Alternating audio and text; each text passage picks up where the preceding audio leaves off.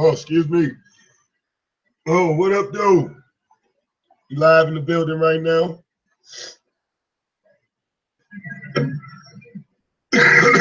Oh, damn. Gotta have something.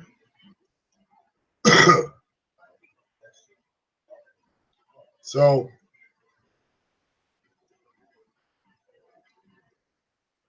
we're going to have this discussion.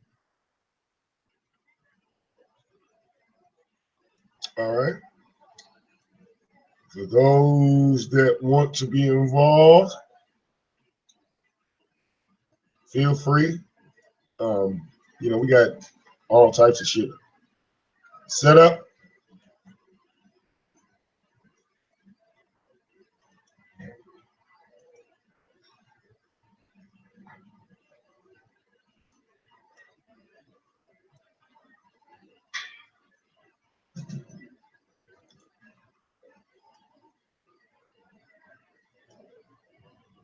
If this discussion goes on longer, then so be it.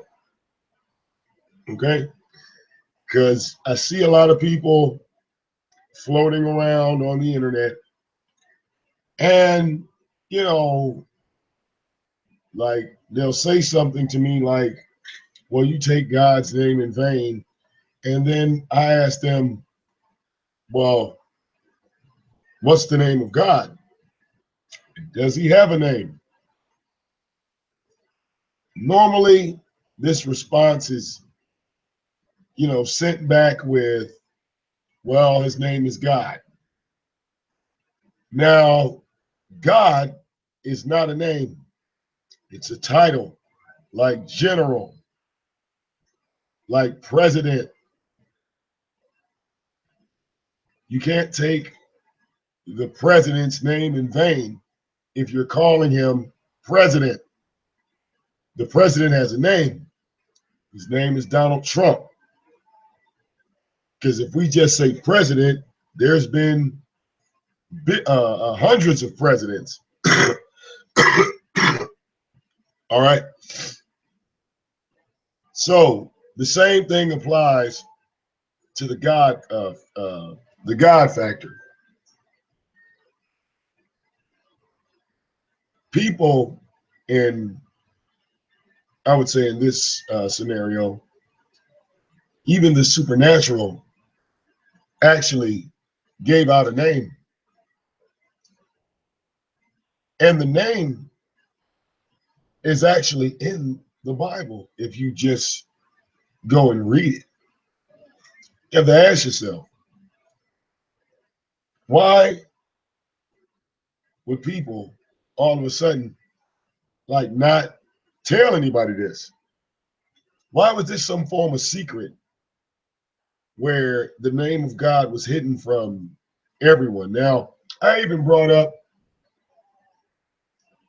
a couple of scenarios when it had to deal with time and someone tried to, speak logically on it, but his logic was flawed. His logic was flawed. He was trying to tell me that the Romans just conquered everything. And I said, no, they didn't conquer Asia. They didn't go to South America. So you have to think logically on that just to even try to say that, if God and Jesus isn't real, right? And I don't know, some of you might have heard me talk about that if Jesus Christ isn't real, why are we so focused on like his death being the start of time? Like nobody's really paying attention to any of this. There are unanswered, well, I'll put it like this. There are answers where people are saying there are no answers. And a lot of this stuff is being hidden. I don't know why, but I do know it's being hidden very, very well. Very, very well. Hold on one second, Joe.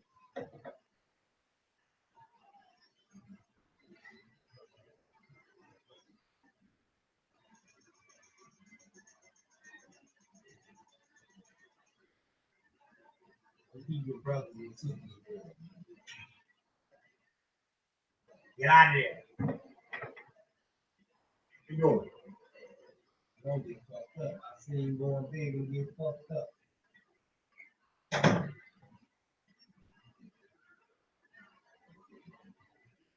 What up? Baby? One in there, one probably downstairs. All right, so let's break this down. Okay.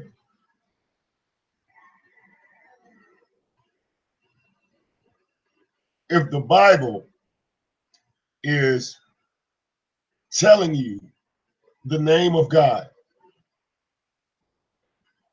okay, ask yourself, why aren't the preachers saying this? Why aren't the, ministers, all these people that are aware that God has a name, why are they keeping this a secret? Why is this falling on deaf ears? See, because there are a lot of people that are non-believers, and they say, well, they want to believe.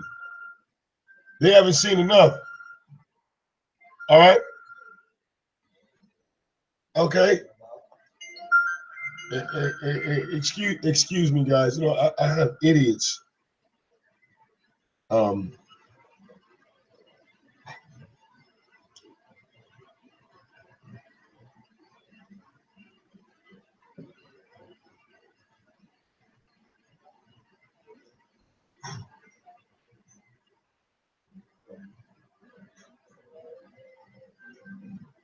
Hold on, guys.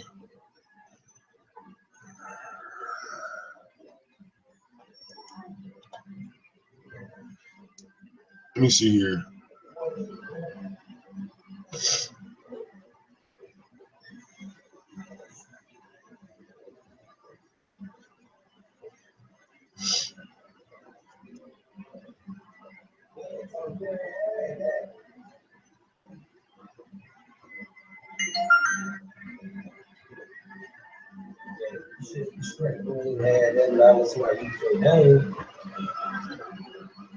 Hold on, guys.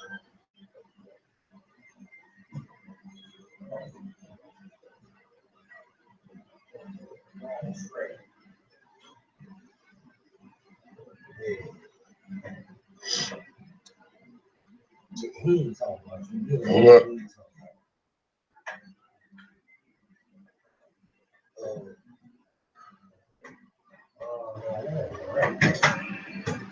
They started to crank down on their own too, getting ready.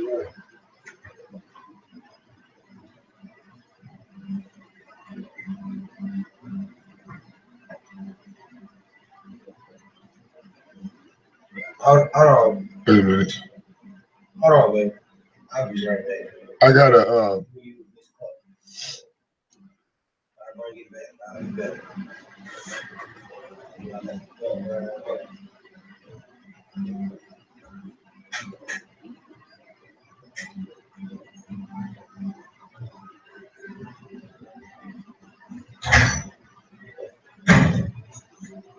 all right. Here, I just had to respond to an idiot. I don't know why.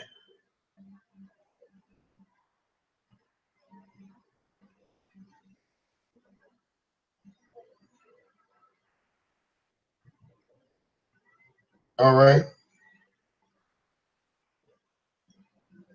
Hopefully that answered his question. I had to respond to somebody. Because for those that don't want to write in the chat room, well, I'm just not going to respond to you live. That's how you want it. That's how you're going to get it.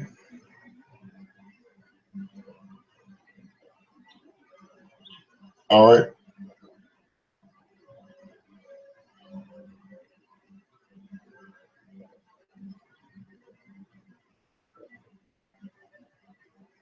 What up, Miss Nat Hunter? What's happening? Yeah, I'm up early. Trying to clear these doggone emails out. People send me stuff while I'm live, so shit.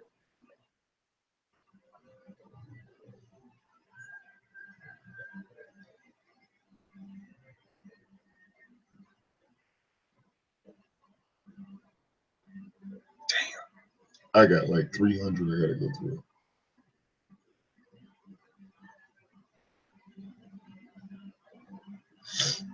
But that's all right. We'll get through it. We'll get through it.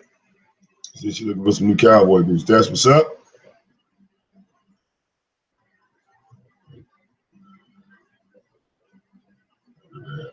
Look at that. Damn. Yeah, I gotta go through these emails, y'all. Too many. Too many emails. Oh, I got that one down to 24, so that's good. Yeah, I gotta go through those emails. I gotta get rid of them. There's be too many of them, and then people send me stuff, and then it gets like lost in the mist. So I'm gonna definitely fix that. But back to my original conversation. Okay, a lot of people, okay, will say about the Bible. They'll say things like, "Well, the Bible's not credible because of the time frame." And I always respond with the same answer. I say, well, time is not calculated accurately, and we can know this to be fact simply off of the Bible. Because, you have a shitload of non-believers that will say to you that, Christians just dominated the planet, and these non-believers, they act like, they're some type of new species, like they just came out in the 20th century. If you are a non-believer, then you should know that there were non-believers even 2,000 years ago, even 1,000 years ago. People didn't believe in God even inside the Bible. So how did these non-believers all of a sudden agree to alter the way we count time? That makes no sense whatsoever. If anything, time would have been counted the normal way. There would be no reset button. But the thing is about the Bible talked about Satan being loose on the earth, and he would have free roam for 1,000 years. And in this time, Jesus Christ would become high priest. Okay? Now, all these are sayings and things that we never really understood, but I look at the year 2017 and I go 2017 years backwards, and no one is understanding really like what I mean when I say this. 2017 years ago, who made the decision to start counting time the way we count it? Whoever set this system up is in secret. All right, now I'm going to try while I'm live. Let me get my screen share.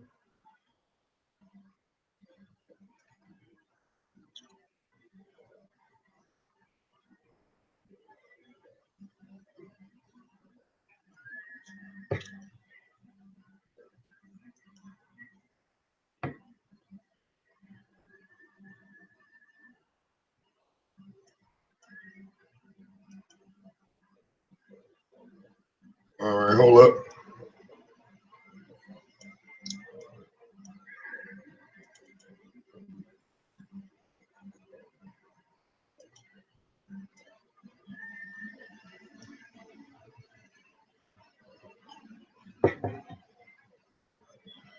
Now, this is some really, really odd stuff because Google is supposed to know everything, right? Okay. So let's go.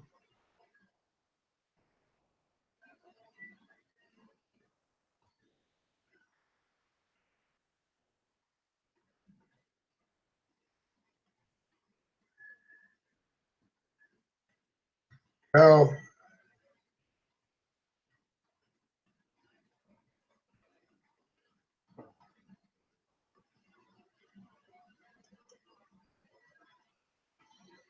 now,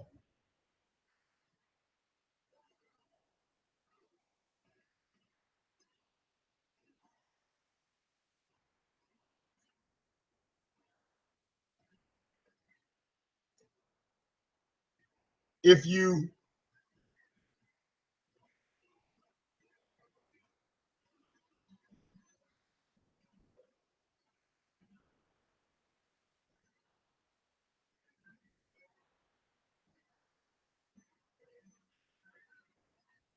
now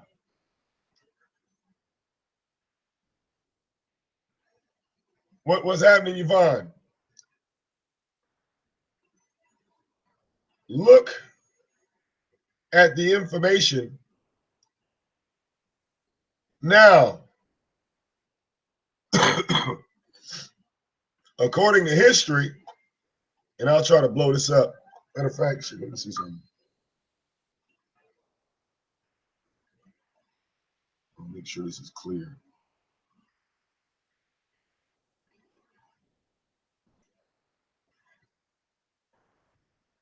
Okay, look at this here. Let's see.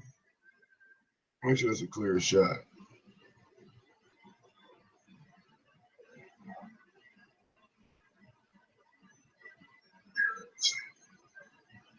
Nope. Okay, I'm gonna blow that up. Oh, broke some shit.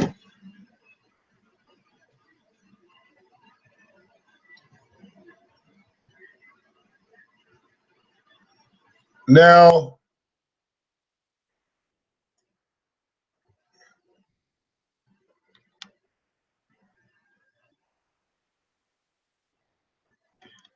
right here,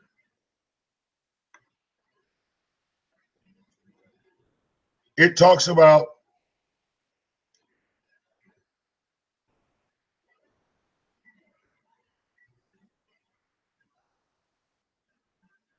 the Gregorian calendar is internationally the most widely used civil calendar. It is named after the Pope Gregory, I was at the 13th, who introduced it in 1582.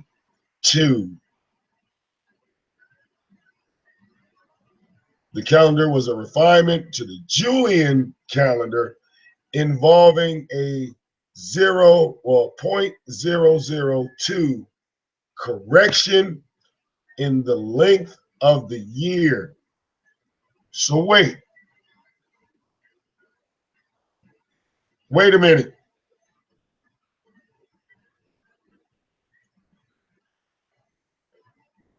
The Gregorian calendar, who introduced it in 1582, was a refinement of the Julian calendar. So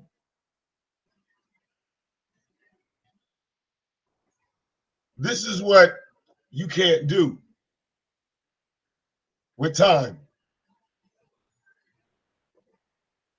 If the calendar was introduced in 1582 of October, whose calendar were they going off of?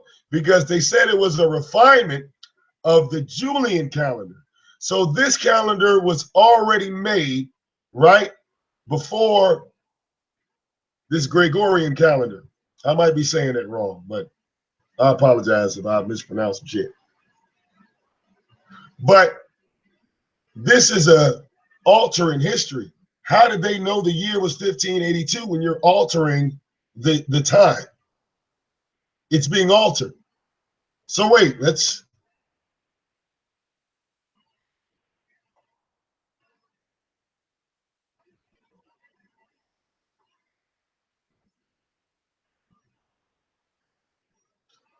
Now,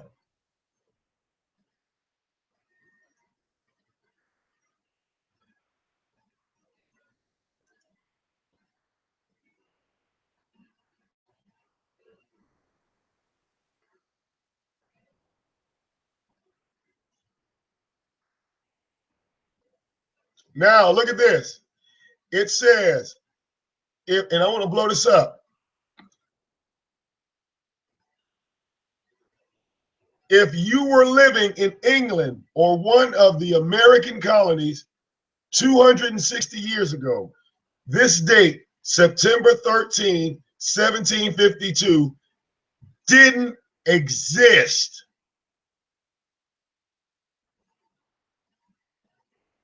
Neither did the 10 days preceding it. Instead, you would have gone to bed on the evening of September 2nd and woke up on the morning of September the 14th. How the fuck do y'all see what I'm talking about? Y'all are using this calendar, trying to place it on the Bible when these numbers make no fucking sense whatsoever. These numbers, okay, that you try to use to say that the Bible doesn't exist or the Bible is fake. Well, if we look at the history of the calendar, this is what you were using to prove the Bible to be fake.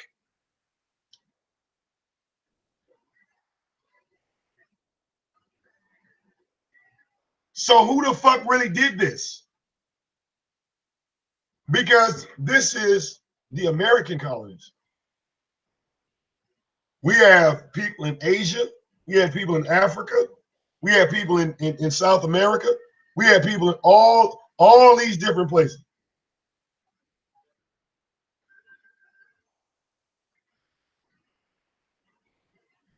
All right. But when you see something like this, how can you come back and tell me that the Bible is incorrect? Okay. Because you hear a lot of these people and they will say things like, you know, history proves this, history proves that. I'm proving that history has been altered. The Bible hasn't been tainted. The history has been tainted. Okay. Nobody is grasping this concept that when this system came into play of changing the way we count the days and months and years, this was a way to throw people off and make them believe that the Bible and scriptures were not legit. Okay?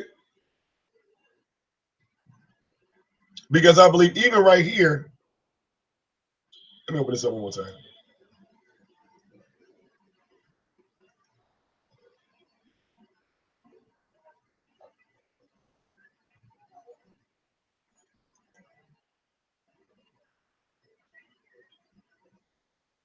Okay, and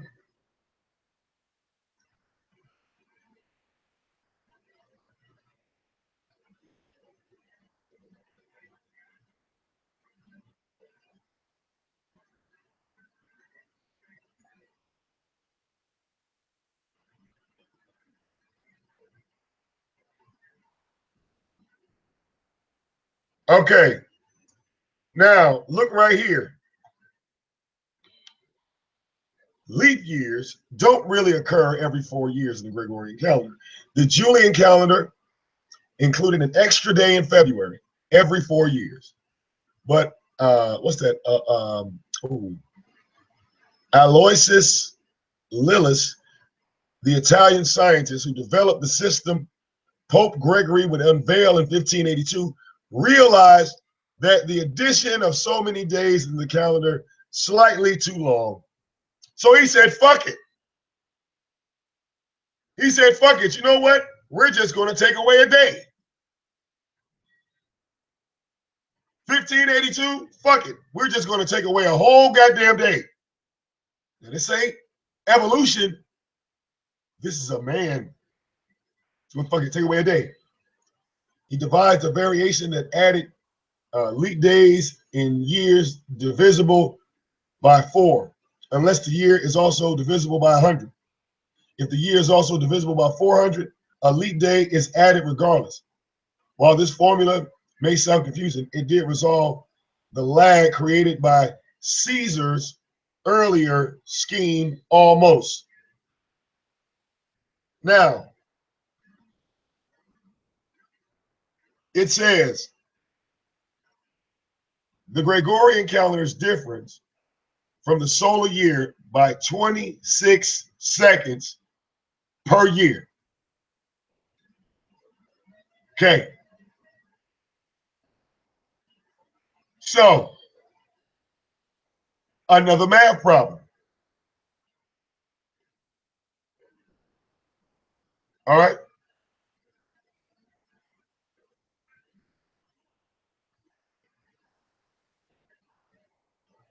Now, it says despite Linus' indigenous method for syncing the calendar with the seasons, his system is still off by 26 seconds.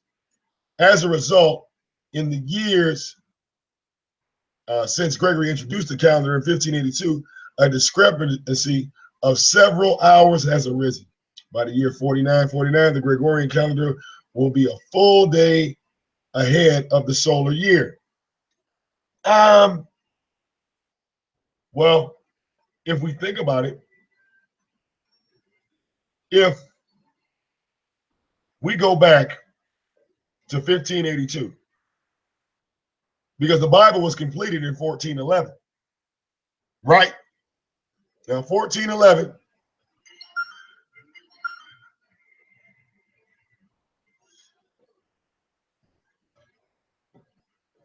all right,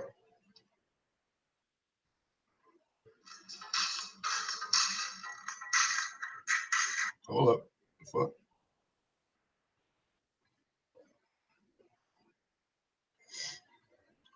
All right,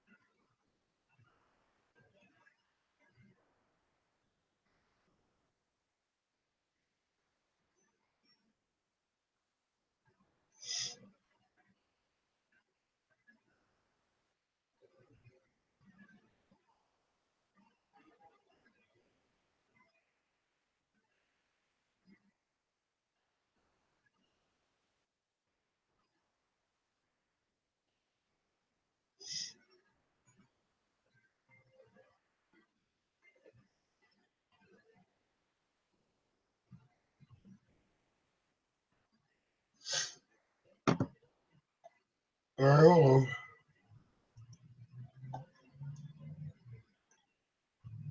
So wait,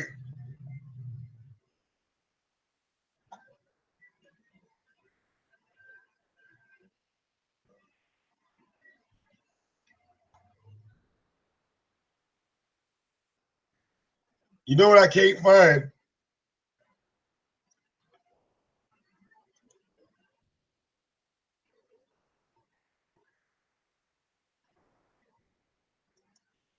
And we're going to see if we can find it.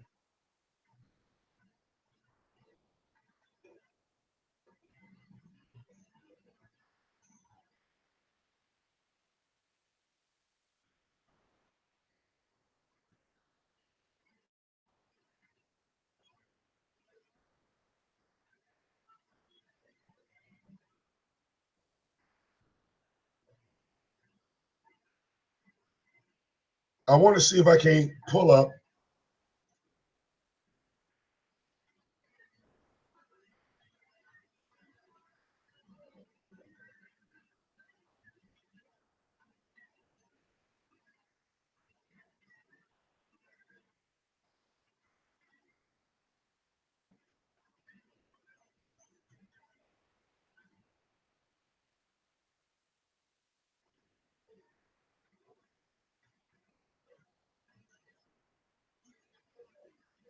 All right.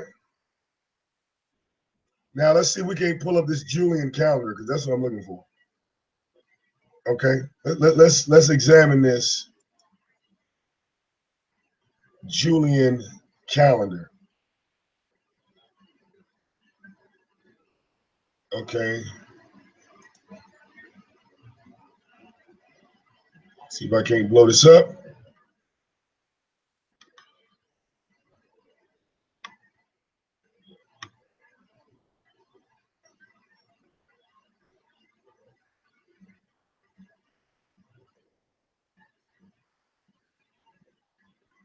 Okay.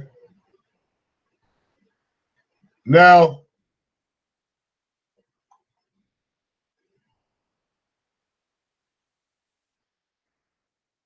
notice,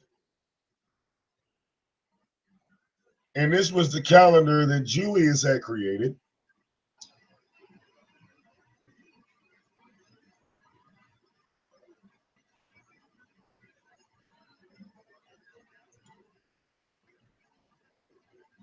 If we look at 753 BCE, this first line, there was no January, there was no February. I don't even know what that is, but then the next one looks like that would be March, then April, then May. I believe this would be some form of June, July, August, September, October, November, December, January. And then this intercalaris, 40 years later, all of a sudden became a month. So look at how time was counted and how they called themselves trying to adjust this. You can't use this system to prove anything about the Bible. You can't use this calendar or the way we count time today to disprove anything in Scripture. This shit don't make no sense, but this is how they did it. 30 days in December, 30 days in November, 753. But by 713, it was only 29 days in November and December. Look at the month that right above September, which would have been August. 753, there were 30 days in August. But 40 years later, there's only 29. Then as we get closer, like you see 450 BCE, 45, how can you add a day, take a day, add a day, take a day, subtract a day, add a day? How does that work? How does that work? But we're going to use this to say that the Bible isn't real. For real, I don't get that. I don't get that at all.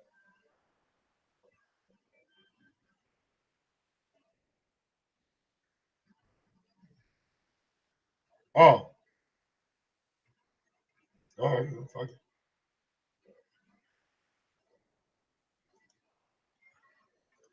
But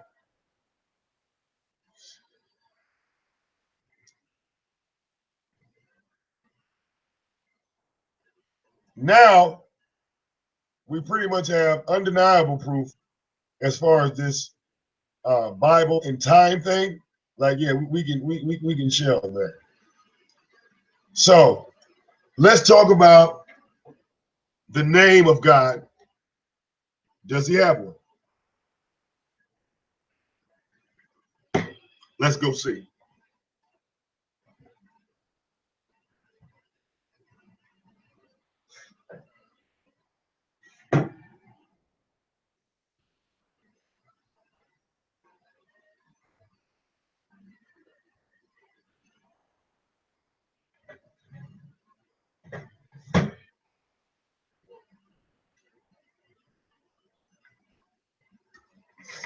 Now, I have a Bible, Standard Revised Version. This Bible was made, the copyright date on it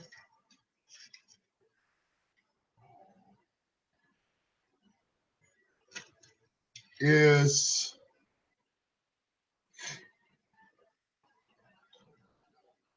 1980. So the Bible I am holding, and I will show y'all, the Bible I'm holding is 36 years old. And wait, I will show y'all the Bible I'm holding. It's real shit. Okay. Copyright date there, 1980. So this Bible is 2 years younger than me. Okay. Real shit.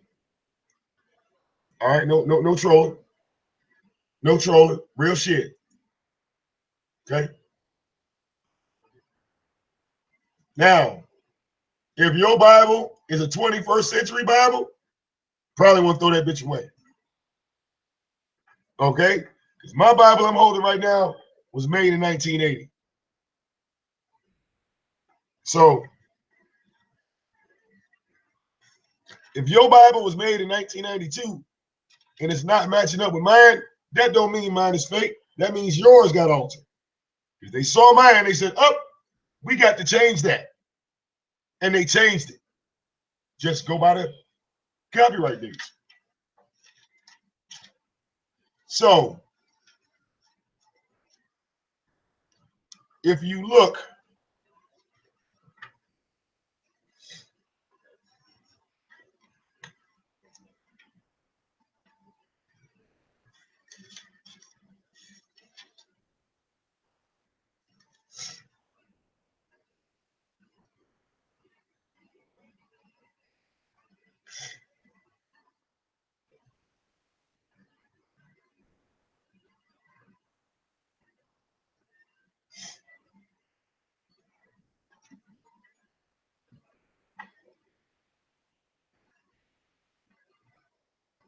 and I want people to look at,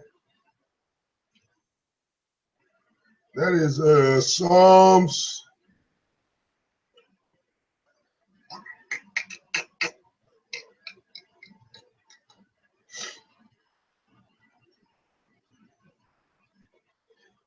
Psalms 83:18. If you have a King James version, that'll be even better. You got a King James, Javon? That's what's up.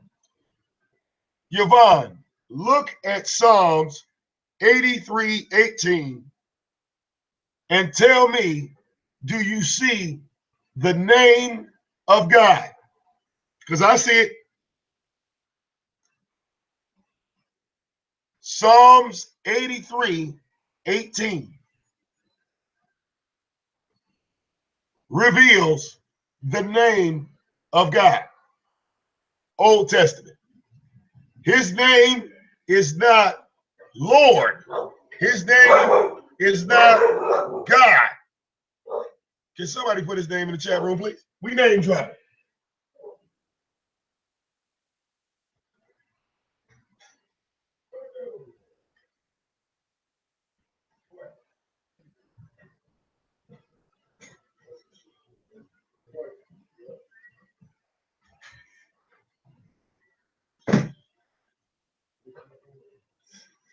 All right.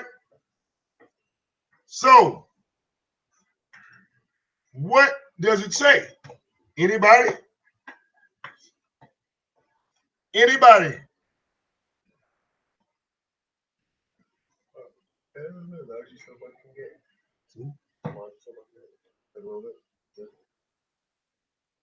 She go in there watch it.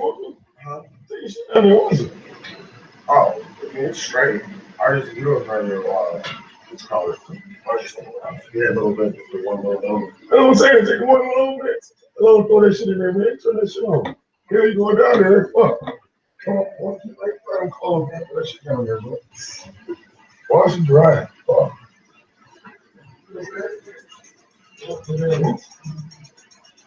Somebody remember it from over here, huh? I don't remember from over here. Oh, yeah. I remind you. Look, something. You jump up. Hush up. All right, here we go. Well. Yvonne, she has found the name of God, and that's the same name in my book. That's the same name in my book.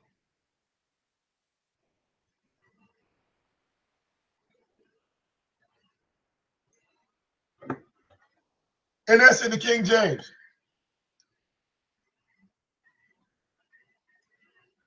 So, I don't ever hear anybody taking God's name in vain. I gotta be honest with you. People say you're taking God's name in vain. But if God's name, according to the King James Bible, because that's what everybody wants to go off of, right? If God's name is Jehovah, I don't hear people even saying that out loud. Yeah, he was also referred to as God Almighty.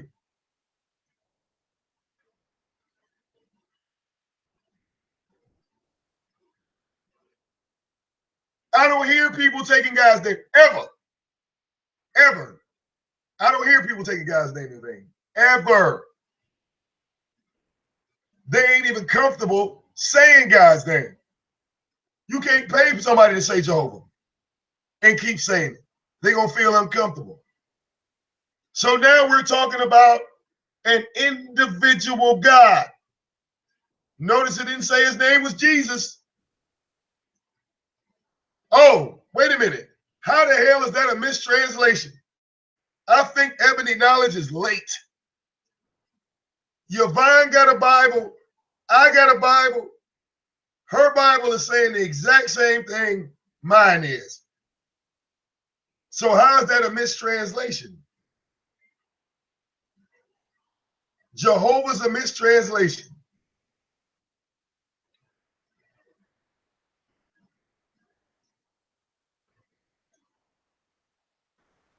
Even if you say Yahweh, I want you to realize something.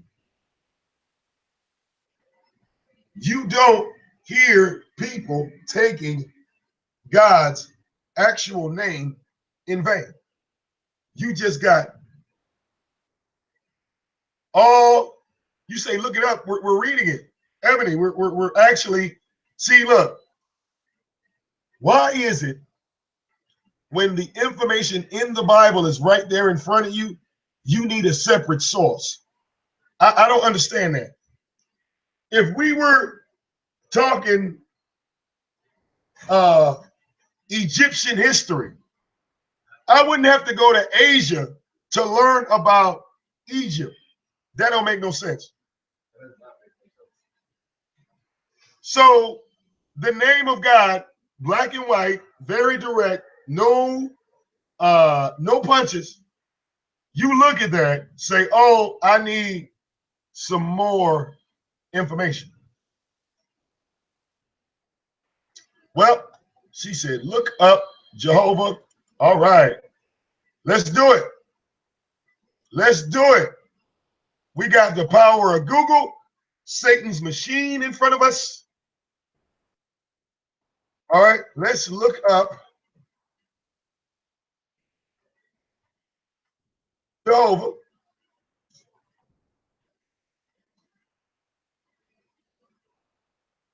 All right.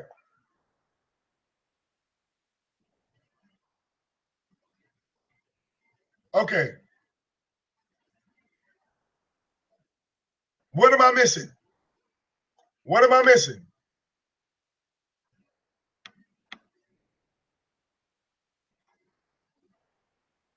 Jehovah is the Latinization of the Hebrew, one vocalization of, wait a minute, the proper name of the God of Israel in the Hebrew. But what? I thought I was going to find something that said it was, what did you say? Ebony knowledge? You said that it was a mistranslation. Okay. You say look it up. I'm looking it up. Now look, Ebony, that's you.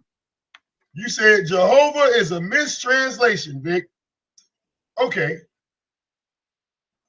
Where am I going to find a where am I going to find something that backs the mistranslation? Because I put Jehovah in here, the meaning of God's name. So where did the name Jehovah come from? Ancient Hebrew did not use the vowels in its written form.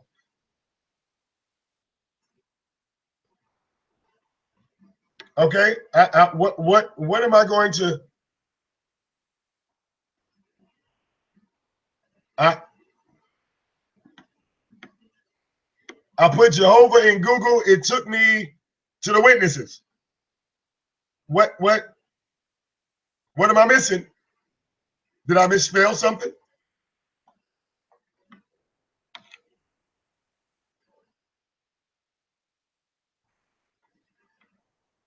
See, when you say mistranslation, that's almost like improper, like they did something wrong. But there's nothing here that says that anything was done wrong.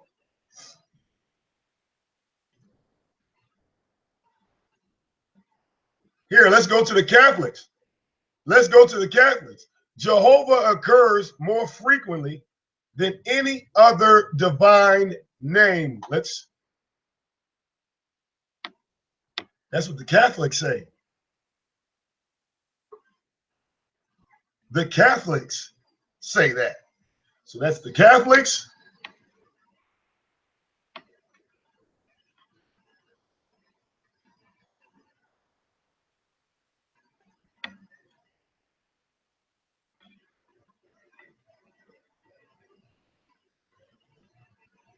Let's look up Jehovah in Hebrew.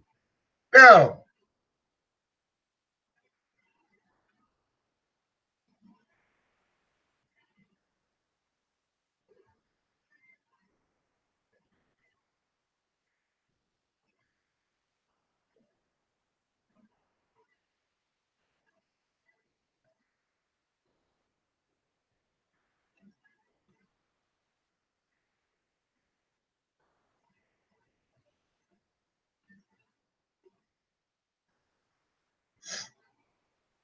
and playing with these names.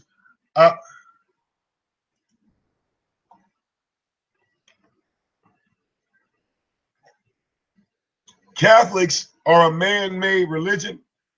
I can agree with that, but they're not denying the information that's in the Bible. I mean, listen, if a person is telling the truth, regardless of how much of an asshole they are, they're still telling the truth.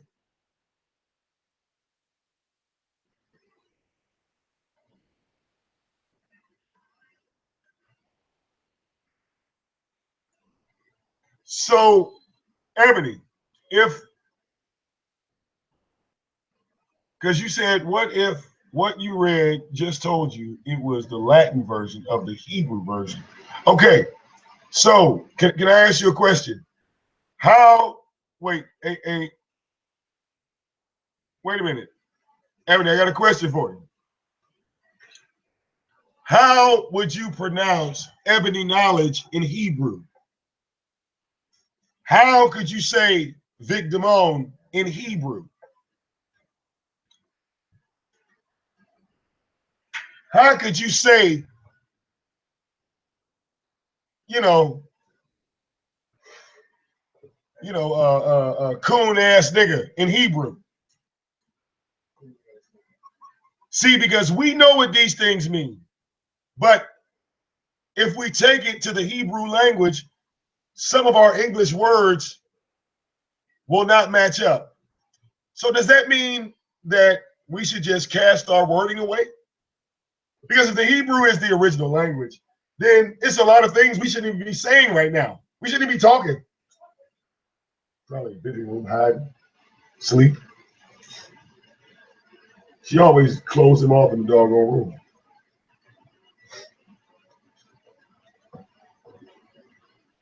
Okay. All right, let's do that.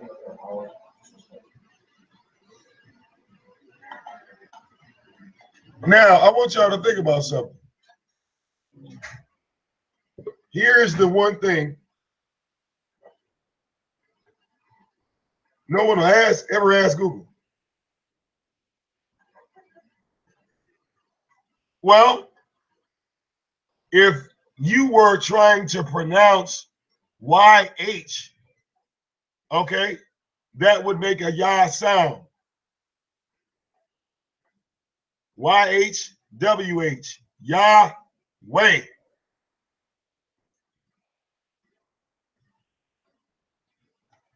Jehovah was almost like a English translation because we speak English.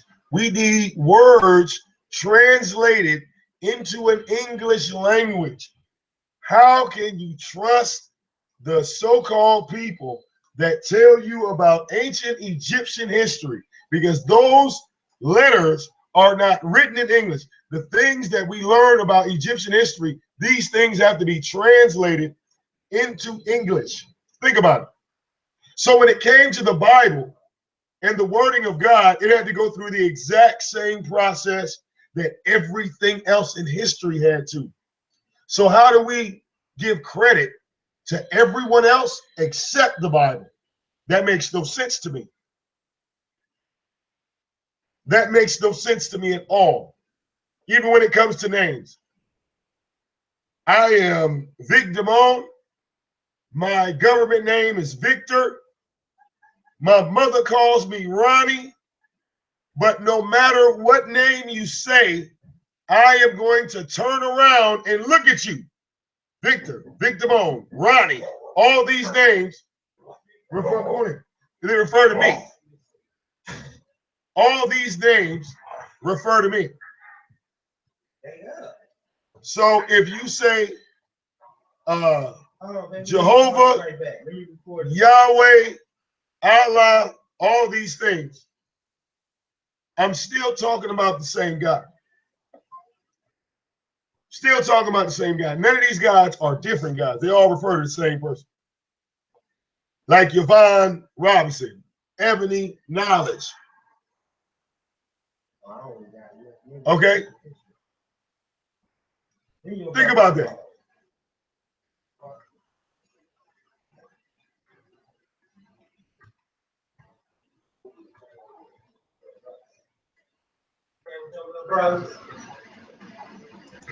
Now here's a fun fact for you.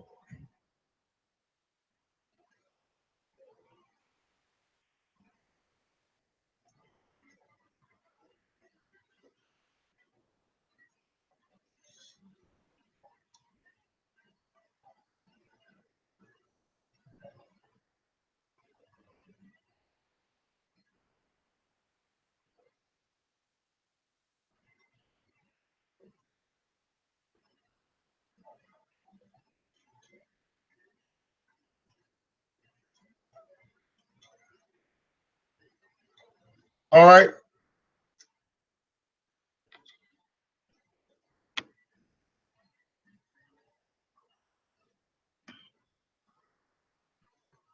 Now look right here. Gail Rippington actually was correct that modern Bibles have removed Jehovah in 7 instances when God's name is repeated as Jehovah. So there's no denying this, that God's name was taken out of the Bible. So they take God's name out of the Bible. They alter the way we count time. And now we have a society of people that say God ain't real and the Bible is fake.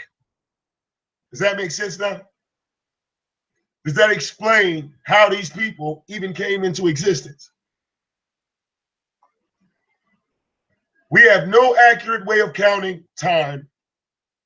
And then you had assholes taking God's name out of the modern day Bible. Now let's examine this. Yvonne, let's examine this. Let's see if Google has taken God's name out of it. Let's see.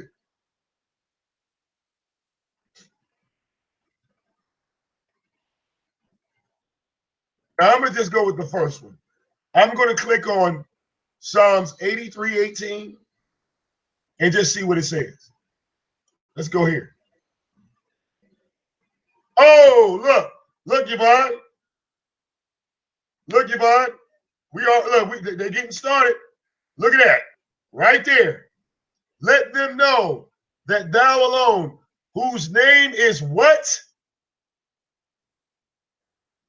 Why would that even be there? Let's go down. Let them know whose name is what? Oh, shit. Look, Yvonne. Look.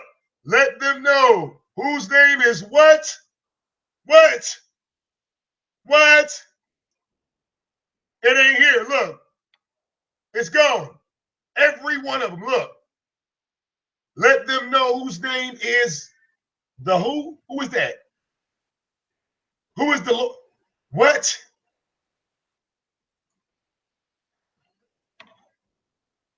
Is it anywhere?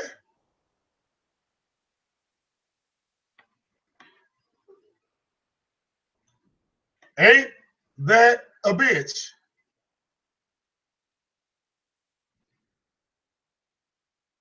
Ain't that a bitch? And that's the first search.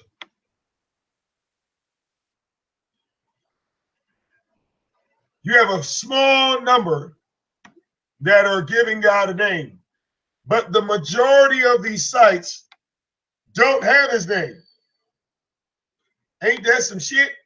Now, these websites are supposed to be copies of the books that me and Yvonne actually possess. Supposed to be exact copies. Maybe they just fell asleep. Maybe they just fell asleep.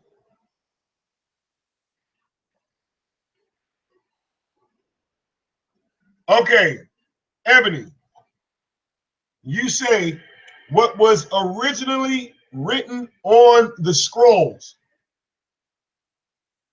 Okay, question, where are these scrolls? Where is the original written scrolls?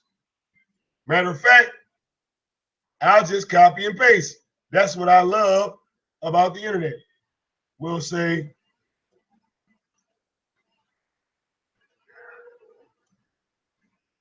let me just take this little bit that you wrote. Go back here.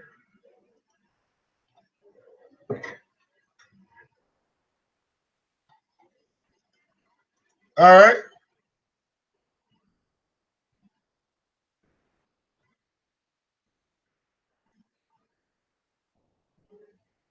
We're going to take Ebony Knowledge and put her statement into Google. Okay. Originally written scrolls that were changed in the Bible. Let's Google that. Okay. Now, oh yeah, the Dead Sea Scrolls. Oh yeah. Let's get it. Let's get it. Are you ready?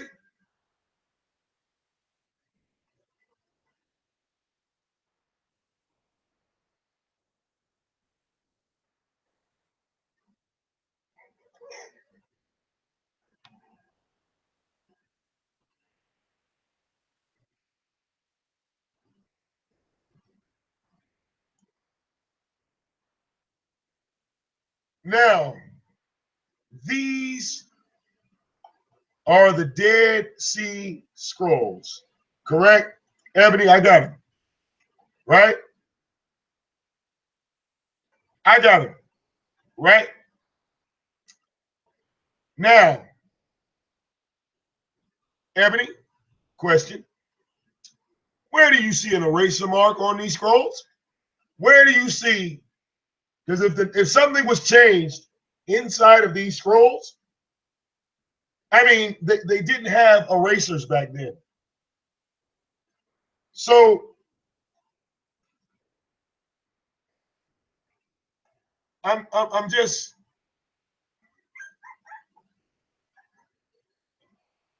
because there's the scrolls, and you say what was originally written on these scrolls, which are up, they changed, right?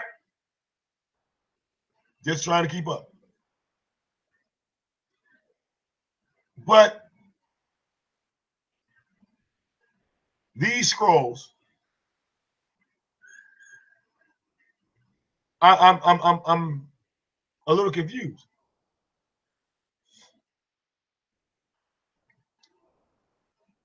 You said that these scrolls got changed. So if I was going to change these scrolls, I would have to erase something, right?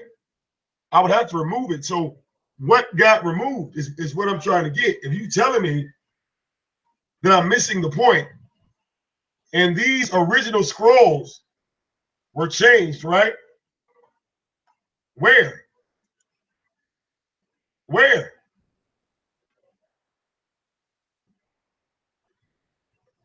And right here, it says a collection of some 981 different manuscripts discovered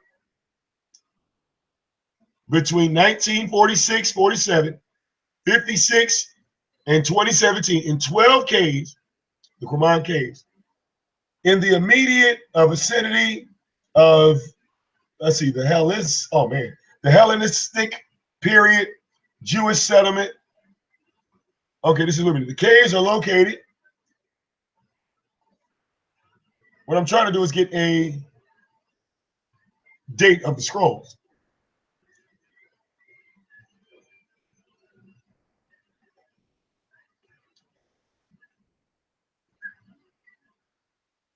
Now, wait a minute.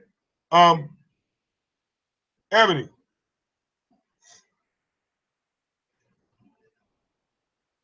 Ebony, did you ever pay attention to that?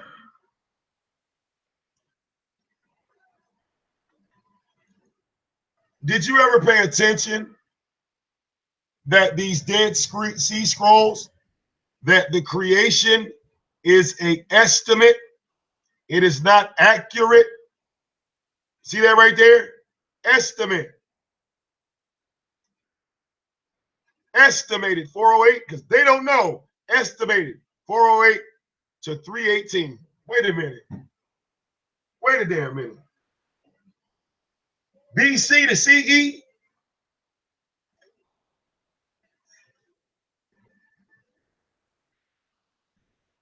Time out, man. BC to CE.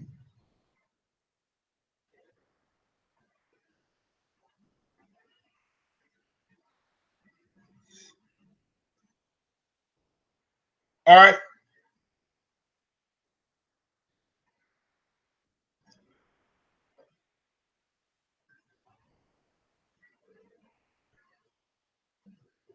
Where my girl Ebony go?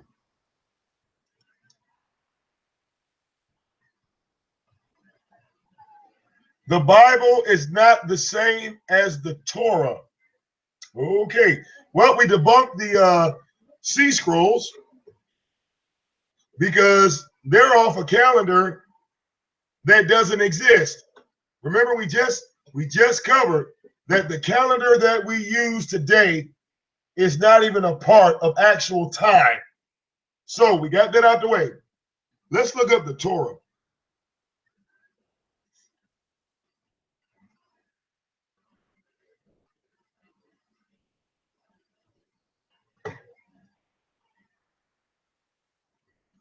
The Torah.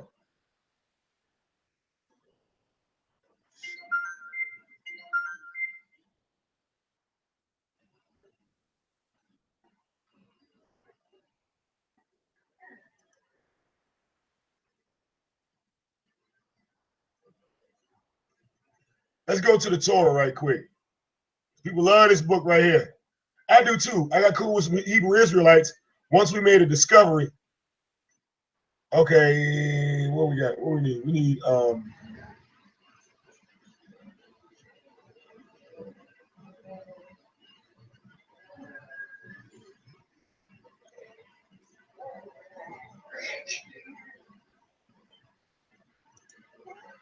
let's do this.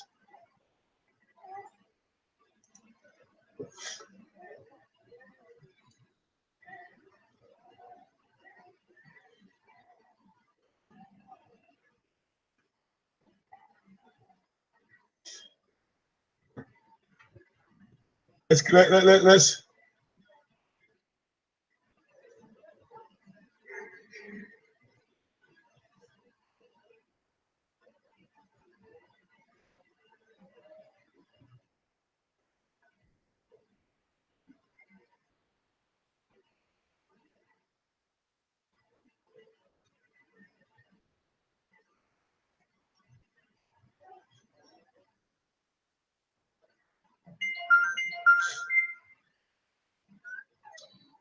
Ebony Knowledge. Do you have to have a Torah? Ebony, do you have one on hand? Do you have a Torah on hand?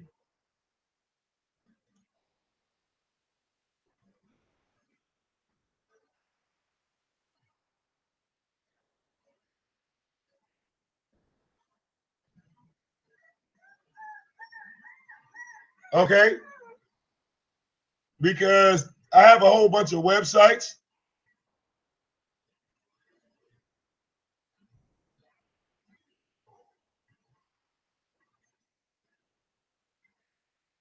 Well, no, they have no clue. They think that the Bible, Yvonne, they swear up and down that the Bible is different from the Torah. No, it is not.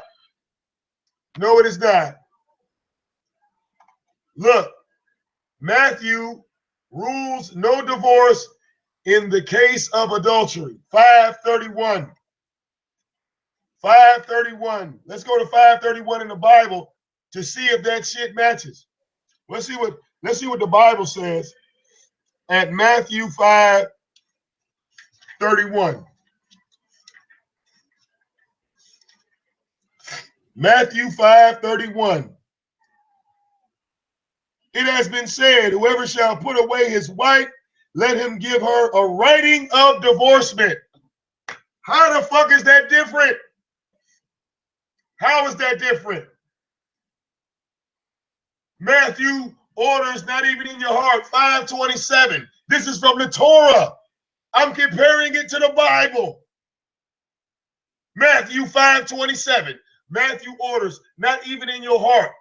Let's go to 5:27 in the Bible. 5:27.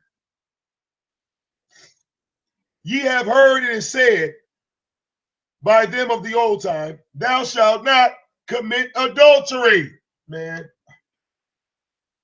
But I say unto you, whoever looketh on a woman to have lust after her committed adultery with her already in his heart. How is this saying something different? Please explain. Please explain. Matthew says, love your enemies. 5:43.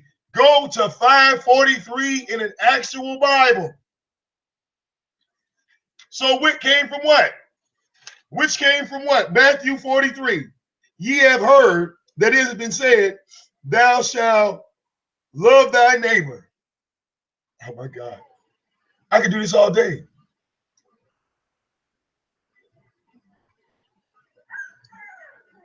But I say unto you, love your enemies and bless them that curse you. Good Lord. Ebony? Ebony? Where'd she go?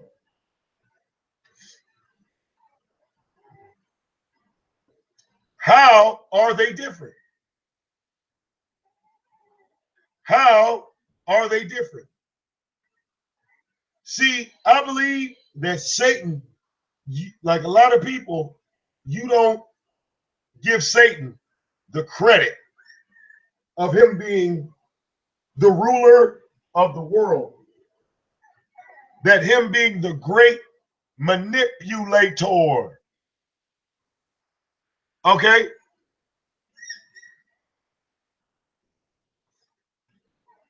I believe y'all have went under serious, all right? No. Look right here on the screen, Yvonne. Look here on the screen. This is the Torah I got on the screen. Can y'all see that? Yeah. Look, this is the Torah. Look, this site, this is the Torah.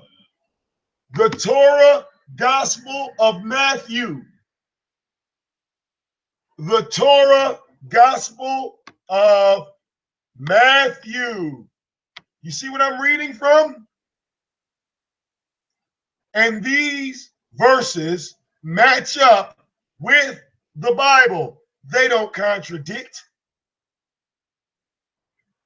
They don't contradict. So why would I go to this as a main source when this is clearly copying that? They're saying the same thing.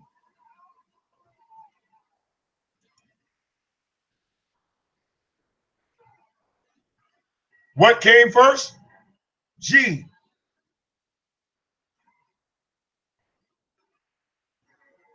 G. Ebony. We were talking about this. You will never know which came first because Satan has manipulated time.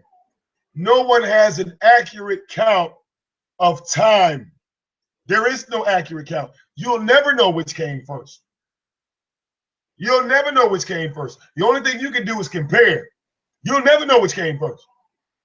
But what I'm saying is that the Torah is agreeing with the Bible.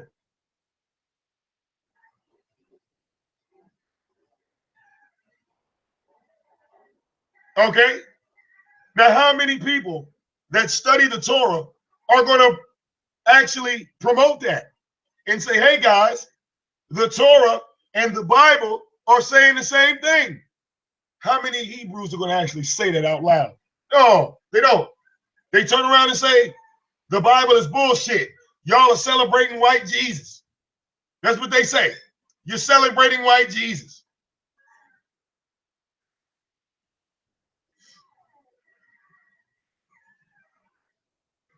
The Hebrews will cuss you out and tell you you're reading the King James Version and you listening to a white man.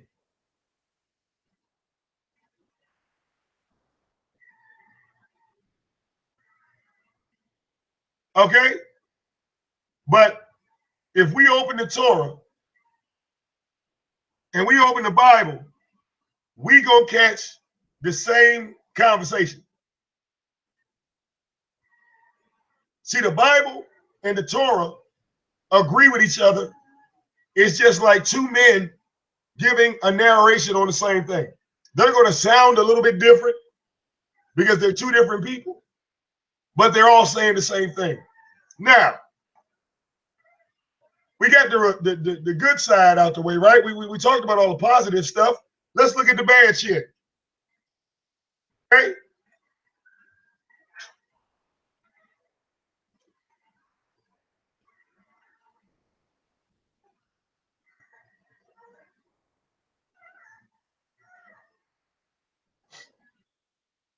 Matthew 4.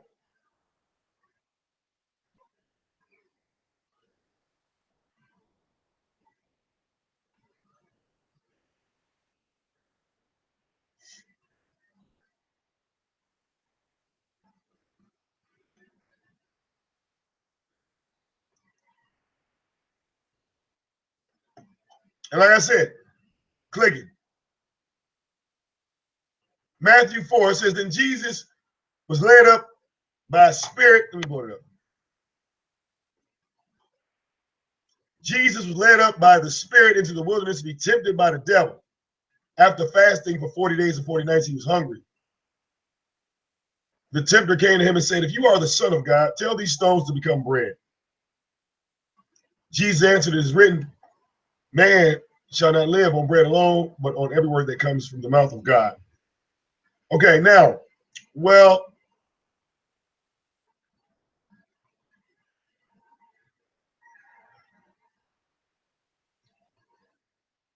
this scripture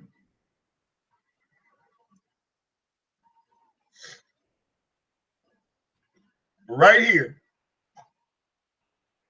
tells you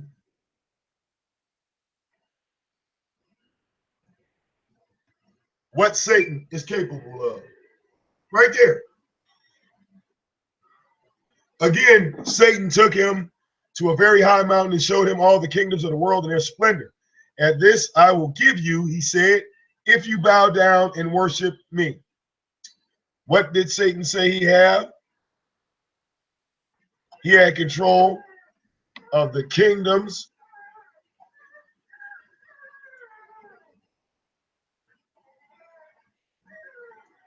All right. The kingdoms of the world. Okay. Now watch this.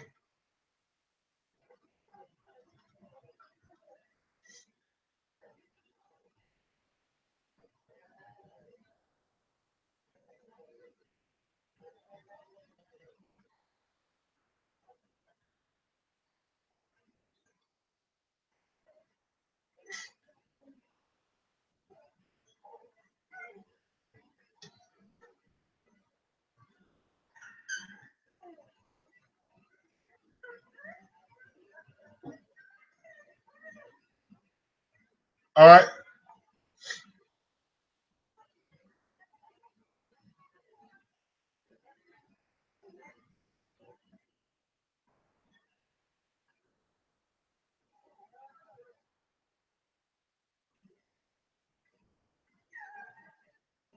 Now,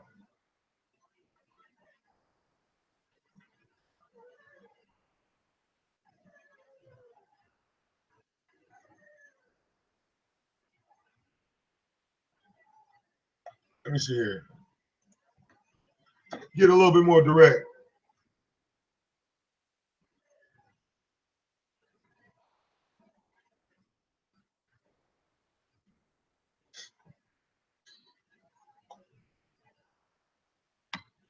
There are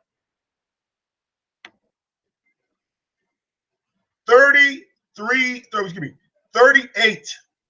Bible verses about Satan and the kingdom of the world and his kingdom. 33, 38, 38. Okay.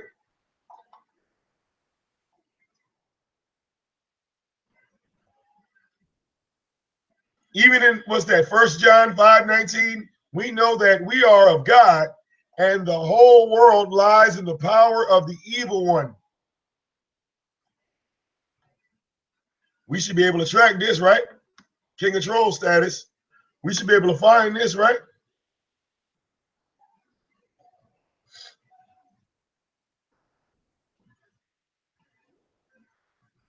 All right.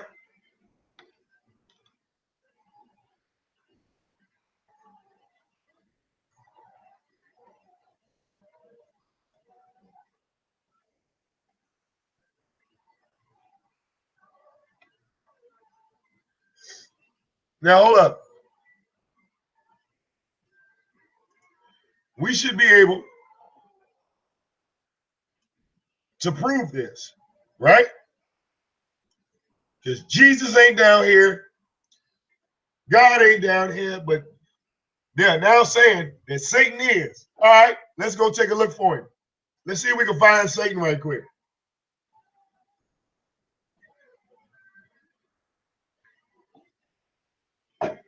Now, if Satan gave you the authority, and look,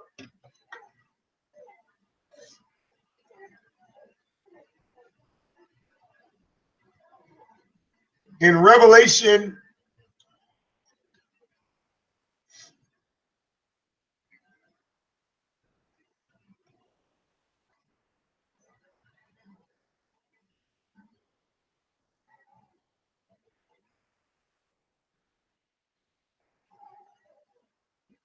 This is 13.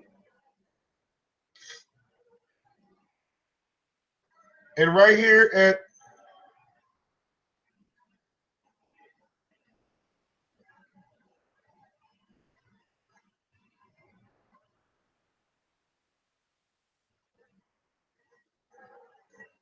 $13,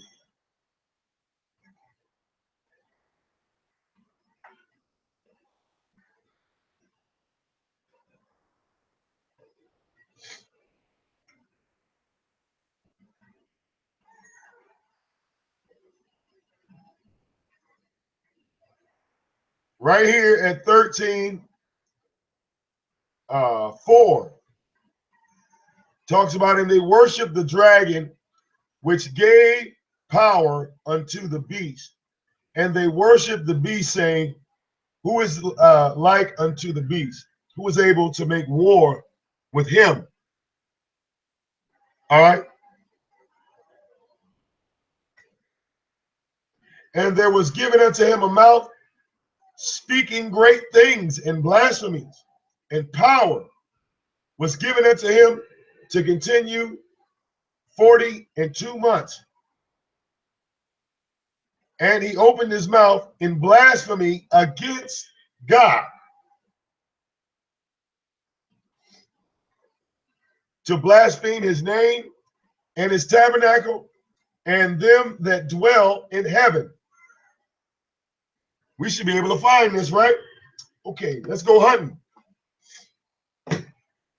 Okay, so we should find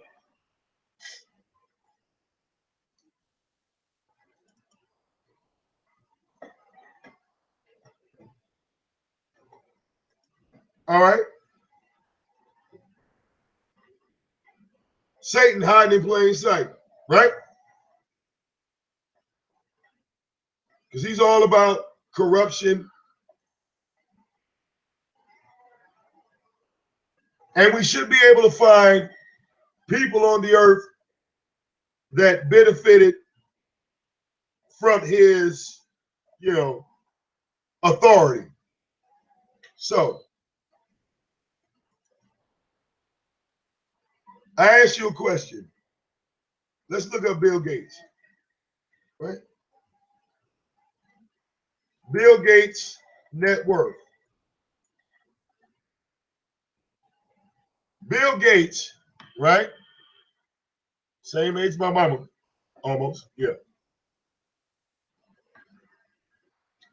Bill Gates, as of right now, is worth $87 billion.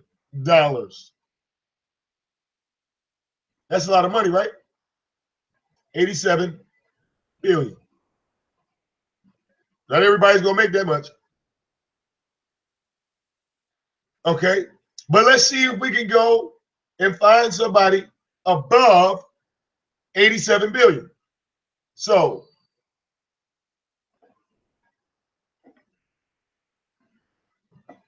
but that's a number, right? It's a number to start with.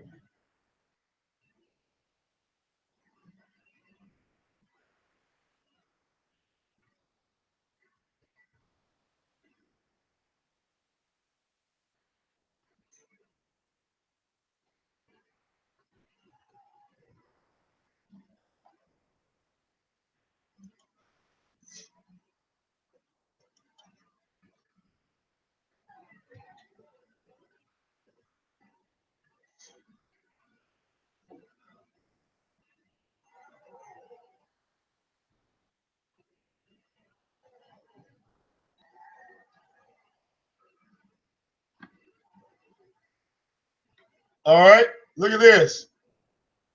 The Rothschild family owns 80% of the world's wealth with a net worth of $500 trillion.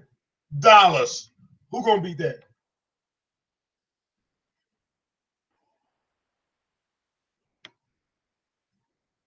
Who gonna beat that? One of the Rothschilds by himself, $350 billion.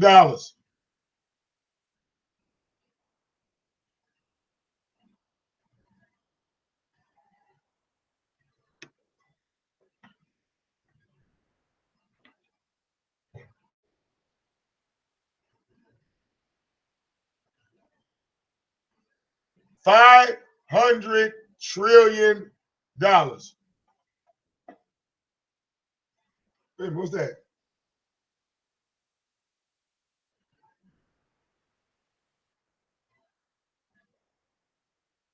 All right.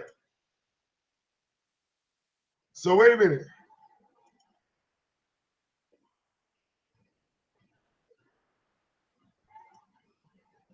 So these guys, the Rothschilds,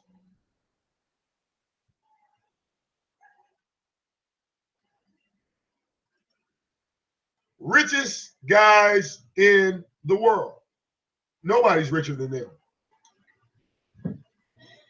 Nobody's richer than them.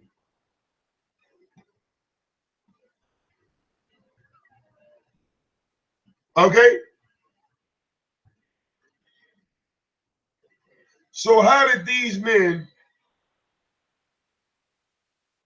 get control of 80% of the world's worth?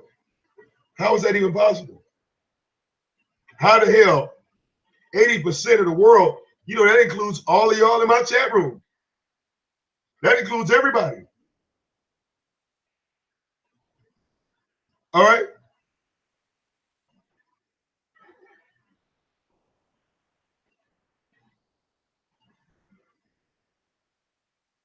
All right? Think about it. How did these men become the men? How did that happen?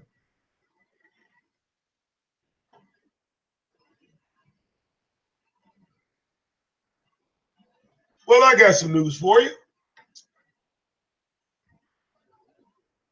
These guys, they said we beat the other 20. Oh, no. No, no, no. No, no, no, G Double. I'm going to show you why these guys own me and you. They own us. They control these guys right here. Control us. Okay? Let me show you.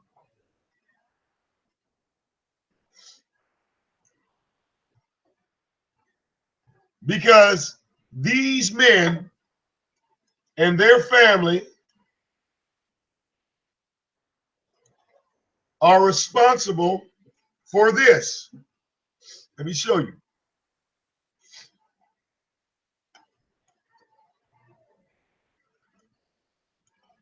Because the invention that they created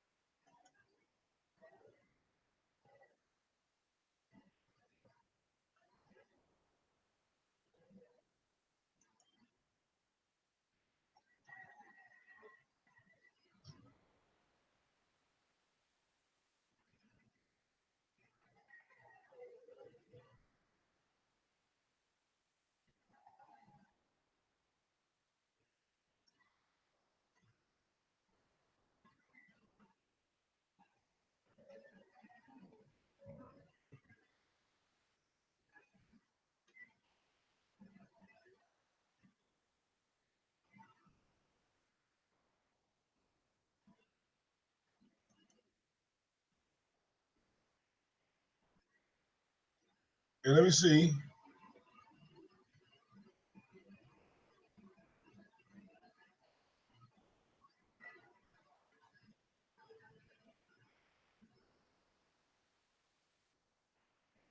And I'll see if I can pull a video because I believe there's a video too.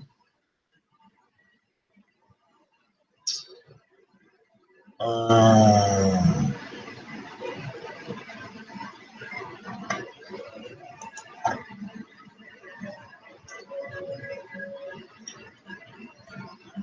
so I can pull that video.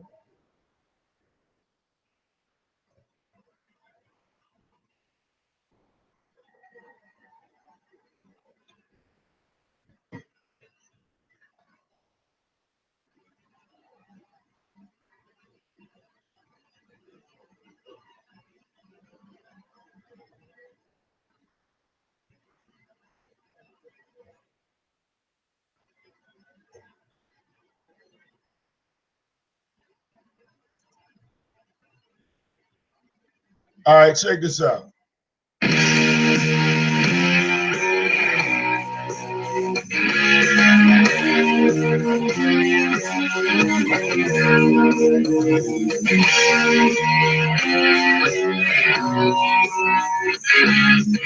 The Federal Reserve Bank, which is not a government institution. They have nothing to do with the federal government. It's a separate global banking system. I thought to myself, who the hell is in that room representing the United States of America?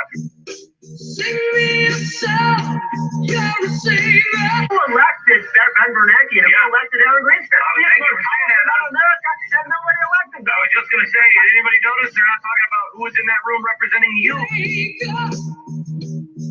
The less that you give, you're a taker. So it's on and on and on. It's never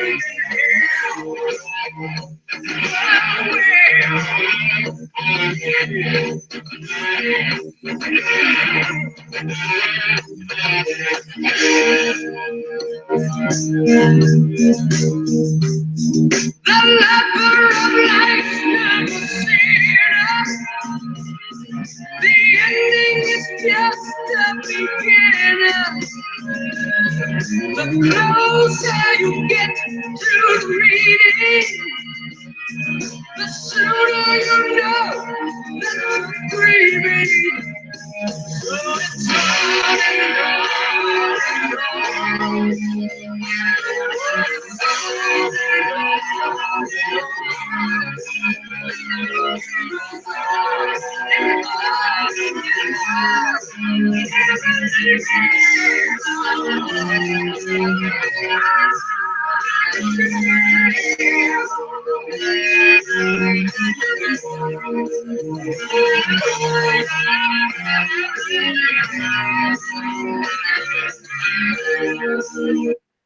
Now look, right here, this is a quote from Abraham Lincoln.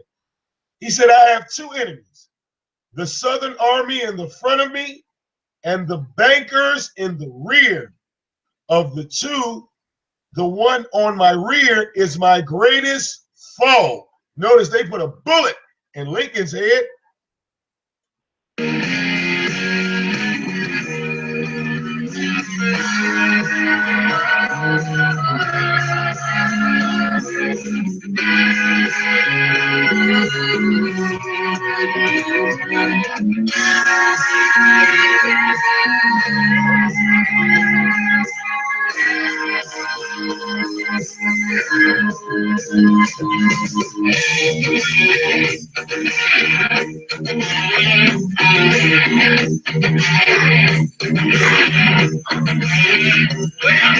Seems to be real, illusion. Every moment of truth is an illusion in life. Love can be seen as an answer, but nobody breathes for the dancer. It's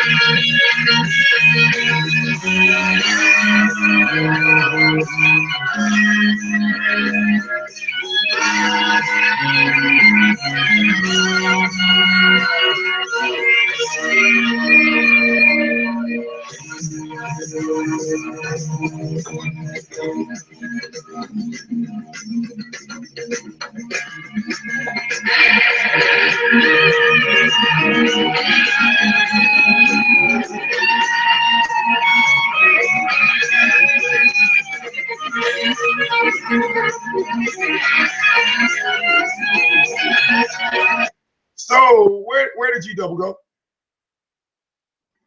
Do you see what they said? Back up a little bit. See this money? The draft of federal banks approved by the House of Representatives and by the Senate on December 23rd, 1913, when most of the representatives and senators were absent for Christmas holidays. They did this on some sneaky shit.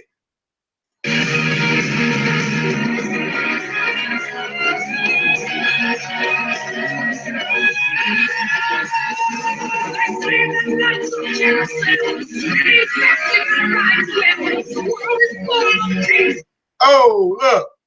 So in one day, the Rothschilds and their supporters, First National Bank of J.P. Morgan, and the National City of Bayern Lob, virtually took Americans' economy's control. You lost control of this shit a long time ago, G-Double. You weren't even born.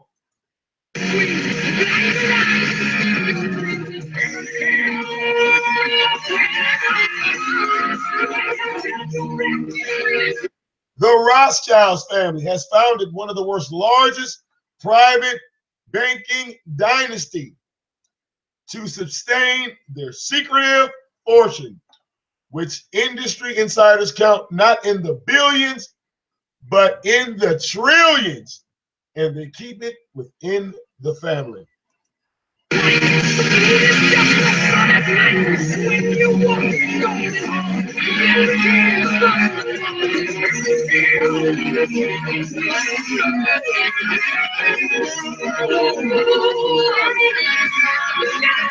Now look, it said it was discovered that J.P. Morgan only owned 19% of its own goddamn company.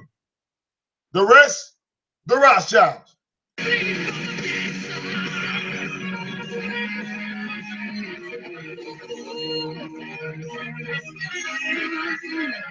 Look, 1963, on June 4th, President John F. Kennedy signs Executive Order 11110, which returned the U.S. government, returned to the U.S. government the power to issue currencies without going through the Federal Reserve. He signed an executive order to cut these niggas off. What happened to Kennedy?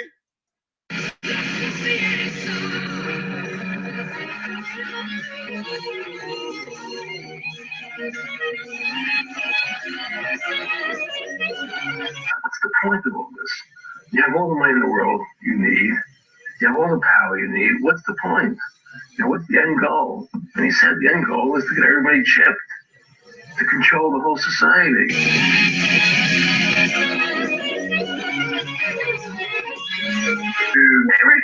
Everything is in there, And so they want a one-world government controlled by them, everybody being chipped, all your money in those chips, and they control the chips, and they control people, and you become a slave, you become a serf to these people. That's their goal, that's their intentions.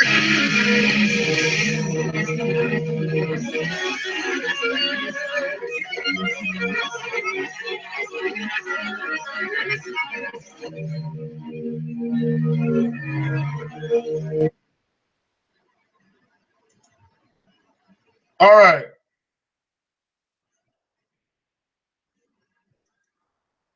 So, all right. Let's take a look closer at these Rothschilds. Let's see.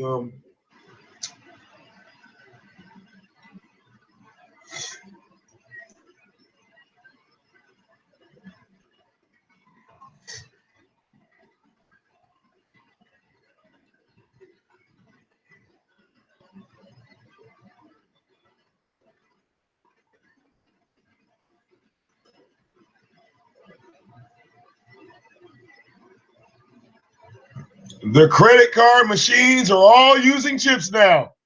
Yeah. Hey, Vera, so they chipped you. Wait, so they chipped you, right? All of you will be chipped and you will take it. You won't have a choice. You won't have a choice.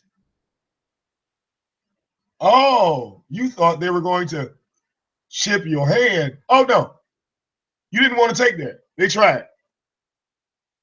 You didn't want to take the chip inside your body. Okay. All right. Well, we'll put the chip on your goddamn paycheck, nigga. No, what?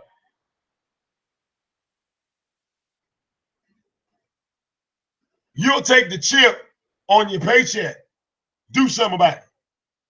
Try to get that chip off your Bank One card. Try to get that chip off your, Comerica card. What's wrong? Why is it that all of a sudden you got to stick a damn chip in the machine to get paid? Y'all ain't peeping that? Why is this machine all of a sudden asking you for a goddamn chip? Why?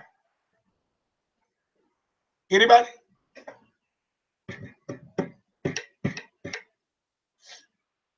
All right.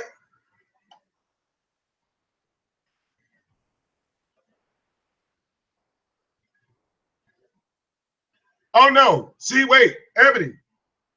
That is not, it's too obvious. Check out this video right here.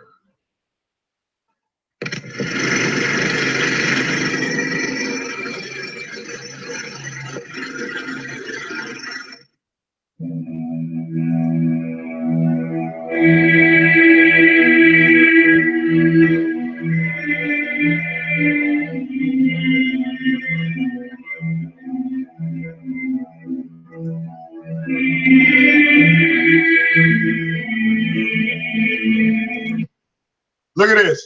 The invitations to this party was written in reverse. It required a mirror to be read.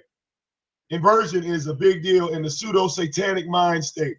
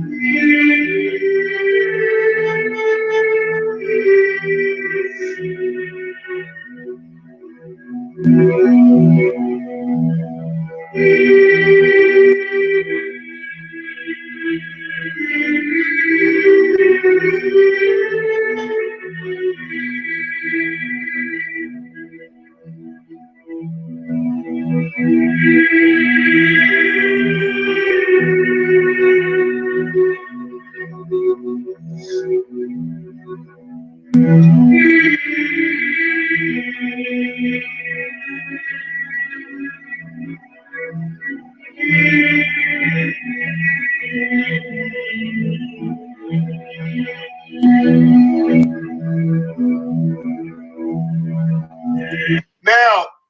this is not a True Bitch Made video. That is a table with turtles and feces, but we're not in on Rule Street. Okay, yeah, that's a table of shit. That's a table of shit in the house of the richest people in the world. They're serving feces, shit. I don't know where they got all that from, but that's what that is. Now, ask yourself, you're the richest people in the world. Why are you eating shit? Why are you eating feces at a table? And you the richest bump, y'all can't get a steak. We can't get a burger. But this is all a part of rituals. Okay?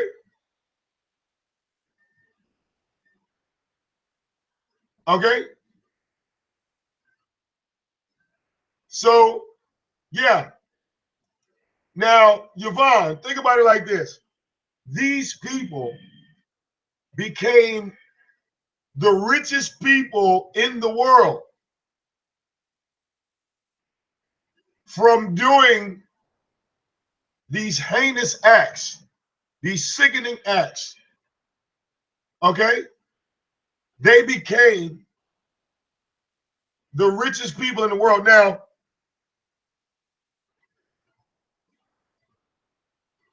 people want the link. Right. Rituals that gave them power. Now, it's not all just white people that made this deal, because I always point to this.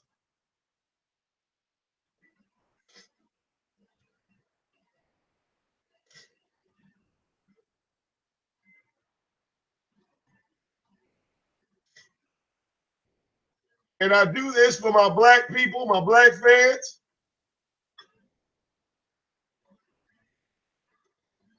Because for black folks, you can't really convince black folks sometimes when you're giving them white people as an example. They want you to hit home. So I can show the white people that sold their soul to the devil.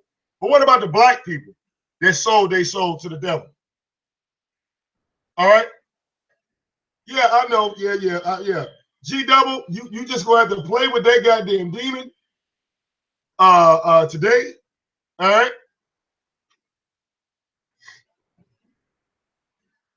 Let's talk about the black folks.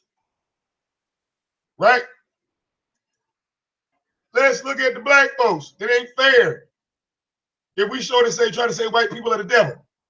No. Question, people.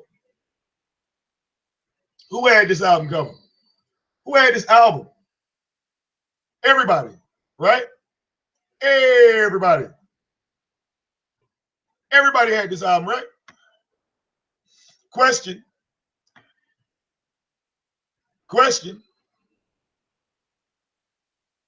Why is Aleister Crowley on the cover of the Michael Jackson Dangerous album?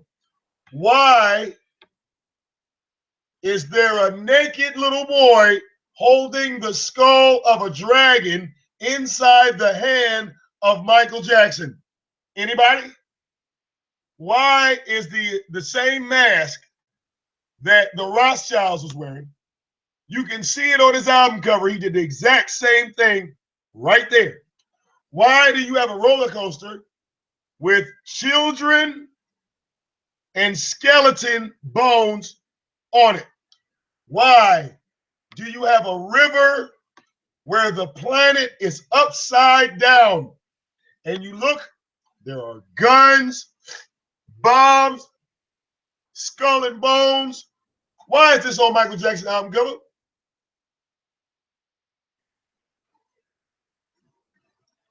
the same rituals I showed you at the Rothschilds. Here they go right here. Same shit. Look at it. The animals, the machines, all this shit. Skull and bones, the all-seeing eye.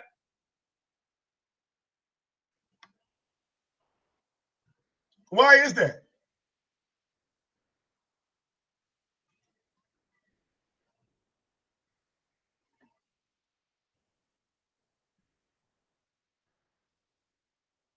Right.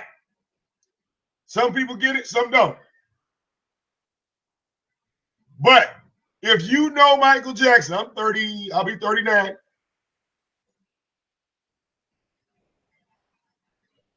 Michael Jackson in the 90s was being accused of molesting children at his home. Correct? This turned into one of the biggest news stories on the planet. It became the biggest news story on the planet.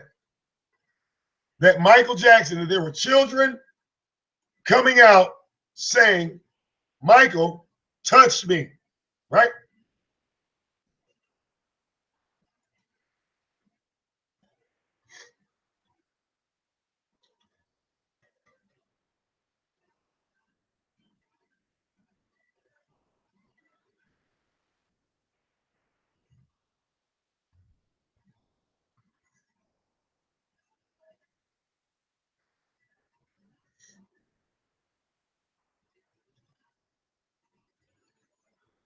What year did Michael Jackson's?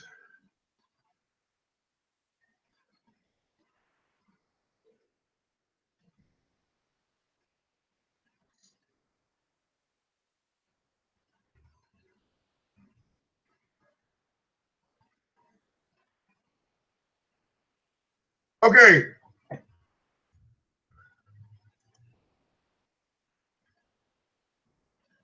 November 26, 1991 was the year this album came out. Okay?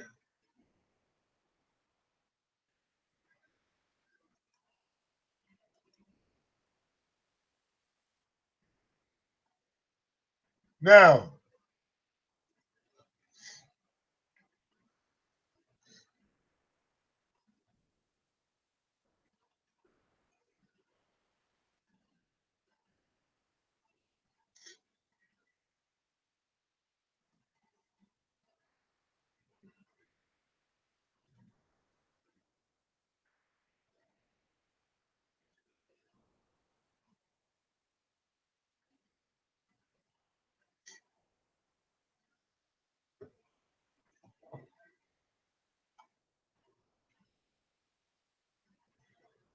the summer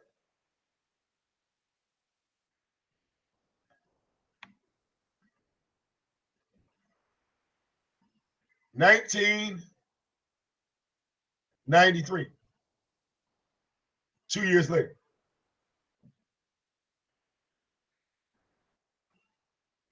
2 years after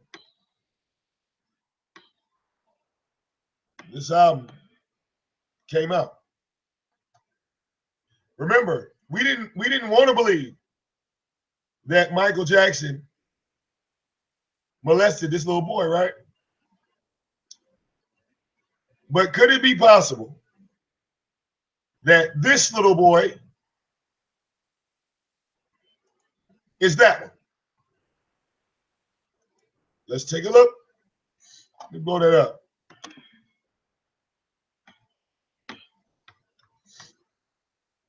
Look here. Look there. There's here. There's there.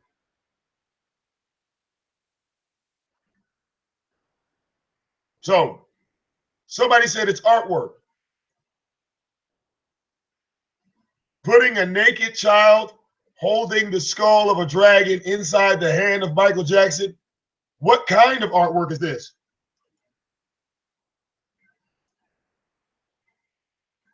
What kind? All right.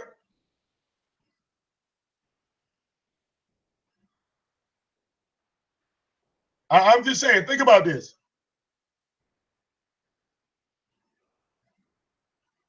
All right.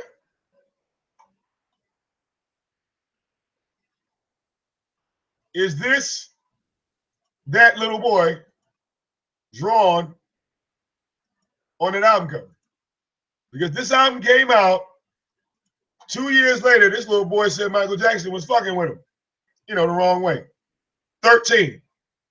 So 2 years ago, he would have been 11 prior to 93.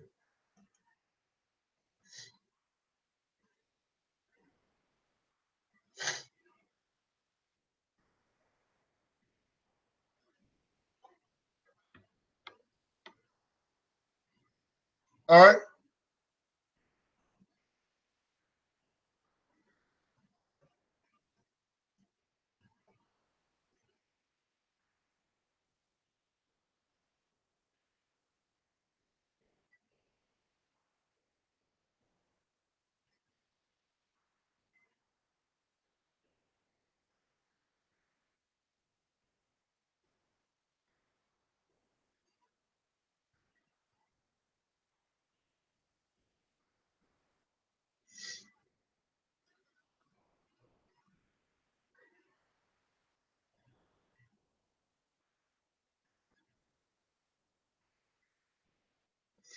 Now,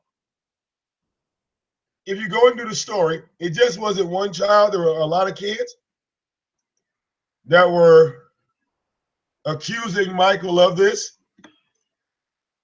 But Michael had the power of the wild beast. He had the authority of the wild beast. So, regardless if he was touching on a child or not, you could not stop him. He purely was already made his deal. He had already made his deal.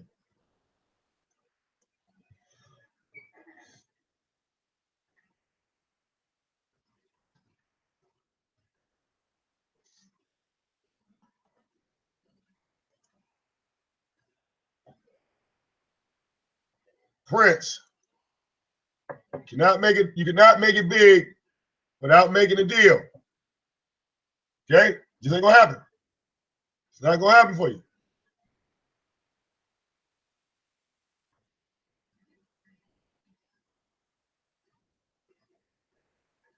Who got this album at home?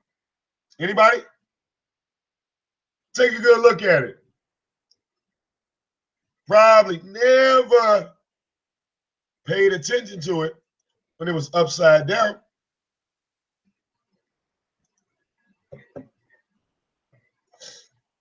All right. Now, when you take Prince's 1999 album cover and flip it, at the top, you got 3 6s. The one becomes a penis. You see that, right? The one becomes a penis. All right. The letter E is backwards. There is a smile there with the mashing of teeth, gnarling, mashing of teeth, a V, a I, and a backwards L. And then we have a church that is on fire. That P is gone. It's a church. Look at it. It's burning on fire.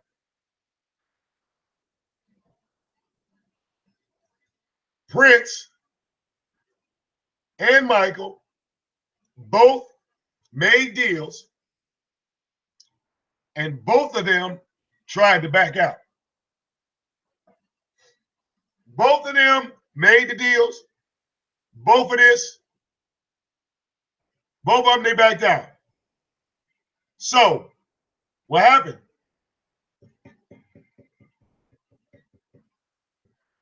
When we look for the devil worshipers of the world, all right, this is black and white. And this is the shit that scares the non-believers when we put it in their face. This is what scares the non-believers. Because we say, well, hell,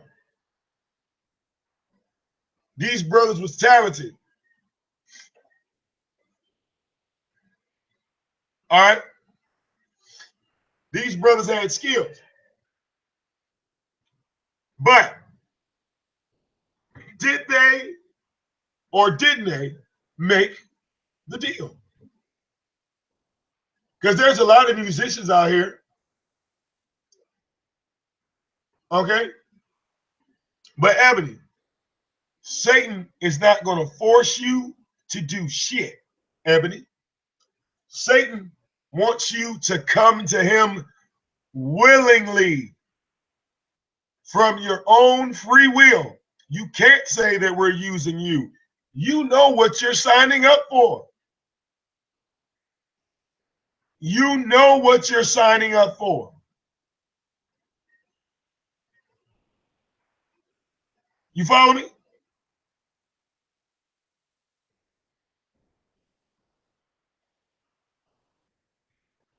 The only person I would give a pass to, I can't give a pass to Prince.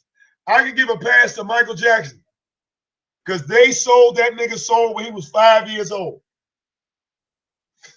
5 years old.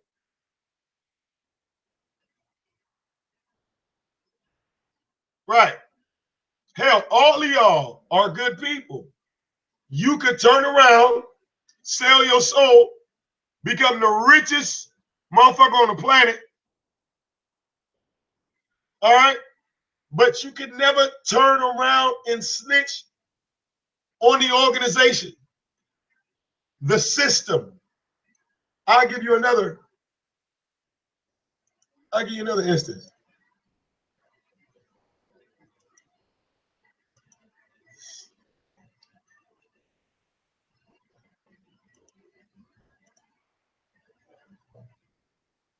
Here's another guy that made a deal.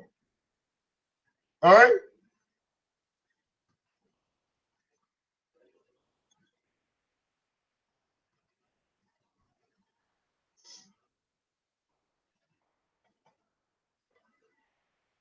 Yep.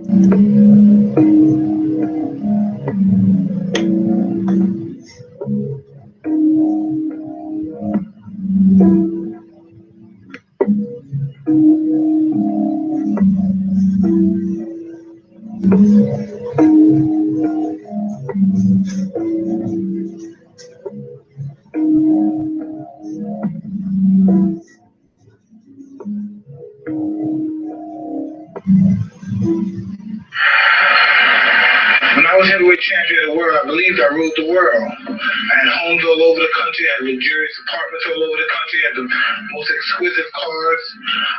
But I loved leeches. I wanted them to suck my blood. I just wanted them to suck my blood, all of my blood. I wanted them to suck it, and then they sell my blood. Then I buy my blood back to allow them to suck it again. And that was my downfall. I just associated myself with so many leeches. And I guess everybody has their purpose in life. And I call them leeches, and that's not from a negative perspective either. I say that because I allowed that to happen. You know what I mean? In some aspects, I'm a leech as well. You know, because I allowed them, I sucked from them as they sucked from them. I guess it was a give and take situation. So knowing the blame truly for myself, my philosophy was like keep it basically stuck. Because really, I mean, they're always trying to screw you. Everyone. You know, you run into, you have these different occasions where you run into nice people.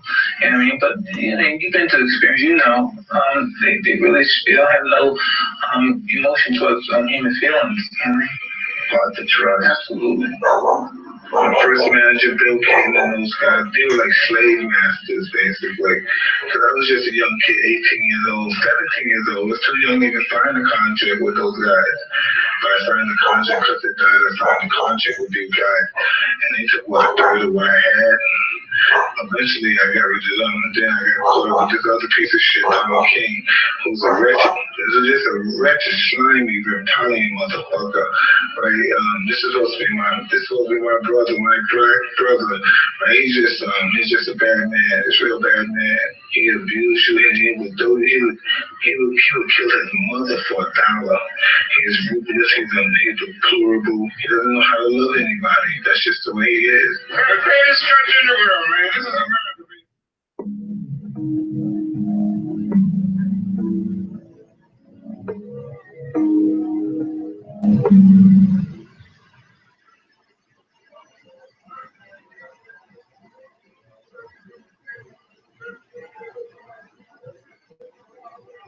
Seriously, I work hard every day. I wake up every day and I go to work. I wake up every night and I go to work. I try not to sleep. I try to work more. And it's only because I'm young. It's not because I'm a workaholic. I believe that when you're young, you're obligated to work. And then when you get to an age that you feel like you're not young anymore, that's what you work for. Now, Wayne, tell the little brothers and sisters that's watching about the work ethic, about what goes into it, because oftentimes the public sees partying, having a good time, dancing, but they have not a clue what's going on the other 23 hours of the day. Please tell them how important that is. Well, first of all, it shows off in the partying and in your music and in your craft and all that. If you're not working every single day, if you're not working at least as much as you should work, to me it shows off. It shows off to y'all. And that's what's important, and I believe that that's what's most important anyway. So that's why I work so hard anyway, and I put that in my artists to work so hard, because the first thing they say about us when we read any article, when they work hard. Lil Wayne, he works and that's what you want your fan. That's what you want the fan to like anyway. Yes. He's working. He ain't working for him because he's already got what he needs. He's doing this for us. That's right, baby. Yeah. Okay.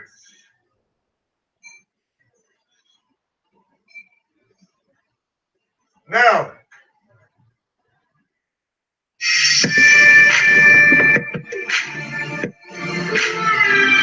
I mean, being an artist, you came from the streets, worked hard, taken years. How easy is it? I mean, what do you like? Easy? It's not easy. It's not easy. Don't say it's easy. So I mean, what do you see from the outside looking at it? I mean, because you got to think like, you know, it's more of a sacrifice than it is a fortune. You know, people look from the outside looking in and just, you know, think, okay, travel the world, a lot of money, a lot of fun. It's not, you know. I haven't seen my family in almost a year and a half.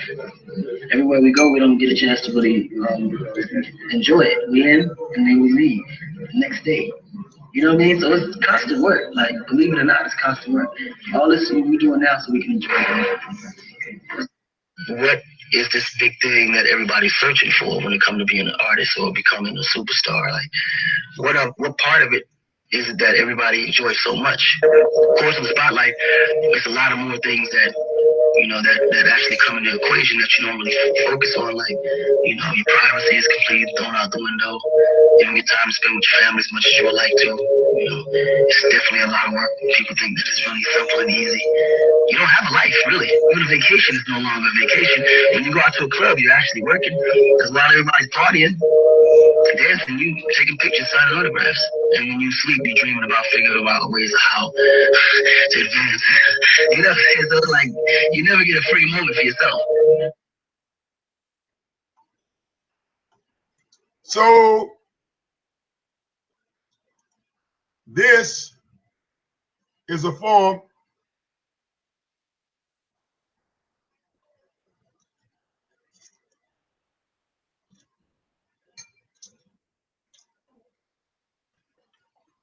All right.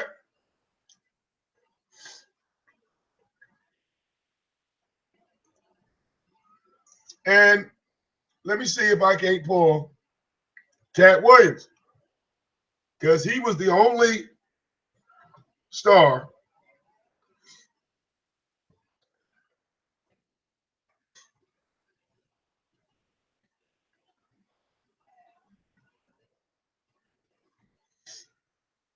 Let's see if I can pull it up. Yep.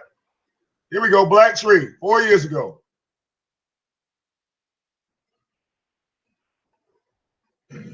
Cat Williams, Black Tree. Take one up one.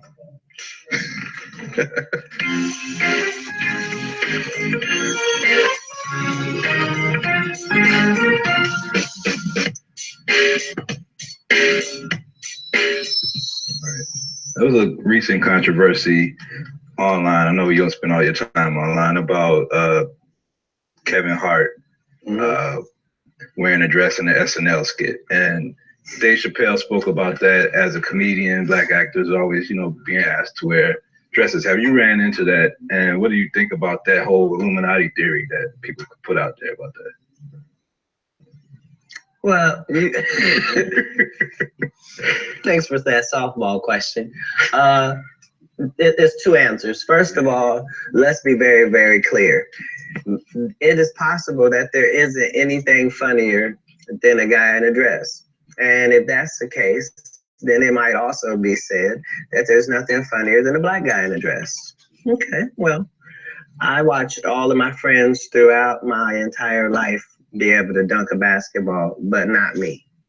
So everybody can't do everything. So, some of us make choices. I think it's not a biggest choice for others. I'm saying at the end of the day, Kevin doesn't have to worry about what people are going to say about him wearing a dress because of the long line of dress wearing people before him. So now we have Big Mama's house 1, 2, and 3. Yeah. I've never seen Medea in a pantsuit. I think she wears dresses. So now I'm saying, why are we picking on poor little Kevin Hart? Because it was his turn next. Okay. Some of us are against the Illuminati, and we are against the Illuminati at our own detriment. When people are against the Illuminati, then they get punched in the face all the time. The press hates them, and nobody likes them. End quote. We all love Dave Chappelle. Exactly. Dave Chappelle has never been a part of the Illuminati. They don't want him or me or people like us. Yeah. But now it's not necessary for us to stir up that hornet's nest unless we intend to get stung 1,000,000 times. I didn't understand that. They had to sting me 1,000,000 times. I'm still not going to join, but I respect it a little more. All right. How do you handle that? Because they put your name in the press with a lot of rumors and a lot of situations that they try to put on Cat Williams. Do you feel ever the need to, I got to go defend this and put out a story about who I am, or do you just let that kind of roll off your back? Well, as you can see, I've let it all go for quite some time, and a lot of that is just based upon the fact that I don't really know how to complain because all of the people that I ever looked up to had to go through it too.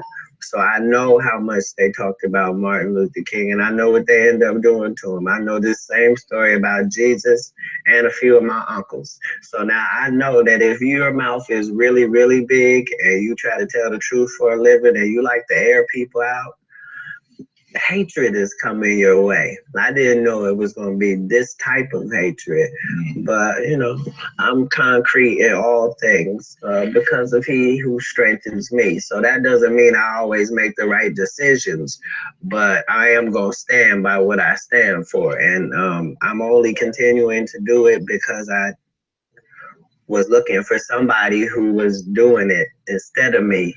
And I just must have missed them. You know what I mean? So at some point you have to figure out what example are you trying to be. If it's just going to be you going to make it and live happily ever after and go off into the sunset, then that's what that is. Otherwise, you're on the front line of this battle. And those of us who understand that this is a part of what comes with it. All right, last question. Scary movie, 5, April 12th. Everybody's going to go see it. So here is Cat Williams Telling you to your face. All right.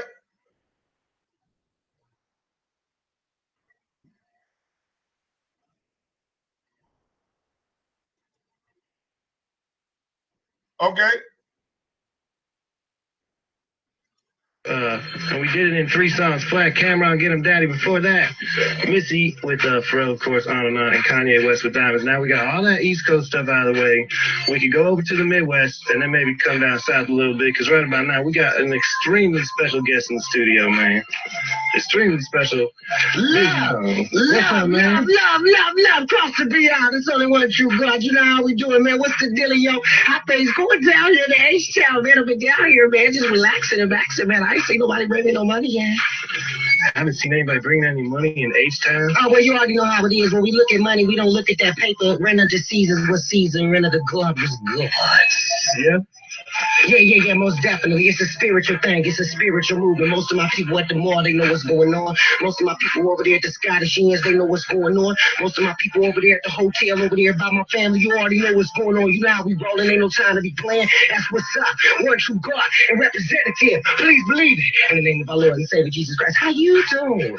Man, what brings you down here, bro? Well, you know, man, I've just been moving and you know what I'm saying, and I ain't got nowhere to live, really. You understand what I mean? So, you know, we looking for somewhere to live. We looking for something to eat. When I was sleeping at the bus station, everybody was laughing at me. You know what I'm saying? That calluses up under my feet. Everybody was laughing at me, but I'm up in this motherfucker.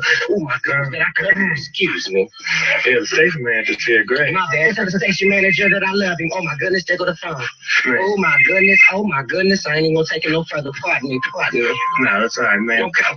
Now, from the sound thing, sounds like you're not just homeless, maybe you're a nomad.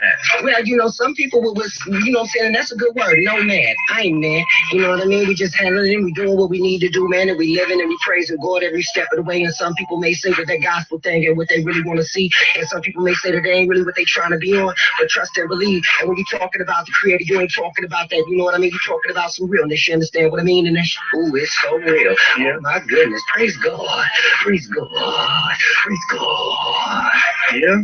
Yes. You're going in the way of the gospel. Oh, well, you already know. You know, you got Heaven's movie. You got the gift. You got the praise, the Alpha and Omega. You got the praise, the beginning and the ending. You already know the little science behind stuff that's been going on already. It's been set up the way it's supposed to be already, you think? Yeah, I understand. I always thought a lot of gospel sound influence in Bone, but you kind of always went in both directions, I think. Well, you know, a lot of people would say that, you know what I mean? But Yeah. when you start speaking and when you start talking, a lot of people would like for you to shift, but it's hot or cold, baby. It's hot or cold. You understand? That's why I said they ain't gave me no money, so what they talking about? Who hasn't given you any money? Well, I mean, period. You know what I'm saying? To say somebody on some evil levels, you know, the evil level, you know what I'm saying, is lavish. They, you know what I mean, they Bentley drivers. You understand what I'm saying? If you know what I mean, you on that level and you of this world, and you on that, you know what I'm saying, and the saliva going down your cheeks, and you know what I'm saying, and the nectar going down your neck, and you know what I mean, that's got a lot to do with that bread, but when you roll it around here, when you feed your people down there on the streets, you understand what I'm saying, with the neck down, that's what I'm talking about, holla back. Oh, okay. Right there. Right there, Port City. Right there, Port City. Right there. You caught it. You caught it. Right there.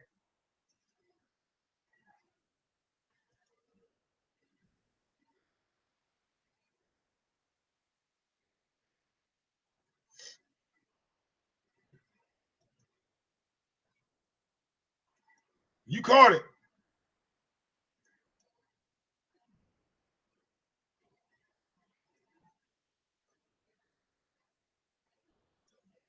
He just said it. I'll play it back. He just said it. Good catch. Right there. I'm going to play it back. He just said it. See, if you're intoxicated, you're going to fuck around and let out a secret.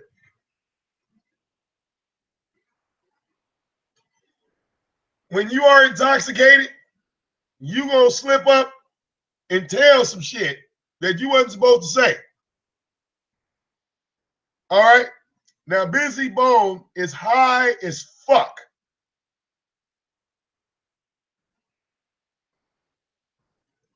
But right about here, let me see. Like some evil levels, you know the evil level, you know what I'm saying, is lavish. They, you know what I mean, they Bentley drivers. You understand what I'm saying? If you know what I mean, you on that level. The evil level are the Bentley drivers. When you this world and you on that, you know what I'm saying, and the saliva going down your cheeks, and you know what I'm saying, and the nectar going down your neck, and you know what I mean, that's got a lot to do with that bread. But when you roll it around here, when you feeding your people down there on the streets, you understand what I'm saying, with the neck down. That's what I'm talking. Right. When you're of this world and the nectar is sliding down your cheek, the people that are trying that have to eat in the street, where is their nectar? I heard that clear as day, even though he was fucked up, even though he was high as a kite. What I'm saying, to say somebody on some like some evil levels, you know the evil level, you know what I'm saying, is lavish. They, you know what I mean, they Bentley drivers. You understand what I'm saying? If you know what I mean, you on that level and you of this world and you on that, you know what I'm saying, and the saliva going down your cheeks, and you know what I'm saying, and the nectar going down your neck, and you know what I mean, that's got a lot to do with that bread. But when you roll it around here, when you feeding your people down there on the streets, you understand what I'm saying, with the neck down. That's what I'm talking about. Holla back. The nectar. Yeah. Well, man, now, tell me. When I was growing up, Blair, I saw blowing on TV all the time. I saw y'all blowing up, man. As well. Well, you know, when you look at blowing up and you look at the different things, once you get to the physical realm of it, and once you start looking at it like that, that's why you stay in the streets. That's why you stay in the hood. That's why you stay around the people that ain't got nothing, because they ain't got nothing to say but love. Yeah. I think you have a lot more to say than what you're letting on tonight, Okay, man. well, you already know how I feel about the situation. Ain't nobody drop no money in front of the door, so ain't no sense in take it too far. Feel about the situation. You feel me? We want to know more about the said situation. Well, the situation is, man, there's a lot of things going on. You know what I'm saying? We got a lot of things happening in the world. That's what's up. You got to, what Pac say? I see you can run the red lights, but beat the street signs. You can run the red lights, but beat the street signs. You can run the red lights, but beat the street signs. Please believe it. Yeah. Holla. So it sounds like it's a lot more than just about you not getting paid. Well, you know, when you get to the I or get to the me and you start talking about the paper, man, as long as everybody representing the one, in the name of the Father, the Son, and the Holy Spirit, amen, in the name of our Lord and Savior Jesus Christ, that's all that counts. I don't need your money. Keep your paper. We'll get the paper ourselves. I don't sit on my, hey, you know what I mean? We don't have to do that, you know what I mean? I sit and I do what I do. Anybody want to put something down, you know what I'm saying? Get the little rapper. Coming in with a dolly, with a mother, with a mother, get together with Dolly, with a killer, jump every hit the pedal today. Come on now, you already know we do these things. Holla back. Come on now, calm yourself down. This is how we get down. You know what's up. Please believe it. Oh, come on now. You know. So now you're looking for work in Houston. Well, we ain't looking for no work right now. We just moving the way that we moving. If whoever ain't moving the way that we ain't moving, hopefully their lives go good. You know what I'm saying? That's all we can do. You know, we can pray for the best.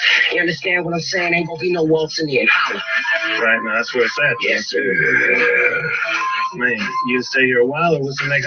What's the next destination on your journey? Well, you know what I mean? We just being guided by the Spirit. Wherever we at is where we at. You know what I mean? You might see me at the bus station. You might see me at the shelter. You might see me somewhere over here, somewhere over there. It really don't matter. You know, why the bus station or the shelter? Well, you already know, because that's where the real people at. That's where you ain't gonna get judged. That's where people ain't gonna, you know what I'm saying, try to hand you to death. You know what I'm saying? And try to hurt you like that. You know what I mean? Because they going through their own thing. They doing what they gotta do, and they've been through the things. You know what I mean? And then, you know. Now,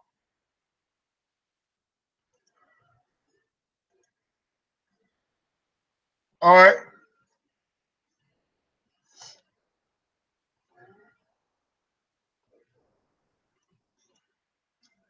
Let's do what they want us to do.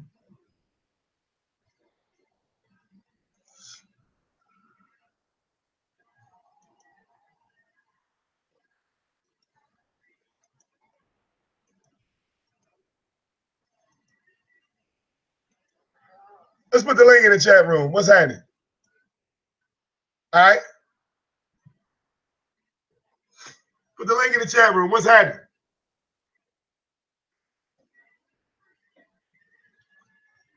What's happening?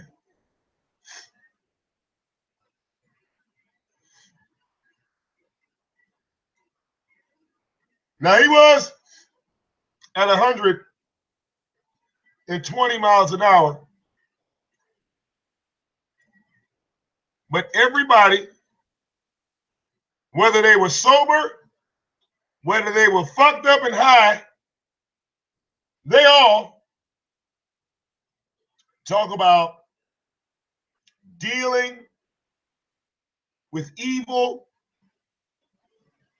and they all make reference, all right, to the Illuminati and how they are not to be fucked with because they are at the top of the kingdoms of the world. They were given this authority. It was given to them. Now, when you look up sources of who gave what, the only source says that Satan gave out this type of power. Atwater, okay, please address a brother directly. Don't be scared. Don't be scared. Click the link. You ain't gotta show your face. Click the link.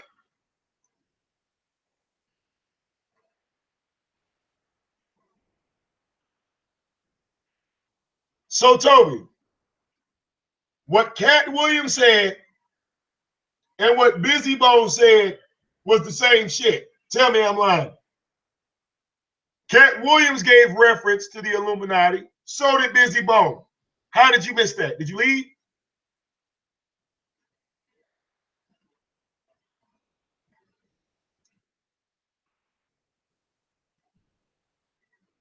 Right.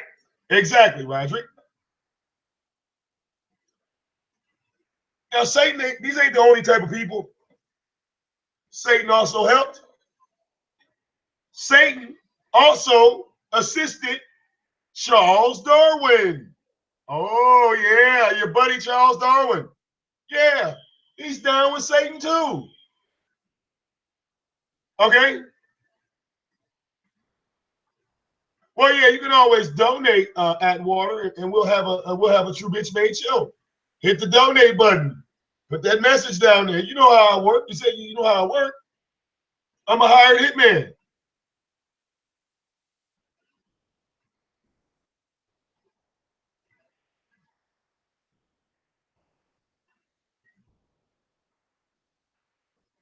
All right. Benevolent Flower, Port City ain't scared to click the link. All right.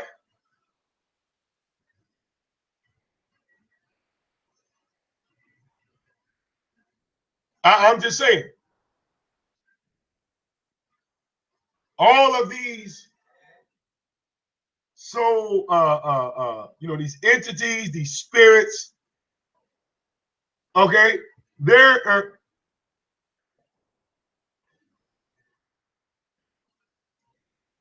yeah.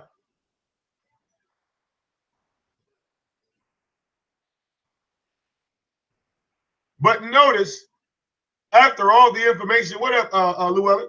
But after all the information got put out, all right, look, it's more of a shock than something to debate, right?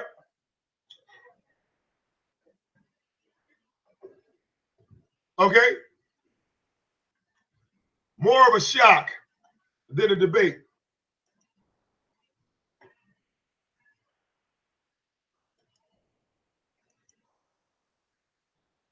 More of a shock than a debate. Okay?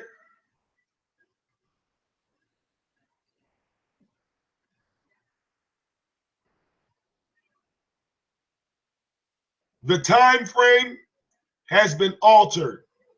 What we know as time isn't accurate at all. But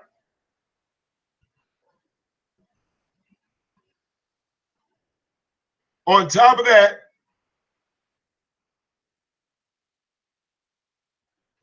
being that we don't have an accurate count of time, we can see the people that have benefited from Satan. They've received gifts, and these gifts have put them in position of power.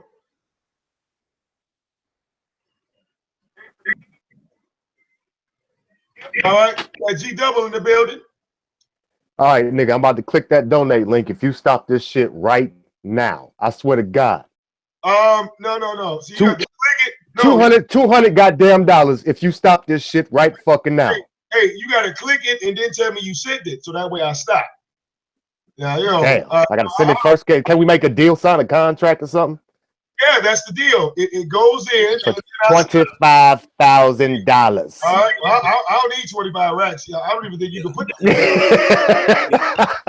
The feds on me then. Yeah, that's the deal. It goes in. Yeah. Somebody is playing the show. Cut that motherfucker off. There you go. Yeah. Be Flower in the building. Be Flower in the building. Be Flower in the building. Hey, Vic. Yeah. Vic, you got me drinking at almost noon, man. Stop this shit. What do you mean? I cracked open a bottle of vodka and took 2 shots. Okay, ain't nothing wrong with that. It's 3 o'clock in the afternoon somewhere. All right. No, fuck. But I'm still working. I mean, you must be a non-believer. Are you a non-believer? I'm not about to go there with you. So that's I'm a non-believer in you today. That's where I'm at right now. Oh, you got me drinking vodka in the morning. But you do believe in Jesus. That's all that counts. That's all that counts. So you got to believe in me. Believe in Jesus. Is there anybody out there who will match my donation? Nope. We stopping this shit today. Worry Free might stop. Worry Free and Key Deadman might match you up. Talk to them. They might do it. We stopping this shit right now. All right. This is over. Yeah. Look, now, you know, I always said when I talk about the Bible and people come in and try to stop me. I'm not going to keep letting you do it, nigga. It's over. I'm telling you, I joined this shit to fuck it up. I know. That's demonic. Call me the devil or whatever. That's demonic possession. It's not the devil. No.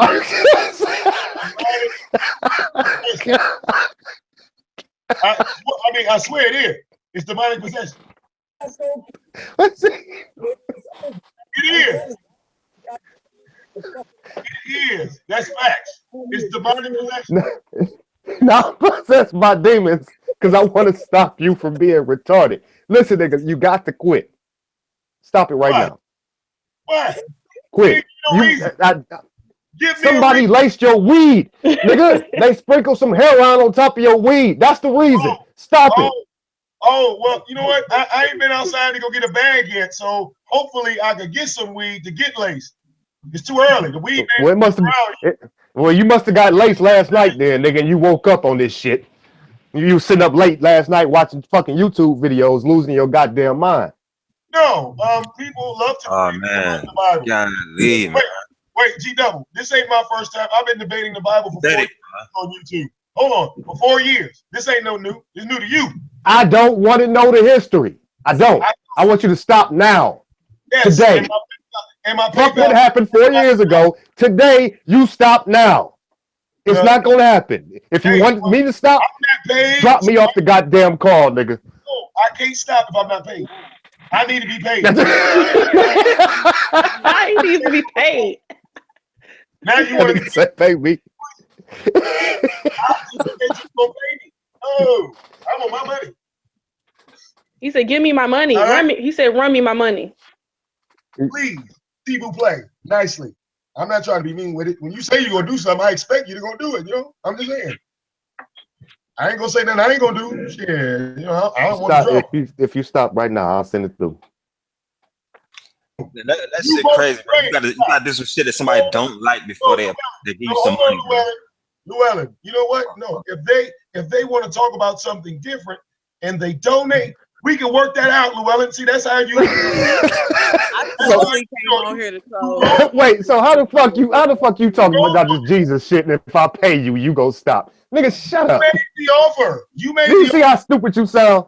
No, you made an offer. You said you wanted to do a show regardless. So if I pay you, you would stop. But you a Jesus follower.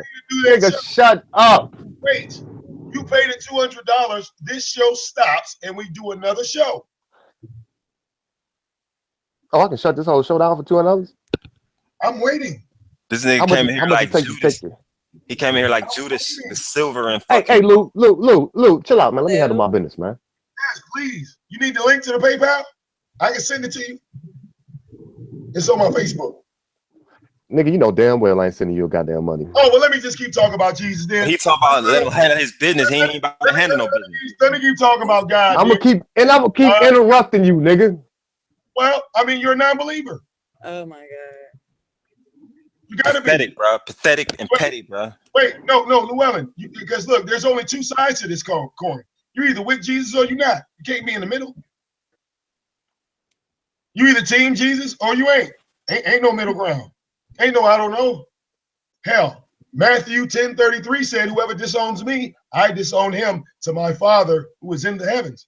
Look, you cannot quote the Bible to me as a historical reference. Just stop it. Historical. Oh, look at that. There's that word. Historical. Oh shit. Goddamn. Why did I say that? I just fired this motherfucker up some more. Oh no, I'm about to hang up. I just fucked up. Hang up the phone.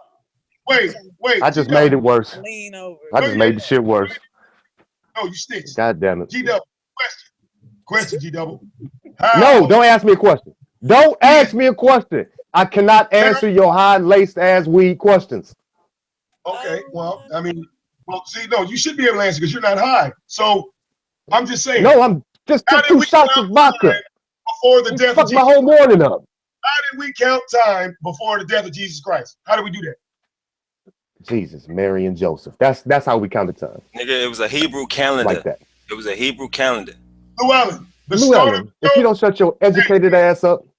Llewellyn, at the start of the show, I showed facts, evidence of the calendar that we use, okay? It's literally off the scale. It does not give us any accurate count of history. Because if we use this calendar to count history, the numbers don't match. Facts. Oh, Jesus. Numbers don't match. I showed it. I didn't talk about it. I showed it. I showed the Gregorian calendar. I showed the Julian calendar. I compared the two, how they had separate. What was the first calendar? What was the first calendar, Victor? How did they tell time at first, Vic? Vic, what was the first calendar? Altered. Victor, how did they tell calendar? Victor, how did they tell time at first? Exactly. What was the first calendar? What was the first calendar? I asked you that. What was the first calendar? You tell me. I just asked you. What was the first calendar? You just went to all the Gregorian shit. What was the first calendar? Tell time at first. Made it first, right? Look, man, one of the oldest calendars. Astrology. Is the Hebrew calendar. Astrology. Right. No, you could say astrology, but it wasn't necessarily astrology. Astrology is how they first learned how to tell time. Nah, really? It'd be more so. It'd be more. You talking about the stars? It'd be the moon. Yeah. Do you actually think? Not astrology. Do you actually think somebody just started writing numbers down? Who is they? You just said they. Who's they? God, now you want me to go back to the earliest civilizations? Yes, Vic, because we need a point of an origin. We need points of origin, not a general statement. Who's they? There was no consensus on the point of origin for humans, bro. It's either Sumerians or the Egyptians, but there's no consensus on that shit. Exactly. Okay. Then what the fuck does that have to do with numbers and astrology? Because you use these false numbers. No, actually, Llewellyn just agreed with me. That history. No, I said that it wasn't astrology. I said it was the moon. You're saying that history. The moon is astrology. You said that history. You know what? Okay, we don't need to be debating. Right, we don't need to debate. Stop I don't want to debating. debate. Stop debating. Astrology is the God damn it. of the moon and the signs and all that. That's interpretation, but just the actual observance of the sign, that's not astrology. No, astrology is the study of it. It's the interpretation of it, the meaning that you get out of it, not just Now the we getting into observance of it. semantics. I'm not about to do this with y'all. No, that's not semantics. That's what it is. You don't have to say that the moon means that people are going to act retarded. You just need to know that the moon is going to be full. That's all observance. That's observation. Yeah. Look. We're looking. Observation. Look. Look. That's all. We're looking. So like I said, you cannot use this 2017 calendar system to turn around and discredit anything out the Bible. It's impossible. It's impossible. Because when the Bible was written and completed, they literally changed the days, the months, the years. They kept switching up depending on who the ruler was. So now we come 2,000 years later and none of this shit makes sense. But we're going to blame the Bible, not the motherfuckers fucking with the time. Don't make no sense to me.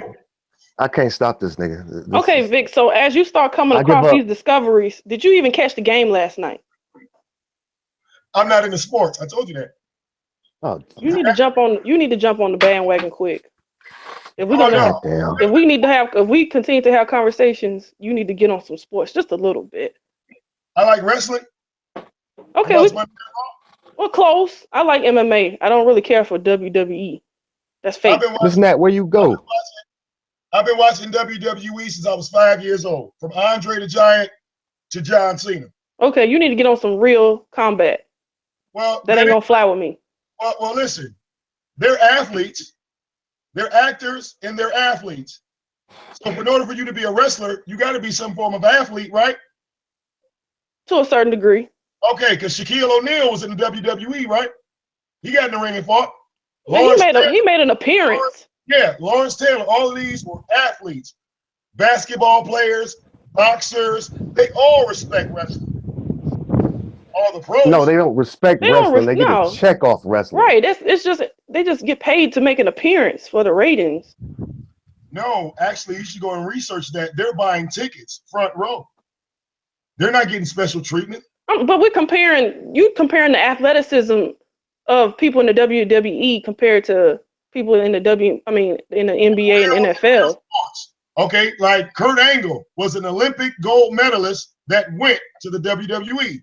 He didn't become less of an athlete because he's a wrestler. Same thing with Kim Shamrock, one of the pioneers of MMA. He didn't become. But you have to practice. You have to practice those stunts, which are not real for the most part. Can we agree on that, Vic?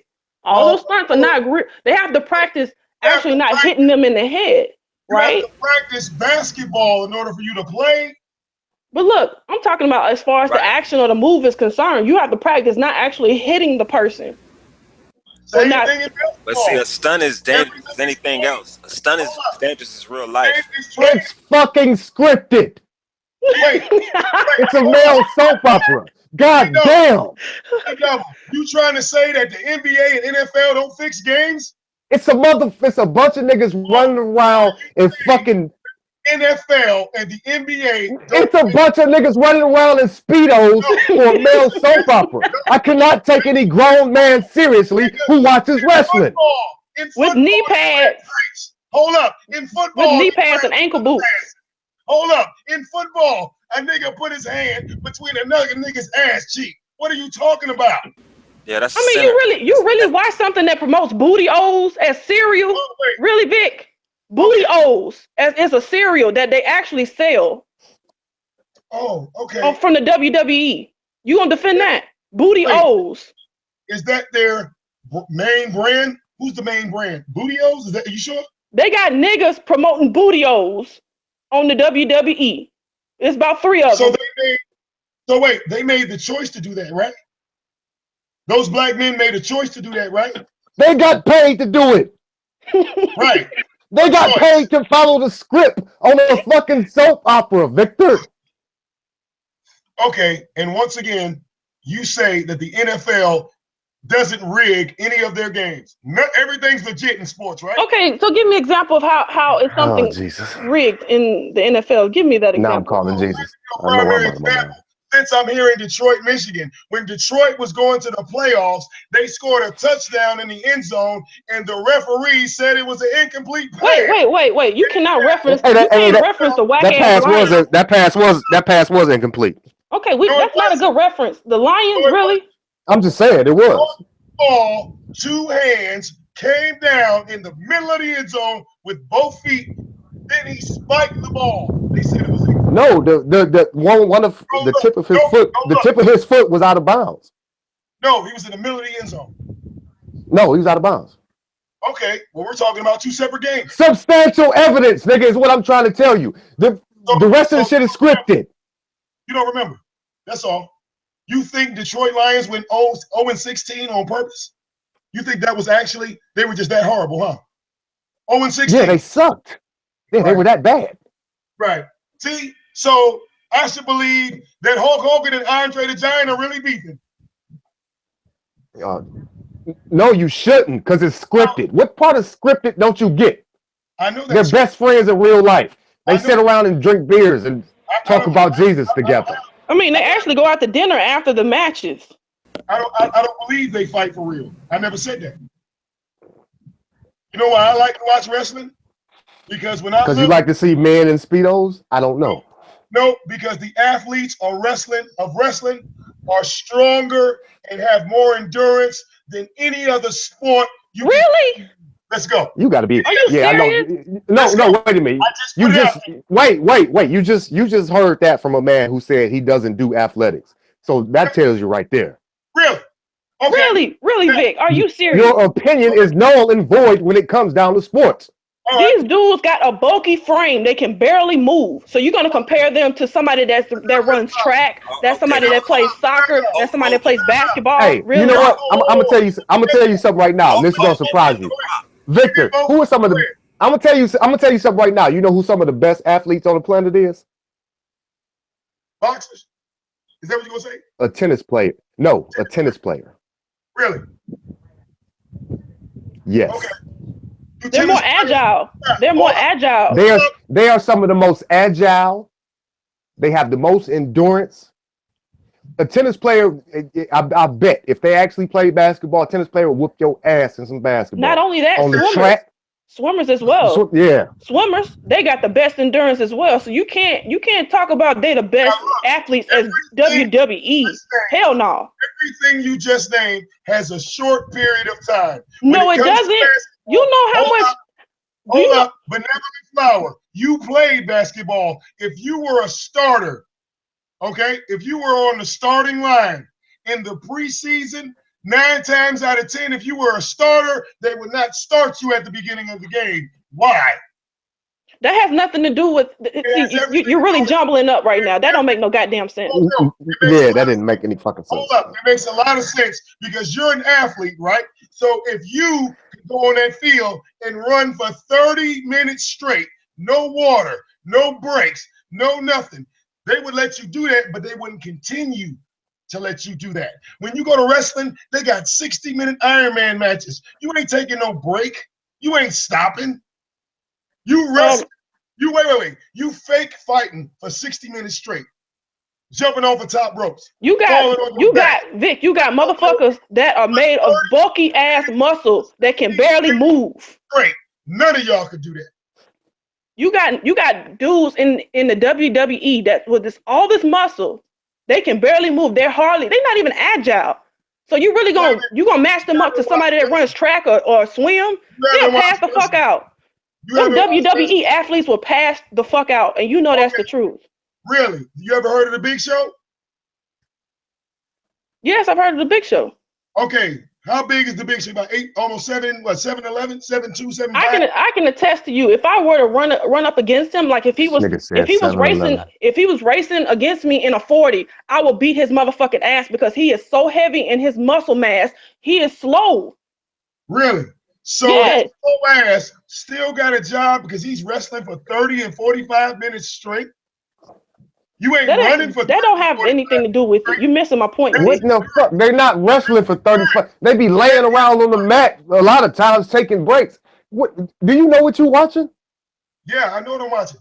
I'm watching niggas going sitting down drinking water. Wrestlers I can don't do assure that. you, Vic. I can Wrestlers assure you, if the Big Show was training, if he was training in his endurance, he would pass the fuck out. If he was training based solely on endurance, he would pass the fuck out. His body is not made for endurance. They don't pass out. Benevolent. That's why I watch Look, them. he's only going in a high speed. Like, he's going in a speed equivalent to going in a car crash for only short periods of time in that fucking ring. Benevolent. I want you to go watch a football player fight a wrestler in the ring and see who's more burnt out. You will see the football player will be than the wrestler. Whoa, Lawrence Taylor versus Bam Bam Bigelow. Bam Bam Bigelow had about 100 pounds of fat over Lawrence Taylor. Lawrence Taylor like to died in that ring 15 minutes in the match. So you telling me you like wrestling because they're the most fit athletes? Well, with tighty whities on and ankle boots. Well, here's my thing. The wrestling you're talking about, Benevolent Flower, is 1980. They ain't wore that shit in 20 years. That's how I know you out the loop. So me referencing booty O's is out the loop. That's really relevant. That's really recent. You got 3 niggas in the ring promoting booty O's cereal that you can buy on the shelf in the supermarket. 3 niggas by the name of the New Day. Kofi Kingston, Big E Langston, and Xavier Woods. 3 Never heard of them. individuals. Big E from a bodybuilding competition. Kofi Kingston has been a wrestler in Jamaica, I don't know, 10 years before he became the wrestler. He became the Intercontinental Champion. He had the tag team titles quite a few times. Xavier Woods, a new guy, a goddamn, he's got a law degree, I believe, from Yale. Okay, so these 3 guys that come out in that pink and shit and unicorns are for little children. Because the little children ain't saying they're gay. They're not for the adults. They're for the kids. You know, wrestlers, they have some that just target children. Then they have the wrestlers like Stone Cold Steve Austin. Stone Cold Steve Austin was not designed for children. Real. A long time ago, the WWF was real. Now, yes, the WWF was some form of reality, but not now. The WWE clearly had to change it to entertainment. Too many people got hurt, and so then they had to come up with the scripting style, and it's actually still a lot of people that get hurt with it. But the reason why I went to scripting is because too many motherfuckers were getting hurt, because this is real life shit. Wait. You telling me it wasn't scripted before? And originally, no. It was called the World Wrestling Foundation. But comparing it, they both were entertainment. No. Are you telling me it wasn't scripted then? When it started, no, it was not scripted. It was scripted. So you telling me these dudes WWF? Yes, it was scripted. The referees control the fight. As of 2017, they always have. Look, that's no more scripted than football. They have referees there too. It's no more scripted than any other thing that has a referee. No. Now, if you're gonna go on the referee part, I'm gonna have to refute that. Hey, Flower, you watch the NBA and referees get fired, get fined because they was doing fuck shit. They do fuck shit. However, even betting on games, these were NBA referees betting on games. So obviously they was gonna win, right? But wait, even though that is known that the referees do run the show, at the same time, there are ways to do a workaround to change the direction of how the referees call a fucking game. So, for example, if you got motherfuckers in the court being real touchy and shit like that, they're going to call it according to how they fucking playing. If everybody's playing fucking hard on the court, they're not going to call a foul as soon as you touch them. It's gonna have to be fucking blatant at that point. It depends on the way you play the fucking game in order for the referees to call it in the sports realm. Now, I'm not counting WWE as being sports, so that's your realm, Vic. But I'm just saying, for me, entertainment. That's what it's called. It's not entertainment. I'm just saying in regards to how we played. Even though the referees do run the game to a certain extent, you still have some form of way to drive the game in order for them to call it. Because, like I said, if you playing tough, you playing dirty as fuck, they're not gonna call it just as soon as you touch somebody. But if y'all playing hard as shit, What she's saying is typically in real sports, the refs control the pace of the game. Yeah, they control the pace. They don't control the game. But if they you control the pace of the game, they will slow it down, and sometimes they also have the ability to speed it up. If you have a referee that has gambled on that game, what's the odds that he's going to treat you fair? Look, Vic, a lot of times when no referees get fucking fired, it's really blatant and obvious. Because they can stick out like a sore thumb. One out of the 3 refs can stick out at like a sore thumb on the court. Yeah. I'm just saying. They're usually gone after that. Yeah, they don't play that shit. Wait, after you lost the game because the referee got fired because he was involved in gambling. He shitted on you, right, over gambling. Those are rarities. Those are rarities. I'm talking about how they call the fucking game. Get your numbers back and get your stats back. They're not going to replay that game. That's just those are extremes. I'm just saying as far as the way they call the game. Now, I'm not talking about them doing back end shit with gambling. I'm just saying how they call the game, period. Okay. Well, it's just it can be fucked over. It can easily go from sports to entertainment if you have fuck shit in the game. It can happen. Everybody sat up there and told the world that Tom Brady throwing deflated balls was not an advantage. Let me give you an example, Vic. So since you're a non-basketball playing person, if your ass were to travel, like you have a fucking suitcase on the court, and you're not being the only one that's traveling, but everybody else is traveling on the court, the refs ain't gonna call travel every time. So they're gonna go. I see what I'm saying? I've seen that in basketball game. So I mean, I don't follow sports. I don't know, like, the primary people. Yeah, the household names. Yeah, those people are known. But when primarily in real sports, not the scripted shit that you love, what they do, the refs meet before the game. They sit down, they have like 2-hour meetings, and they say, these are the tendencies of these teams. If you have two, like take football, if you have 2 hard-hitting teams, these motherfuckers say these motherfuckers is gonna hit each other. We're gonna try to be lenient on what we call. Okay, so you're admitting that they do, basically, they don't treat everybody fairly. No, they're just actually giving a rundown on how each team they're giving is. a rundown on the tendency of the team. Oh, that's it, right.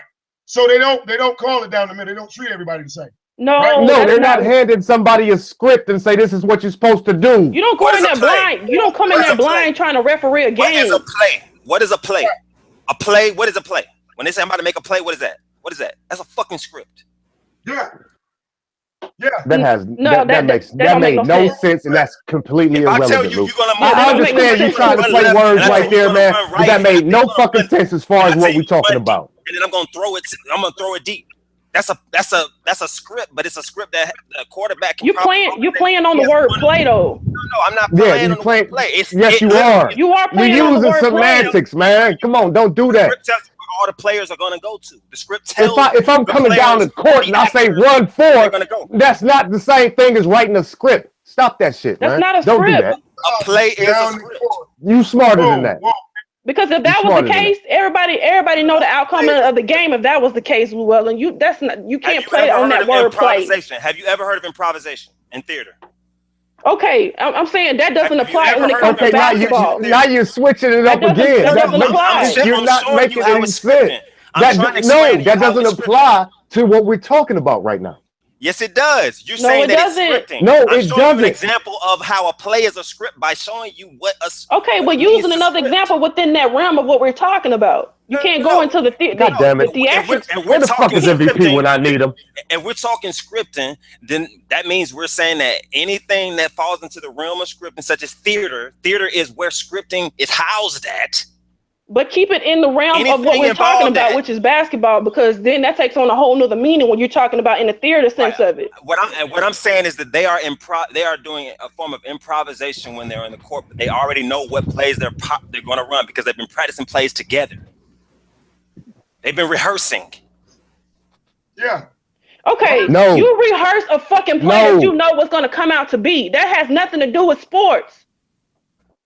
It's gonna come out the exact same way in a play when you're actually doing rehearsal.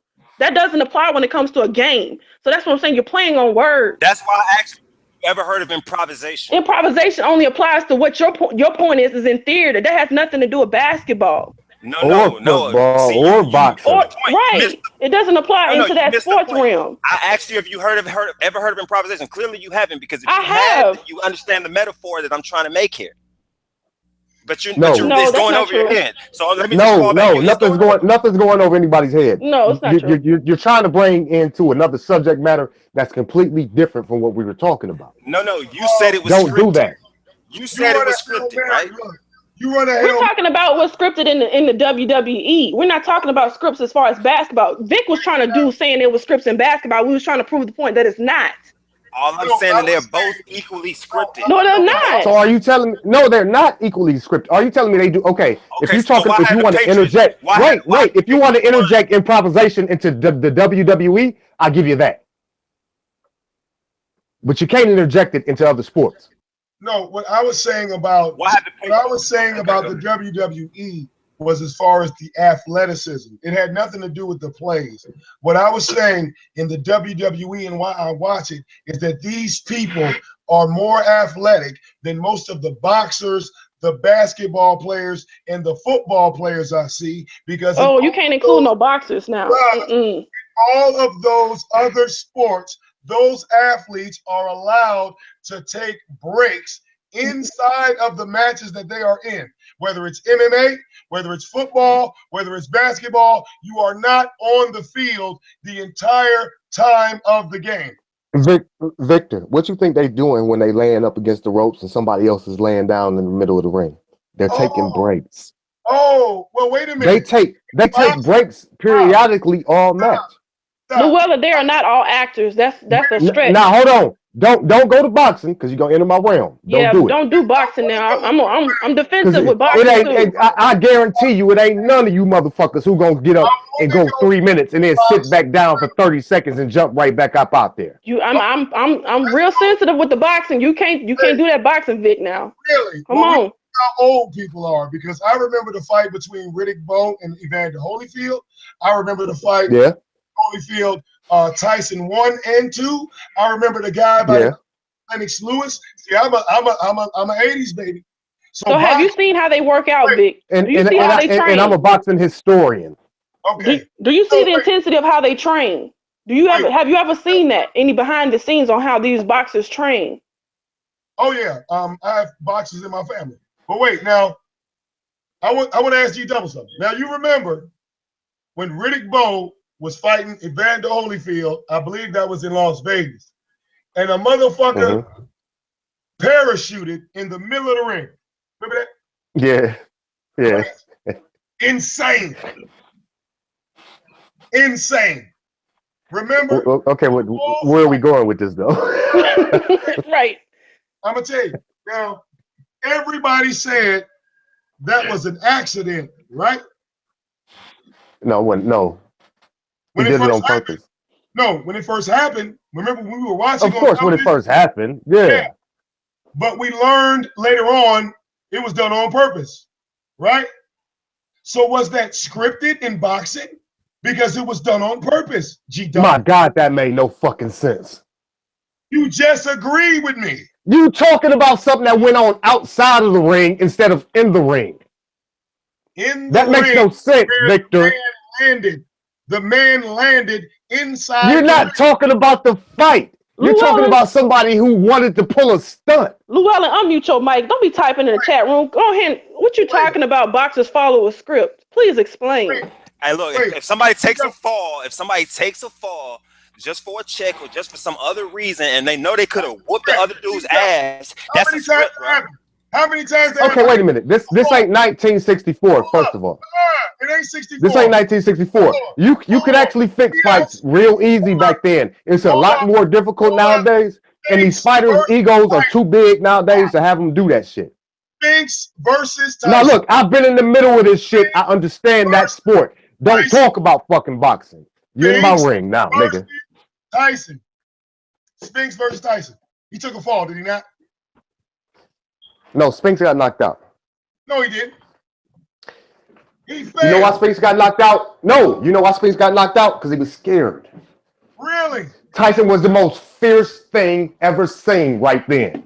Really? Spinks was scared to fight him. Oh Coming my up to the God. fight. No, listen. Coming up to the fight.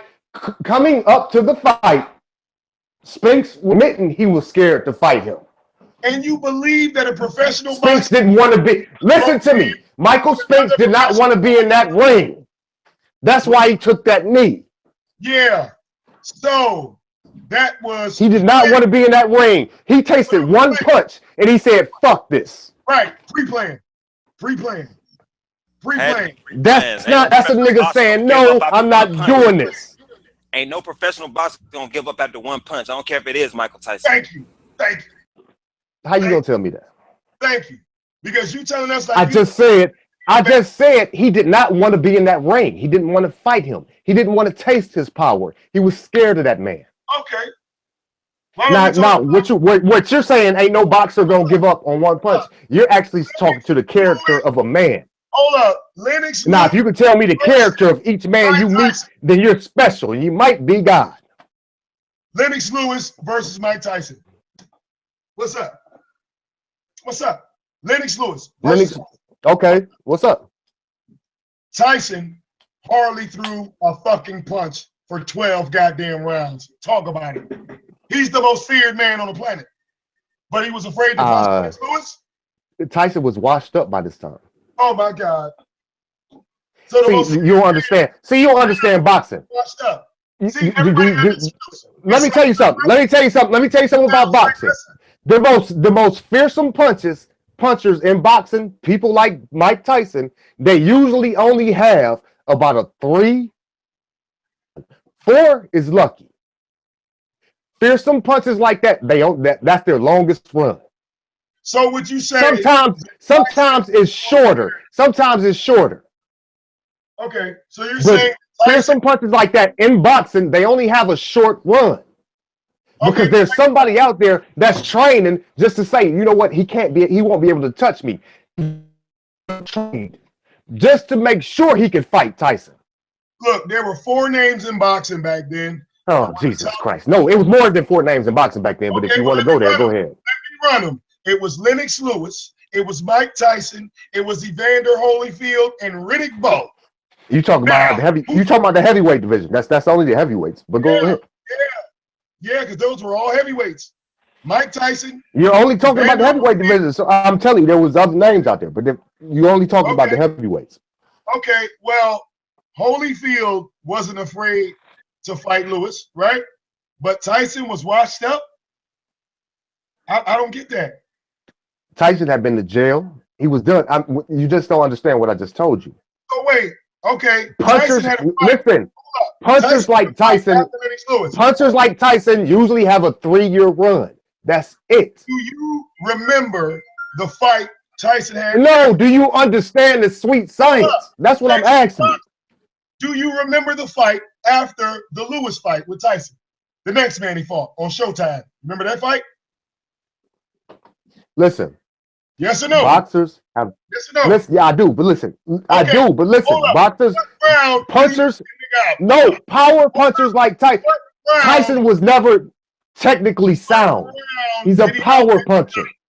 They have maybe a 2 to 3 year run. What round? You're not listening. What round? It doesn't matter because you're not listening to me. It does. I can jump in the ring and knock somebody out now. Tyson knocked that nigga out. Tyson can jump in the ring and knock off a journeyman right now because he's a power puncher. Knocked him out. Round 1. He was a journeyman. Oh God. Oh, all right. He knocked him out in round 1 after the Lewis fight. But you said he was washed up after the Lewis fight. So the nigga after Lewis should have destroyed him. You ever heard of a journeyman? Oh Lord, make excuses. Yeah, I love it. No, it's not an excuse. You have journeyman fighters. What I'm saying is this. Sometimes we call them ballroom fighters. They should have been fighting in the ballroom, never in the big ring. Yeah, you had dancers. Floyd Mayweather. You get in the ring, you knock them. You get in the ring, you knock them the fuck out, and you look good. Choreography is another form of scripting. Go ahead. Yeah, dance. He's dancing. He's dancing. What in the fuck are you talking about, Llewellyn? Two-step. Two-step, yeah. Floyd Mayweather, dancer. Pernell Whitaker, dancer.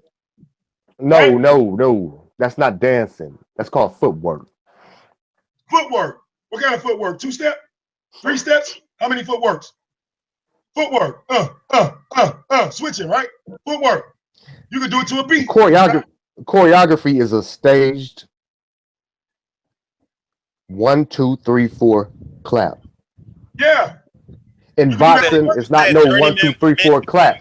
In boxing, when you learn, wait a minute. In boxing, when you learn footwork, Deontay Wilder. when you learn footwork, it's almost adjusting, learning your body weight, learning what a motherfucker does, how you move against another movement.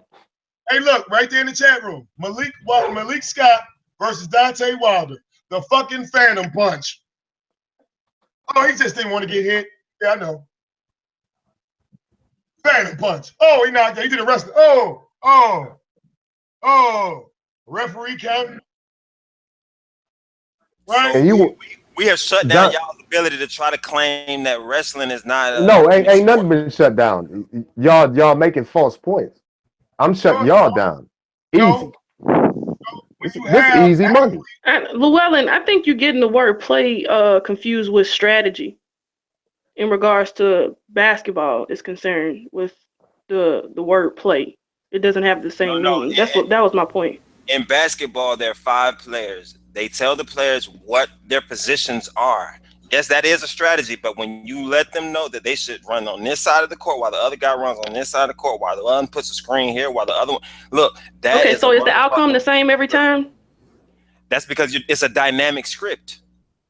It's a script that can modify itself depending on what it's going against. If you ever read one of those books where you turn to page 68, and if you want to make a left turn, you turn to page 109. I'm comparing it to how you used the example of the theater. They have a script, but that script is uninterrupted. That's why I asked you about improvisation. If you knew about improv, you would know that there's a form of acting where you don't necessarily know where it's going to go. You just know where you want it to go. And so you just do what you need to do to make it go where you want. But they don't have an opponent. See, that's the difference. They don't have opponents in theater. You're not going up against nobody else. So that's a false equivalence. Okay, wait, but now as a basketball player. Okay, as a basketball player, actually, like I said, you have actually been in college, like for real. Okay, so God damn it, I would have to talk to Lou. He was actually. So wait a minute. Lou, unmute your mic.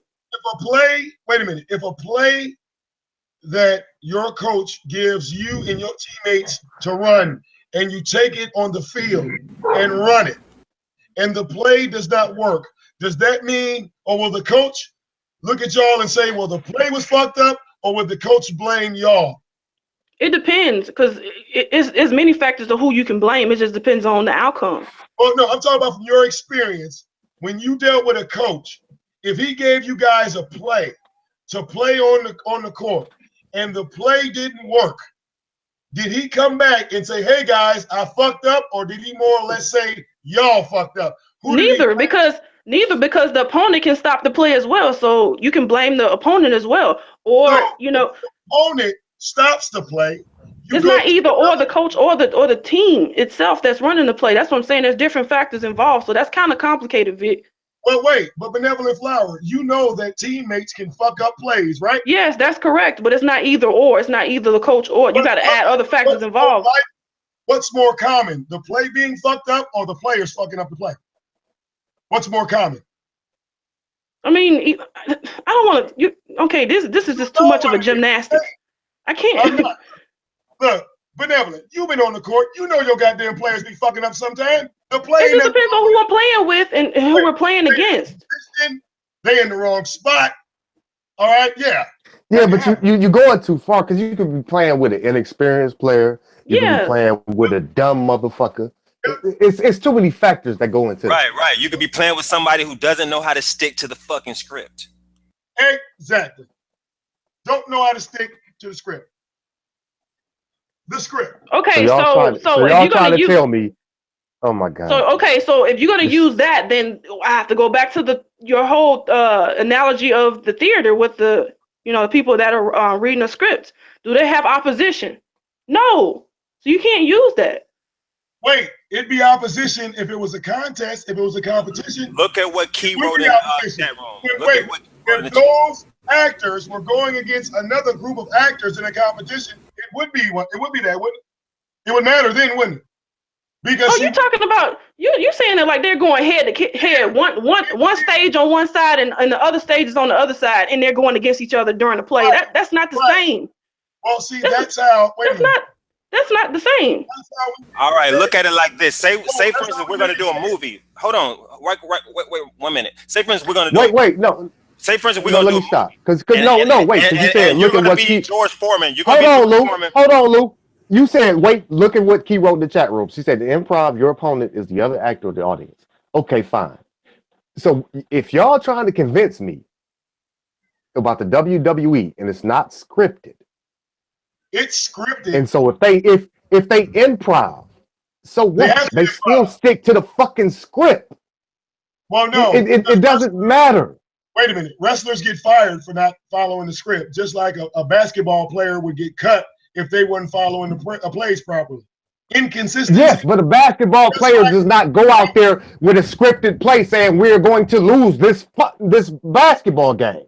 Y'all missing what I'm saying? Right. Pass the ball to Michael Jordan. That's the play. Pass the ball to Michael Jordan.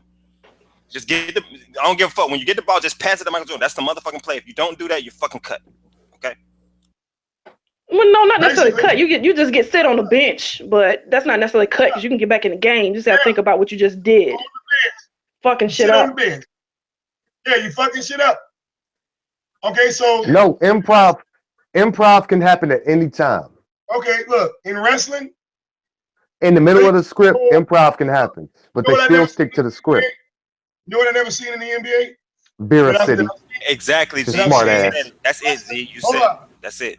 Exactly what G said. Hold up. Now, in wrestling, there's a form of entertainment that comes that's very similar to what we see on YouTube. I think it actually started on wrestling before it even got on YouTube.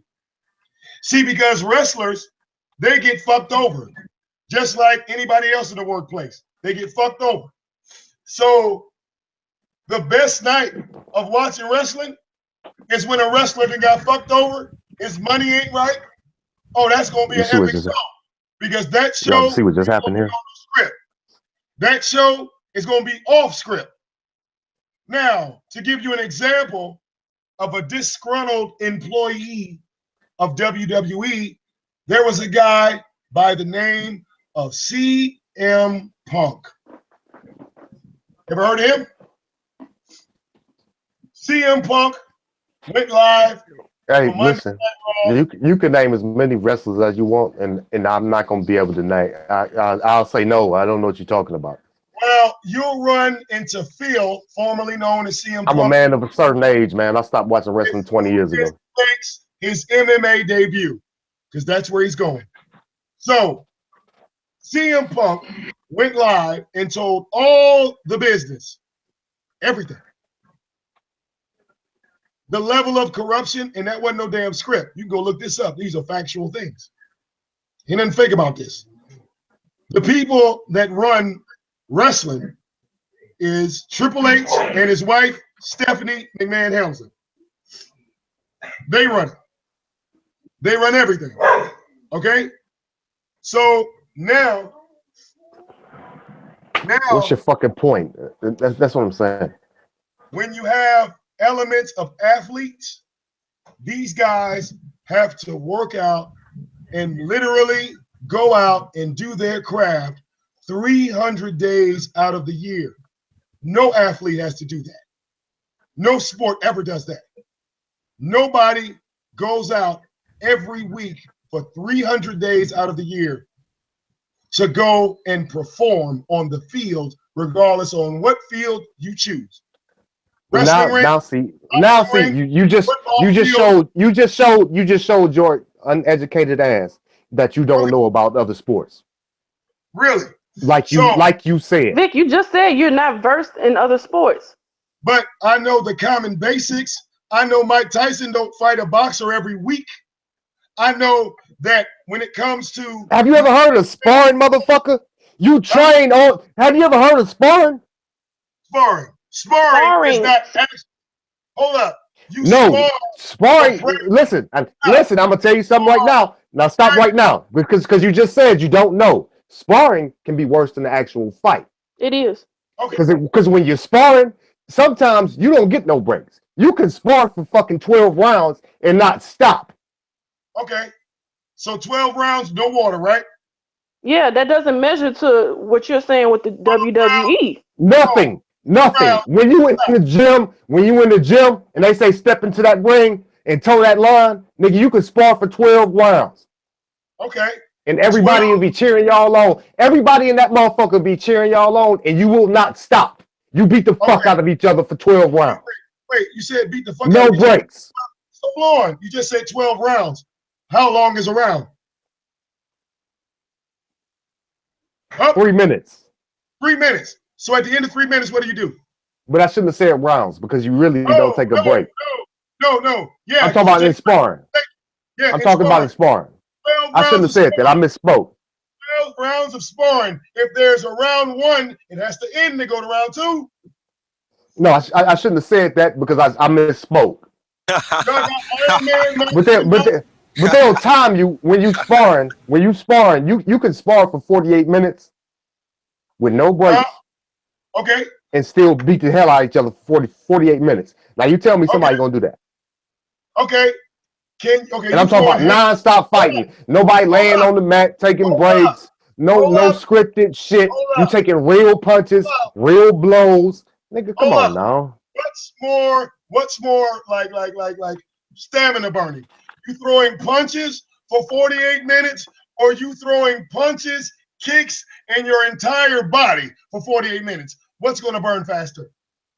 You throwing actual real punches for 48 minutes. So I said actual real punches. Okay. Real. Vic, your punches are not always. Your punches and are you not, absorbing that punishment. You're not throwing punches from your arms. You're throwing punches from your hips. Okay, wait a minute. G double. So it does involve your whole body. G double. You can body slam me, okay, 100 times, right? 100 times. Like pick me up, throw me down, okay? Now, after number 100, you're not going to feel any type of, exhaustion. You ain't going to need to drink water, is what you saying? Because we fake it, right? Whoa, it's fake. Wait, no. Throwing me. They won't let you. You have no endurance being burned at this point. Picking my 170-pound ass up and throwing me 100 times. When you step into the tear dome, it ain't no breaks, nigga. But I'm saying you missing what I'm saying. Look, you keep using arms. Half the time they're throwing fake punches and fake kicks, nigga. Wait, how many times? I'm talking about I'm in the ring and I'm absorbing punishment and I'm throwing out punishment. Okay. For 48 fucking minutes. Are you serious? You trying to compare that? Question, how many times in a boxing ring did you go to the top rope and jump off that bitch? How many times? None. That's not allowed in boxing. But None. It's not allowed in boxing. So, I'm not sure how that's relevant. Wait, a boxing ring is designed the exact same way as a wrestling ring, right? It's a square. Right? Now, G double. In boxing, the worst place you can be sometimes, depending on the box, is get caught on the corner or on the ropes, right? You don't want to be on those ropes, right? You want to be. It depends on how good. It depends on how nice you are. Right, depending on the fighter. Because some fighters do good on the ropes, but a lot of them don't. All right? So, how many times, G double, in a fight, have you literally ran and bounced from one ring rope to the next? How long have you done that for? Just running, bouncing, rope to rope. Just running, bouncing, running, bouncing. How many times could you do it? How long? No, I could probably do it for about an hour. You might as well just ask him how many miles he can run straight. How many miles can he run straight? I could probably do it for about an hour. G-double. Same way I can dance around a heavy bag for about an hour. I will understand what you're saying. G-double, I'm going to send you a video of what I'm saying, okay, into your Google Hangouts. Nobody could run those ropes for 48 minutes. Nobody. It's never been done. What you talk about doing is setting a Guinness World Record.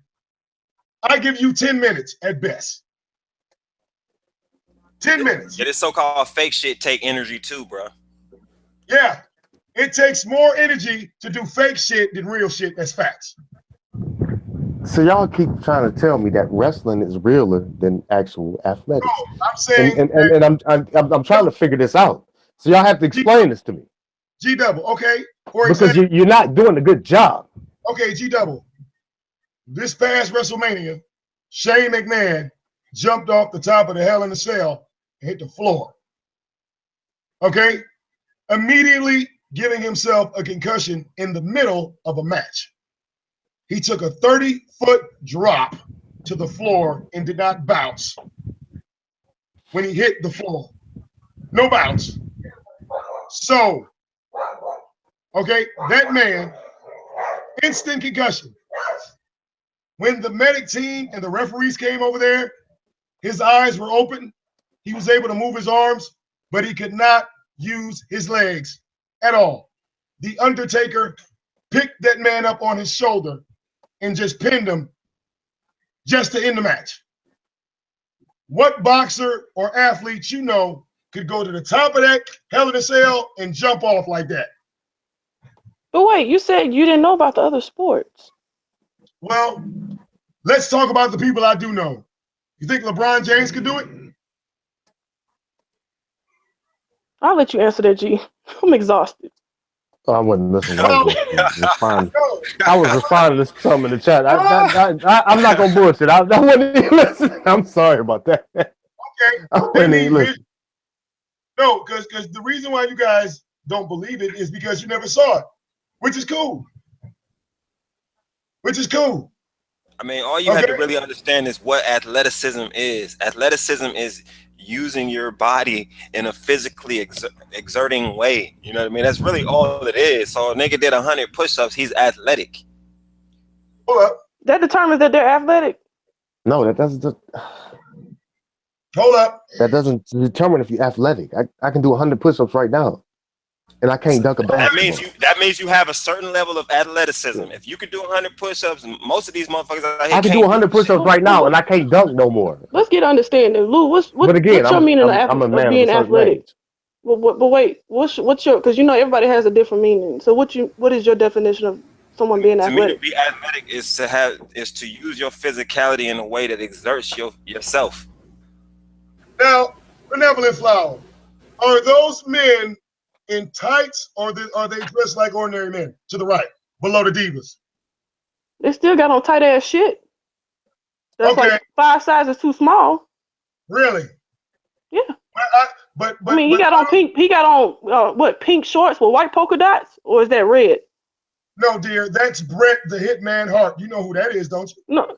Hey, look, this dude Break talking about you don't have to be an athlete to fall, bro. Falling ain't easy. Have you ever tried that shit, bro? I mean, I did MMA. Falling is not an easy thing, bro. You get your ass fucked up. No, falling fucking. You got me fucked up. G double. Look at Shawn Michaels. Hold up. Look at Shawn Michaels laying on the ground right here, right? This is his break, right? That's his break time, right? What other athletes takes breaks like that and goes back on the field and plays at 100%? Who said they played at 100%? Breaks like that.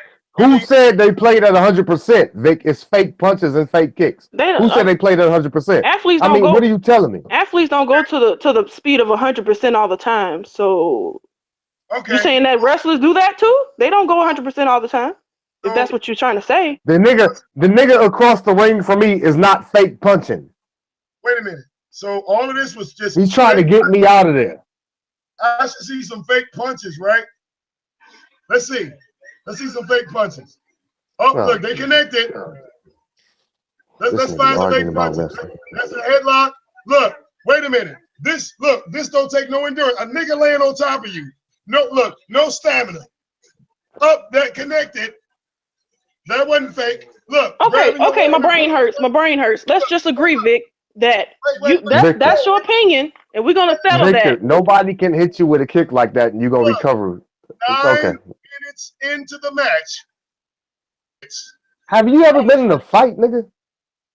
9 minutes. A fist fight don't last nothing but 60 seconds to 3 minutes. What? Have you ever been in a fight and been hit for real? I can't tell. I know you can't because you ain't been in no fight. Because if you talking about this little kick, nigga, oh my God. All right, go ahead. No, I'm talking about a nigga laying on you. That ain't got nothing to do with boxing. That's gonna burn you out. In boxing, it's illegal to lay on you because that's cheating. That's burning your energy. Okay. Vic, Let's I'm just asking, have you ever been in a fight? That connected. I need my wine. That connected. I'm gonna lean that chin on you. Goddamn, next thing you know, you gonna tapping the fuck out. Hold up. Up. Who's doing all this? Who's doing all this in football? Who's doing all this in boxing? Who's doing all this flipping? This just 10 minutes. No sweat from these boys. This just 10 minutes. To say They that's laying not on each other. What are you talking about? say- No, say that I'm not saying. Wait. I never said they weren't athletes. all right, cool. Don't get me wrong on that. All right, I'm good on that. I never said that. Where's the water bottle? I said Where's the water bottle? Is somebody gonna get these boys they some on water? soap opera. That's what I said. Is somebody gonna get these boys some water? Is what I'm saying. They need some water, don't you think? Been 10 minutes. Fuck it. Let's start over, bitch. Okay. Yeah. Up. That's called an arm bar. Up. Yeah. Look, we're gonna test them. Oh yeah. All right. Look. Yeah. You know when they was laying up against the ropes with each other, they was taking a break. Here. Look. They taking 6 minutes right left. there when that's saying they taking a break right now. They This was a talking to each 6 other, match. telling Hold what up. we about to do, and they 6 saying get minutes ready left. for this. 6 minutes left out of 60. Oh yeah. Okay, Vic. So let's agree. They You're do not making a practice. point. Let's agree. You know they do practice this before they go on TV, right? Like I said, no water. You get water on a bench to rehydrate. Ain't nobody brought these boys no water in 60 minutes. Okay. Nobody's They still have to get their second. They're getting their second win when they go What's against the your rope. fucking point? Benevolent Flower has not played a NBA or excuse me a basketball game all the way through without a drop of water. You have never been in a boxing match. But I have for worked out 12 for 60. rounds. But I have worked out for 60 minutes without a drop of water. But not playing the You're game. missing my point. You're missing my point. You can't walk into a ring and throw real punches. And take real blows. Wait, and take real blows without sitting down and saying, "Give me a sip of fucking water." And you know what? Typically, we don't drink the water. We just wash our mouths out with it and spit it out. Yeah, you're not supposed to drink it.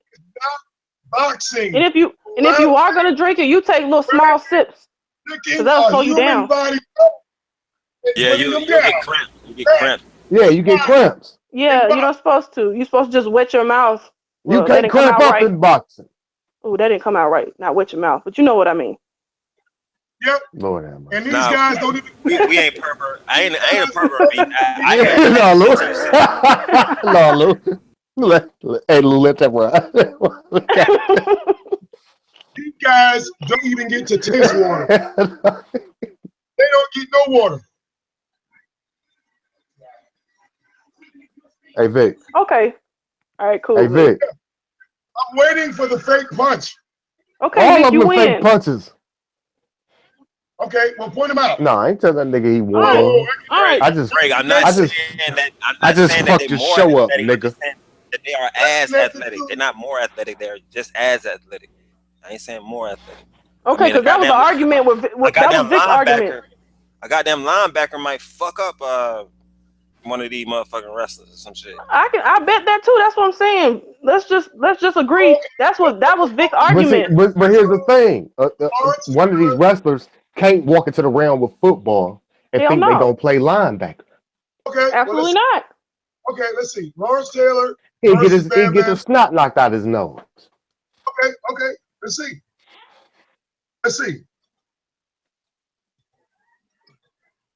I don't know. I think it could be a crossover though. I think some wrestlers could be good football players, and some football players could be good wrestlers.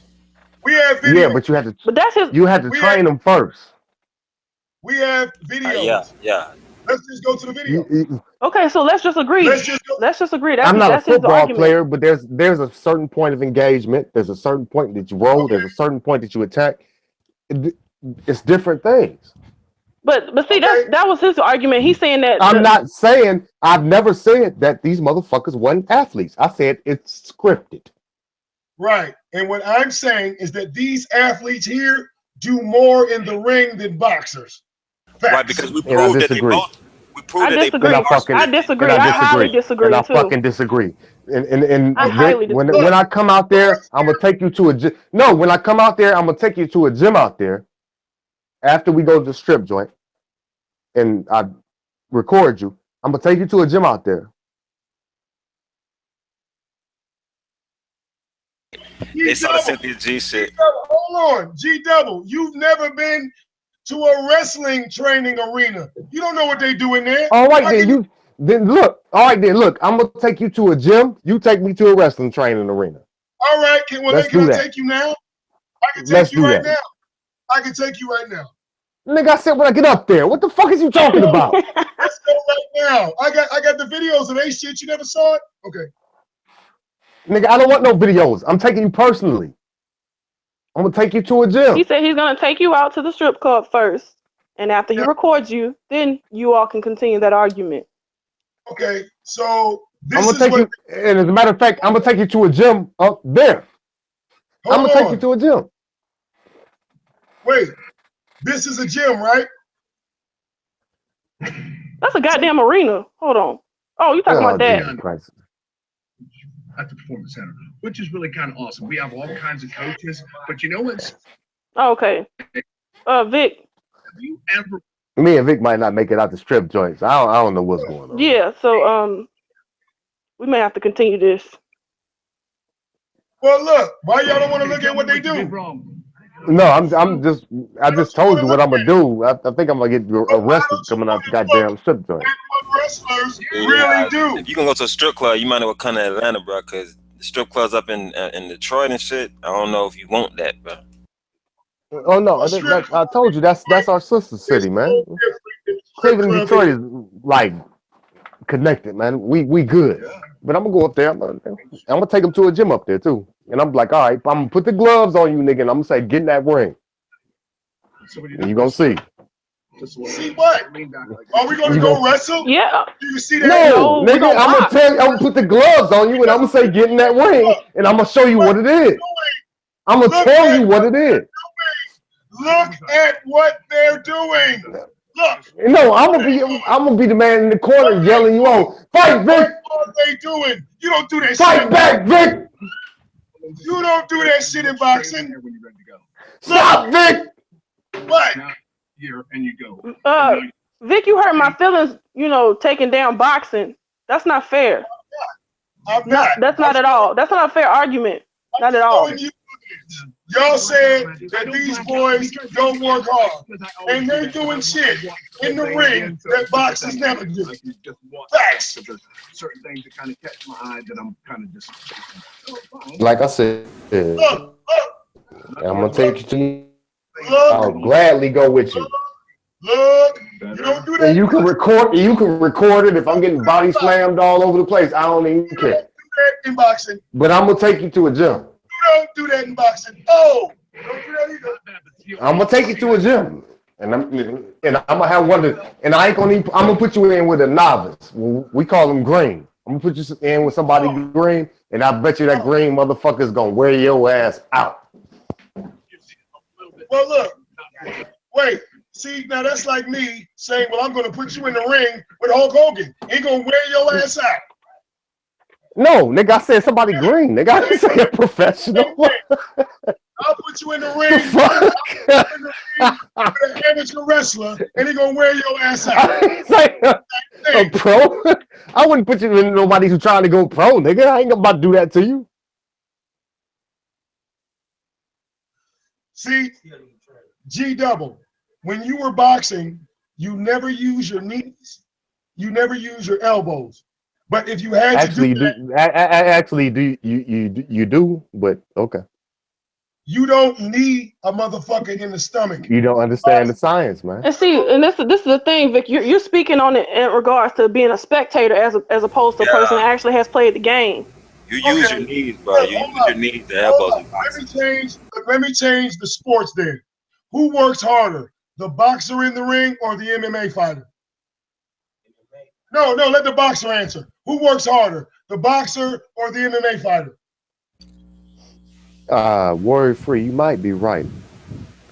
You might be right about that one. About Bro, PEDs. I say that the boxer might work harder because he has more rules to follow, but the MMA person can do more damage. Yeah. So that means to do more damage, you got to work harder, right? Because instead of just throwing punches, you got to throw knees, you got to put headlocks, you got to use your strength and your stamina to choke a nigga out. I guess I had to give it to the MMA fighter. That's what I am anyway. So yeah, we work harder than the boxers. Because You got me you fucked up. take a piece of No, boxing. I don't know about that. I mean, I think it's a little equal. It's just different. It's just a different way of combat. What? No, that's always gonna be an argument, and that's an argument that can't be won because Bro, I'm MMA trained on the fighters. ground, bro. I'm trained on Well, the well, see, ground. well, I'm see, here's trained. the thing is, MMA fighters are always gonna push their profession. The boxer Boxing or always gonna push their profession. who wins? It's something that you The really can't win an boxer argument with. or the I taekwondo just respect the fighter? argument. Who wins? The boxer, the taekwondo fighter. Who wins? I don't like to measure that because you can You make tell me. somebody brain jump up and down just from just a simple jab to the across the jawline. So you Yeah, can't. you tell me. I'm just saying, You like tell me, I because if don't. I hit you with a left hook, it's over. Yeah, you If he can. hits me with a right swivel kick or whatever, it might But be over. I but don't. Come on. not if a nigga know how to counter that shit though. Thinking that punches are coming his way. But what if But here's the thing: you say you know how to counter it. That's the sweet science. You don't know where it's coming Yeah, from. you don't. So that's what I'm saying. I don't like to That's measure that. why we call it the sweet science. It's not a question you can answer. and your But see, the rules same sweet science has people who are also sweet scientists, so to speak. They know that there are only a certain amount of angles that you could ever attack a person at. It's not an unlimited amount of angles, bro. It's 360 degrees. Well, But that's not even really. That's not even if I tell you I threw an invisible punch, and then I say, "Look, I'm gonna hit you with this invisible punch," then what angle are you gonna tell me it's coming from? Because it's been done. See, I wouldn't pay attention to the words of a person talking about they gonna hit. Look, when you strike, you strike. It's a part of it. It's trained into your If I can look, what I'm telling you is, if I can hit you with a punch, seen before, you have. What I'm saying And is, I call it that's my invisible punch. You can't hit me with the 360 degrees. You're gonna say, where the fuck is you coming from? Fighter has trained on all his angles, then you won't be able to penetrate him unless he's tired or unconscious, bro. Period. No, I can penetrate anybody. Okay, well, that's arrogant. Here's some boxers. Hey, Llewellyn, I don't know if you can see. No, it's confident. Look, here's some boxers fighting some kung fu fighters. Let's see who won. Let's see who won. In the comparison, video. Boxers versus kung fu. Let's see. Let's see. Oh, look how he grabbed him. Oh, look at the boxer getting folded up because kicks along with those punches. Kicks with the punches. I can't see shit, Vic. Well, look at my screen. Click on my avatar. How you gonna pull up some novice ass boxers? Man, I fucking hate you. Boxer versus kung fu. All right. You put up some novice ass boxers. Pro boxer versus taekwondo. Now I'll go pro. Look, I can see the way he's moving. I can see the way he's moving with his feet. He's novice. Come on, man. Pro. All right, now we got a pro. This is real. This is real right here. No excuse. He didn't say it wasn't real. He's saying he's novice, meaning he's not as experienced. Wait. Kick up. Watch this. Kick. You can tell the way he's moving. Get in with the hand. Yeah, he's novice. Yeah, look at his feet. Look at his footwork. He's what I call green. That's what I'm gonna put you in the ring with. Yeah, you can look at his footwork and tell that he's not as experienced. Oh, Look at his footwork. He's trying to throw punches. A nigga's kicking him. Goddamn punches. A nigga's kicking you. You don't know what to do. I ain't gonna lie, I am so exhausted. Shut up, Victor. I am sleepy. I'm tired, man. Boxer. They go up kick. Boxer ain't throwing no kicks. Boxer ain't throwing no knees. This argument is not gonna end. I'm tired. Headshot. Up. You know what's about to happen, right? GW. You know what's about to happen. You know what's coming. Oh, he tried. Look, he tried to kick. Up. He threw a punch. I'm actually not watching. I'm handling something else. But I'm trying to watch, Vic. I'm trying. Look, he missed it. The boxer got him one good time. Made him trip. Stumbled him back. Let's see. Up. Another kick. Oh, nice inside.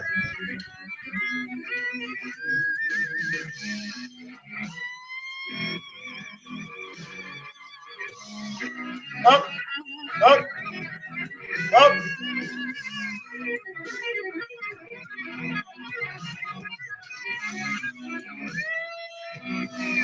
Now, the whole fight, this boxer is not using one kick. Because if a boxer was to start kicking, he would be using more stamina. He'd be using even more. Because if you were in a boxing ring and you were sparring and I started kicking you, God damn it, first of all, it would throw you off. That's the first thing. Vic, if we put you in the boxing ring, and listen, I'm gonna ask you politely, when I come up there, we put you in the boxing ring, and we put them gloves on you, and if you kick, don't do that. Do not kick. I get that. Please. I'm not saying. Do not pick your feet off the floor because we might break your legs. Well, yeah. Don't do it. So right. So understand these rules are put in place for a reason, right? Why do they say not to kick in boxing? Again, I said you keep showing me people of novice boxers. They don't know what. No, they're green. They're green. A real boxer can avoid your feet too. Okay. That's not no. What? A boxer can answer to kicks? Oh shit. They can avoid your feet too. Do you understand that when sometimes when basketball players come to boxing training just to learn footwork? Yeah, I've seen that. How many basketball players go to MMA to learn footwork though? They don't at all, right? Don't match up. Why? Because we gonna roll around on the ground and pound. Look, I'm gonna disrespect MMA. I'm a boxing historian, so this is what I do. But you know, the advantage would go to the MMA fighter versus a boxer. It's just you got me fucked. No, you got me fucked up. You can never tell me that. Okay, G double.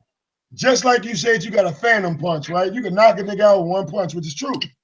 Okay, you can. You get a nigga right on the temple.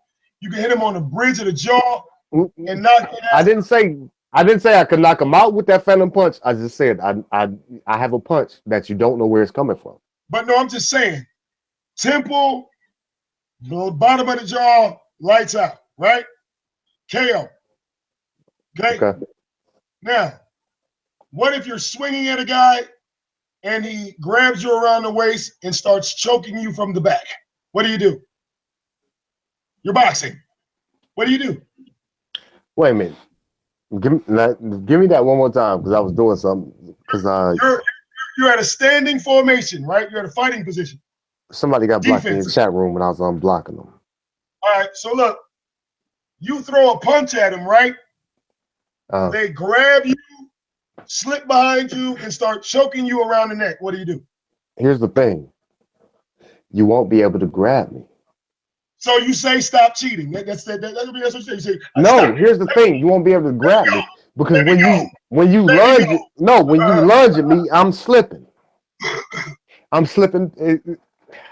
Like I said, G-Double. you don't understand the science, cuz. We can't talk about it. You don't understand the science. G-Double, if a nigga grabs you from behind and starts choking you, you bend forward. Am I getting okay? jumped? Flip them over your back. Am I getting jumped? No. Okay, there will never be a nigga who stands in front of me and be able to grab me. So you gonna run from him? Easy money. There will never be a nigga standing in front of me that can grab me. You don't understand the science. You can't grab me. Okay. If you come in to grab me, do you know how much ill shit you gonna get hit with? But G-Double, you've been in That the would be street the end of the fight. But wait, you've been in That's gonna be the end of the fight. But wait, you've been in a street fight before, right? It's what I do. I was in gladiator school, man. Come on.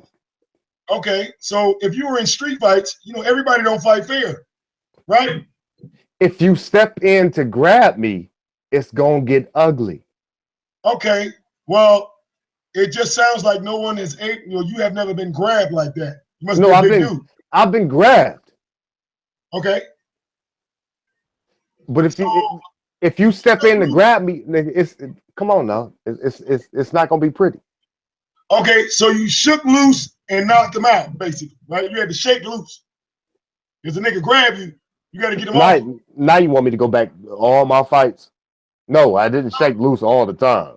A nigga just slammed me, and nigga, I done lost a few fights. So don't get me wrong. Okay, so wait a minute. After the body slam, that was discombobulating, right? Unexpected, right? Headbutts. Wait. No, it was discombobulating. I was down, but I wasn't out. But wait, when you hit the ground off that body slam, it was more impactful than a nigga punching you. No. So why did you get up and whoop his ass then? No, it wasn't. Body slams will knock your ass the fuck out. No, it wasn't. When you get slammed. No, it wasn't. No, it wasn't. I've been slammed. The hardest I ever been hit was by a fucking skinny nigga. And he damn near lifted my neck off my goddamn shoulder. No. Damn. Look, we have a different meaning of the word slam. I'm talking Hulk Hogan, Andre the Giant, pick your ass up and drop you. Slam. Who's done that? Look, man. Look, people could say that shit won't affect them, but when it happens, D-Double, has that ever happened to you in your life? Have I just told you, yes. Okay, so you're saying when the guy picked you up out of the air and no, a nigga picked me up from the back. Okay, out of the air, off your feet, from the back. A nigga picked me up from the back. And you landed on the back and of your scooped head. me from the back and slammed me from the back on the back of my head. And I swear to God, that didn't hurt as hard as that skinny nigga hit me and almost lift my fucking head off my shoulders. Okay, but you were slammed. Did you get up and whoop his ass? No, I didn't get up. I took that L. Look, he was in so much pain, he couldn't feel the pain, bro. Right. He took the day off. Shit, when the skinny nigga dropped me, that nigga dropped me. And that was the first time I ever been dropped. By a punch. Look. Yeah, that was the first time I ever been dropped. And I swear to God, I did the little, you know how you did the little time stumble? I stumbled back. I said, what the fuck did you just hit me with? And I dropped. So that's what I'm saying, G-Double. The impact of that slam, well, if a guy grabs you from the back and you landed on the back of your head, that's called a suplex. That's what it's called. It's called a suplex. Yeah, but he ain't do nothing after that. I wasn't I wasn't. What I'm saying is, I wasn't as discombobulated as I was when that motherfucker hit. Well, I was completely discombobulated. When he did that, I folded and I got packed out. Yeah, but I got up after that and was like, let's go. When that nigga hit me, I didn't want to fight that motherfucker no more. Hey, G Double, imagine taking one 10 times for 3 hours every week. But it's not real. Why isn't it? Bro, a real suplex will fuck your ass up. It's not real. This is what I'm. Oh my god. Okay, but you're Suplex saying, is real. hold up. Let me get an understanding. A man came behind you, right? Did he hook you by your waist or did he come under your shoulders? He went up under my legs. Okay, so he went low The fucker. and grabbed you from the legs, probably at the knees or the thighs, right? No, he went up under my legs. He damn near grabbed me by the crotch and slammed me. Okay, So look, take those now I'm slams. just telling you one story, but I'm giving you, listen, just but think he about it. actually slammed me. This wasn't no stage shit. But wait, G Yeah, Double. he got hit with the weakest slam. suplex ever. He said he got hit with the crotch suplex. That's one of the weakest ones ever. But wait, G Double, if I pick anybody up and drop them, whether we're playing or we're for real, gravity is always real. You're not making any sense. So-called fake slams you talk about, like for example, you know about the Omni, right, in Atlanta? Yeah. Okay. 1 million niggas inside. Wait, Yeah. are the floors of the Omni fake? Because if a wrestler gets slammed on the floor outside the pad, that is a real slam. The only thing that's fake is you knew I was going to slam you. So you can't get mad and get up and fight me for real. That's No, wrestling. you comparing it to something different. That's wrestling. If You're drawing false comparisons. Okay, let me give you a better one. There's a movie called Beyond the Mat where they told every I saw secret. that. No, I saw that. I saw that. Okay, so do you remember the scene between The Rock and Mick Foley? When they sat there and they went through the whole arena to talk about what they were going to do. Then the match started. The Rock put handcuffs on Mick Foley and hit him over the head with a steel chair 37 times. Did that man get staples in his head? G Double. Yes or no? That's fake. Yes or no question. Yeah, They fake are staples. cut. They cut before they do it. Come on, man. Stop doing that. Fake cut. You got fake cuts, yeah. Hold up. You just said you watched that movie. You said you watched it. Yes. Okay. When did Mick Foley cut himself? He was handcuffed. He didn't start bleeding until The Rock hit him with that chair. Mick Foley was known for cutting himself. Come on, but he didn't cut himself while he was handcuffed. You keep arguing. The Rock. You really think that was like real? No. What I'm saying is this. No. Do you really think that was real? Answer that question. To the stunt. No, nigga. Answer the question. I'm trying. They agreed to the stunt. No, you're not trying to answer the question. That was a yes or no question. Did you really think that was real? Rock went overboard. Oh my God. Answer the fucking question. Mick Foley said it backstage. He said The Rock never told me he was going to hit me like that. He said it. He said if I was to see The Rock right now and we had problems. He said it. That was so now real. you're saying so now you're saying sometimes it gets out of control. The scripted shit gets out of control, so that makes it real. Yeah, motherfuckers break out of character, and next thing you know, they just decide they're gonna snap and fight for real. He admitted that The Rock went out of script and hit him way more times than he was supposed to. Okay, Vic. This was a conversation backstage. Mick Foley, his son, and his wife was back there. Vic, I just got you to argue about WWE for an hour. Yeah, I and No, just fucked. this is the opposite of God. This we were trying to talk about God's name, but I then we just started talking fucked about your this. whole show up, nigga. well, actually, no, because the first half has the God part. Second half is me and you. No fuck up, sir. No, I fucked your whole show up, my nigga. No. We discuss everything on no DQ night. That's a rule. You forgot? There is no fuck ups over here, sir. No, I ain't forget Yeah. nothing. I fucked the show up, nigga. Just Oh, admit it. well, okay. Well, believe what you want. A fucked up show to me is a show that don't play. That's a fucked up show. Oh shit! All right, salute, my nigga. A I fucked got you. up show is a fucked up show. Yeah, nobody in the chat room is saying the show is fucked up, but you. Okay, so No, I I ain't say don't. it was. I ain't say the show was fucked up, nigga. I just said I came on here to fuck it up. I know, and you failed. You failed. No, I didn't. Failure. Yeah, you did. Because even when we discuss, Vic, I got you to talk about wrestling for the last hour and a half, nigga. I fucked this shit up. He it's a lot. directed the show. He redirected it. Right. I apologize. That was my fault. I changed the Easy subject. money, nigga. G double. In order for you to fuck up the show, you would have to come in at the first minute. I changed your whole subject, nigga.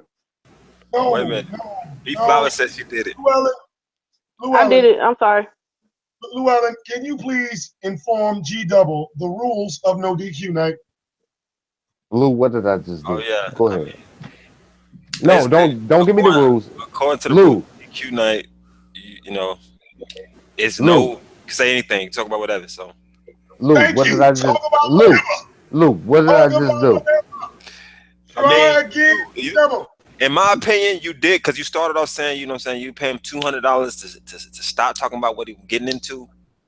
Right. And you know, that led into other shit, and then you know, without the $200 being paid, the motherfucker. I mean, But you know, wait, Vic did actually. Llewellyn, hey, look, I'm gonna tell you why. Lou trying to be cool about it. No, nigga. No, Lou trying to be cool about it, nigga. I just fucked your whole shit up, nigga.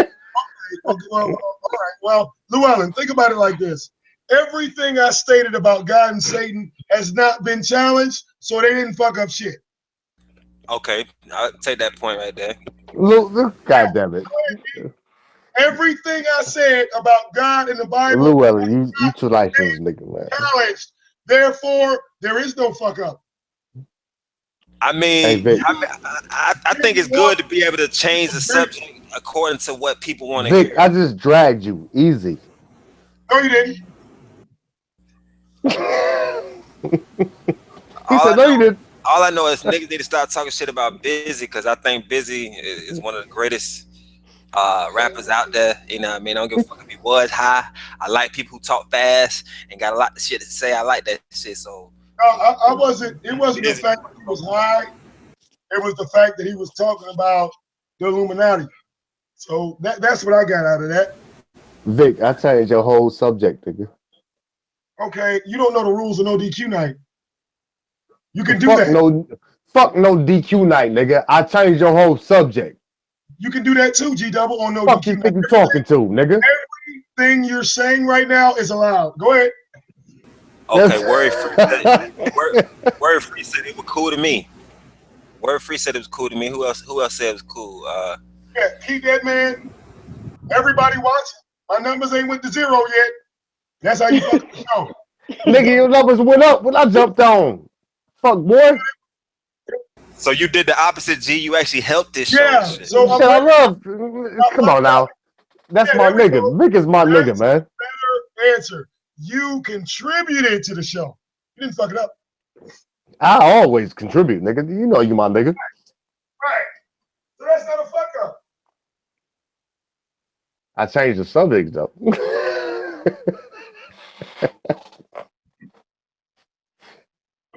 I fucked up the subject matter, nigga. But G double, why don't you think you're allowed to change the subject?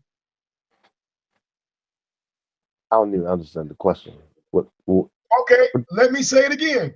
Why do you think you are not allowed to change the subject? how am I not allowed to change the subject? Nigga, I come in on here and I'll change the subject anytime I want to.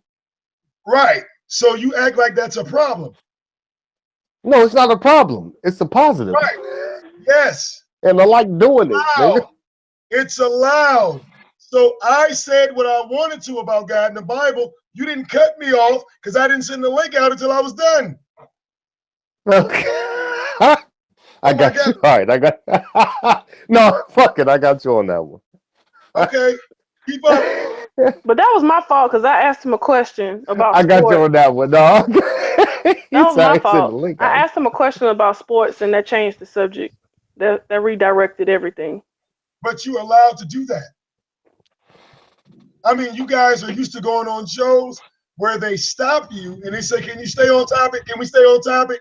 That ain't my show. It never been my show. I hate that. I hate when people or hosts or content creators say, you got a dialogue going, you got people on your panel, they go in another direction, and the host is the only nigga mad that y'all talking about something else.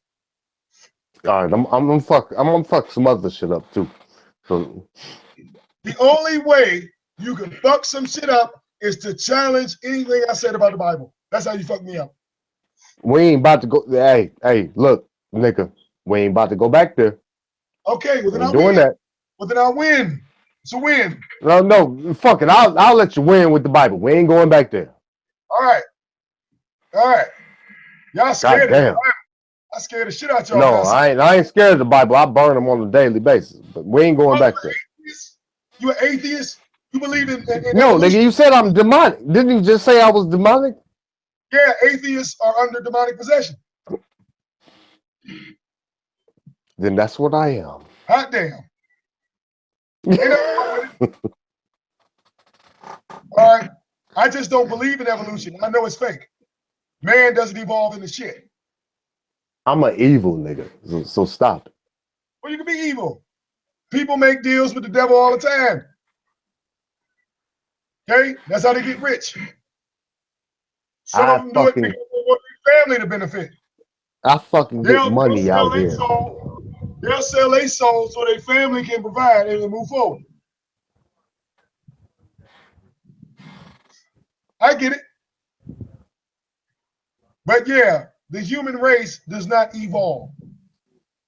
No such thing as evolution. God damn, how do we get back to the Bible? I said evolution. We ain't talking about the Bible. I said fuck evolution. Monkey didn't come from man. No, monkey definitely came from you. Oh no. Stop the shit. Evolution ain't real. G-double is fake. Like wrestling. Evolution was made up. It's created. Like wrestling. Wait. All right, stop. All right, we stop it right there. You telling me that evolution ain't real and it was made up, but you telling me that the Bible is real and it wasn't made up. I can prove evolution ain't real.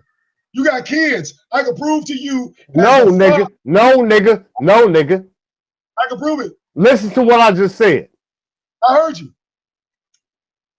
Evolution ain't real. The Bible is. Yes. I'm sticking to that. Yep. Because you have children, you double, just like me. Oh no, I got way more children than you. I can tell you that. Teach your child how to read and write, they will not evolve and just pick it up on their own. Facts. That made no sense. Facts. That really made no sense. Never teach a child how to read, they will never evolve and learn how to read. Vic, you just said that's evolving. But it doesn't happen. My God. It never happens. If you never teach a child that's evolving. This and shit in a toilet, they will never just automatically do it on their own. Vic, that's evolving. No, you taught your child. Teaching is part of evolving.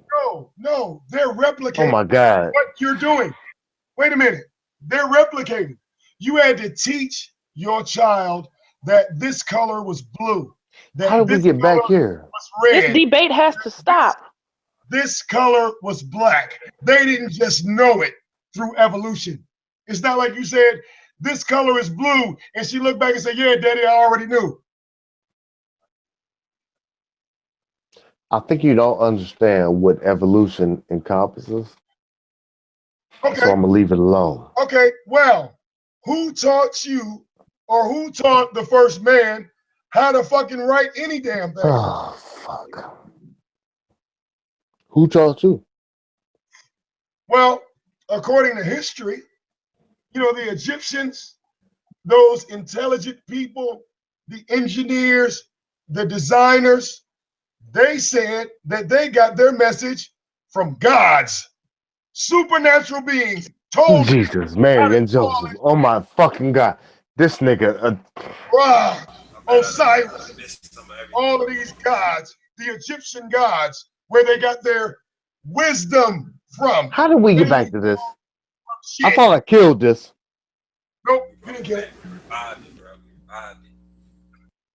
Maturity, No. right? Wait. No, I'm not confusing maturity.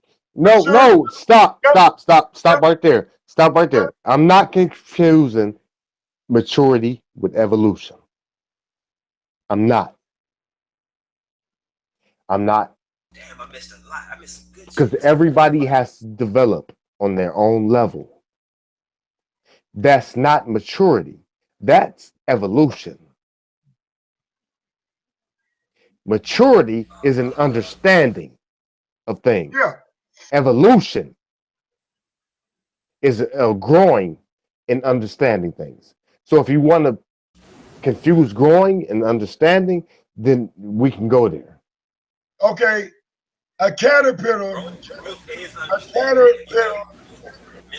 evolves into a butterfly, right? That's evolution in the insect world. Humans don't go through anything close to that. No, evolution is growth. Right. Maturity. Evolution is growth. Maturity is understanding. Okay, so in the chain of evolution, as you get older, your body does not evolve, it devolves, correct? No, you could say that it degenerates or it degrades, but it doesn't devolve.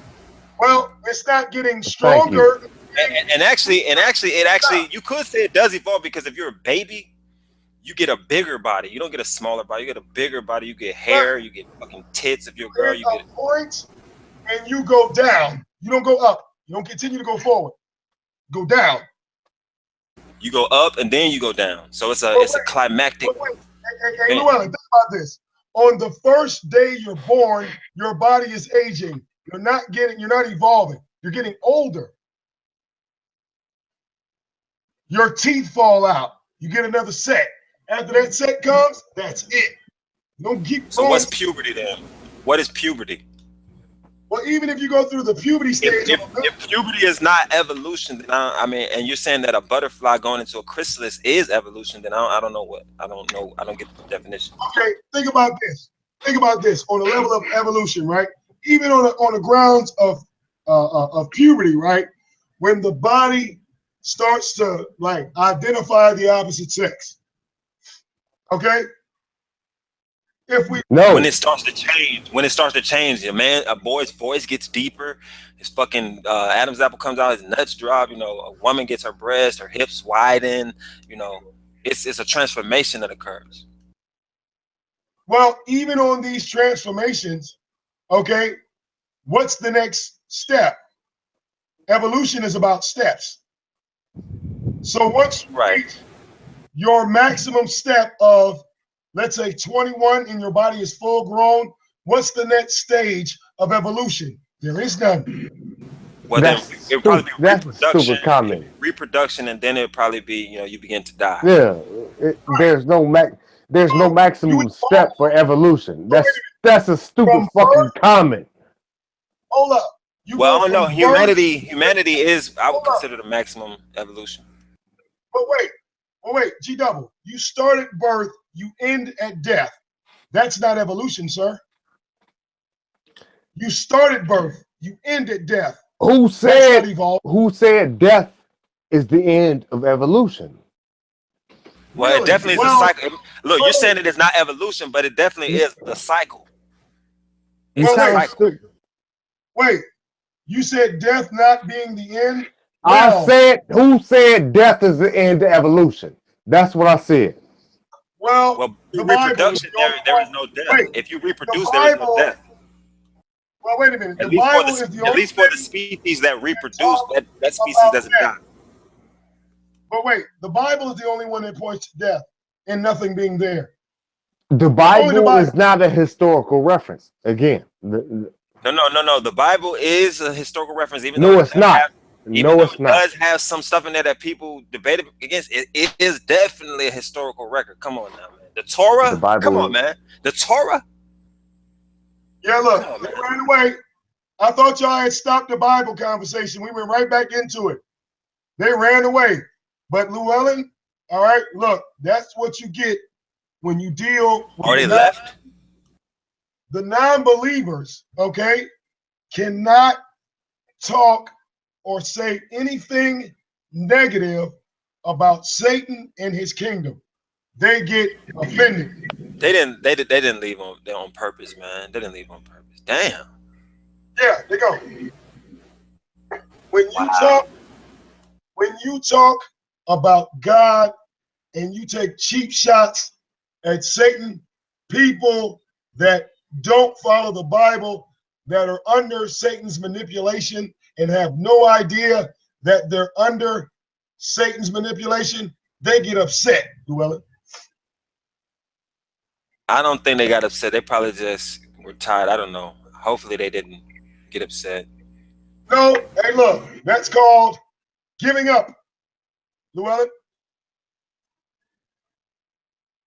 All right? I'm just saying. You have a lot of people, because you saw me, Llewellyn, earlier, dropping all of that information. You ain't getting kicked. He said he got kicked? Go ahead, keep lying. Nigga, I'll call your ass right now. Don't say that bullshit. All right? Dang, I ain't know on no DQs. They kick motherfuckers and shit. Damn. Yeah, well, no, he kicked himself. Oh. Yeah. He kicked himself. What, you ain't want to talk about Satan? Look, evolution got a little too offensive for you, G-Double? That evolution word was too offensive? All right? Hey, G-Double, if monkey came from man, then why the hell do we still have monkeys? Are those the retarded monkeys? If man came from ape, why do we still have apes? All right? I've done stories on the children of Romania that basically go into foster care, and these children are 15, 16 years old, walking around in diapers because no one taught them how to use a bathroom. And the Romanian government does not honor children's education. So when a newborn gets dropped off at an orphanage, they're not taught anything. They don't teach them how to read. They don't teach them how to speak. They don't teach them shit. The only thing they do is they tie these kids up, bound in the back. They tie them up so they cannot hurt themselves or anyone else. Because you've never seen, G-Double, a 15-year-old kid that was raised with no human contact. If your so-called evolution would exist, then those children would have some type of normalcy to them through the power of evolution. All right, Vic. Then let me just play devil's advocate since G and Benevolent Flower got gone. Let me play devil's advocate just so we can get a good conversation. So, all right. Yep. With that said, then explain to me.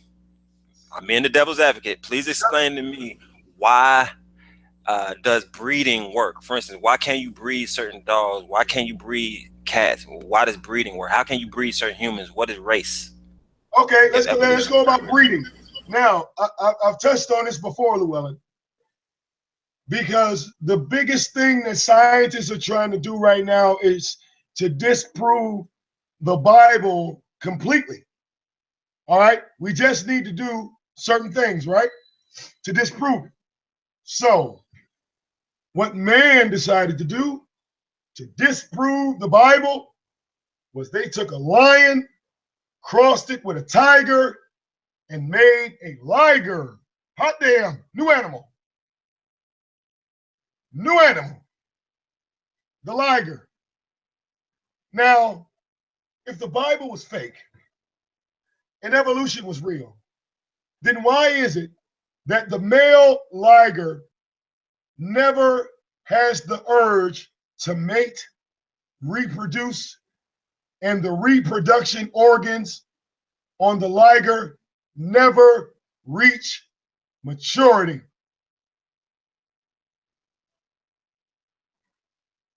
It was Okay. That's one example, but I think we have other examples of animals breeding that are not necessarily of what you consider the same race or species. but wait. Now look, no, wait, think about it.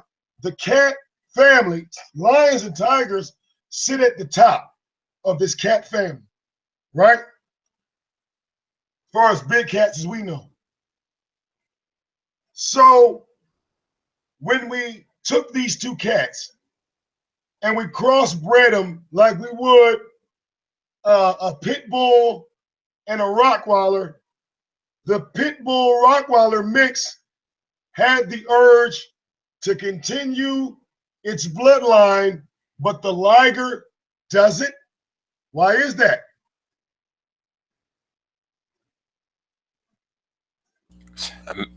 They're both mammals. Well, see, the mammal, that's, I don't know. Now I wait, think Now the only thing that offers an explanation of the liger and the reason why is because it was an abomination. It was a form of a Nephilim. You took God's creation, the lion and the tiger, and you cross mixed them when they would have never met in their natural habitat. They would have never crossed paths in their natural habitat. So the only person to tell you not to fuck with nature and the shit that God created was the Bible. The Bible was the only one that said, don't fuck with this shit. Don't fuck with this shit. But man said, you know what? Like G Double, this shit ain't real. We gonna do this shit. okay. So I see your explanation. Basically, what you're saying is, and this is what I believe too, even though I'm playing devil's advocate right now. But basically, what you're saying is, each species has a certain amount of variation within it, but it won't transcend the species itself. It will always remain a dog. It will always remain whatever species it is. It's always going to remain that species, no matter how different it looks within that species. It's going to always remain that same species. And if you do try to interbreed species, you're going to end up with fucking offspring that don't have the desire to reproduce, or even maybe the capability. They have no purpose on the planet. Think about this, Llewellyn. If the lions and the tigers were to mate in the wild and these male ligers started to be born in the wild, all they would do is kill and eat. They would do nothing but destroy. They have no other purpose but to destroy. Think about this, Llewellyn. I don't know how old you are, but when I was younger, people would take the German Shepherd and crossbreed it with the wolf. You ever heard about them? Every single one of those dogs had to be put down. All of them. All of them. So why didn't evolution play in the role there too? Well, I don't know when it comes to the wolves and the dogs, I'm pretty sure they have a common ancestor. Do you believe in the common ancestor hypothesis? Their common ancestor did not reveal itself when we actually did the science project. We got the ancestors because we can trace the dog back to the wolves. We can. So when we mated the German Shepherd with the wolf, these dogs were just completely out of control. The same thing happened when we took the African bee and mated it with the honeybee and created the killer bee. All of these things became abominations, creatures of destruction, creatures that had no, they didn't care about balance. Their purpose was only to destroy. Okay, so when a lion kills a gazelle, is that him being destructive? Because if it's not him being destructive, that means that a bee who has been bred to become a killer bee and now is killing, maybe that's not necessarily destruction. Maybe that is the balance that's necessary. Well, no, to kill off a couple of motherfuckers. A male lion would kill a gazelle, right? He would eat the gazelle, and then the scraps would go to the female lions, right? Okay, okay. In the liger's case, the liger is going to eat the gazelle, the female lions, and anything else around it. You see? What I'm saying is that vicious animals are not necessarily, I guess, vicious animals are not necessarily bad animals or abominations, so to speak, because some animals just are vicious because that's the natural order. That's what's called for. So I guess in the event that a lion and a tiger would breed, then that would create a need for some killing to go down. But wait, this wasn't created by nature. It was created by man. You see? Nature didn't allow this to happen. Man intervened. So there was in vitro fertilization of the egg. Yep. Now check this out. The same story is in the Bible when the sons of the true God had intercourse with the daughters of men. Same thing.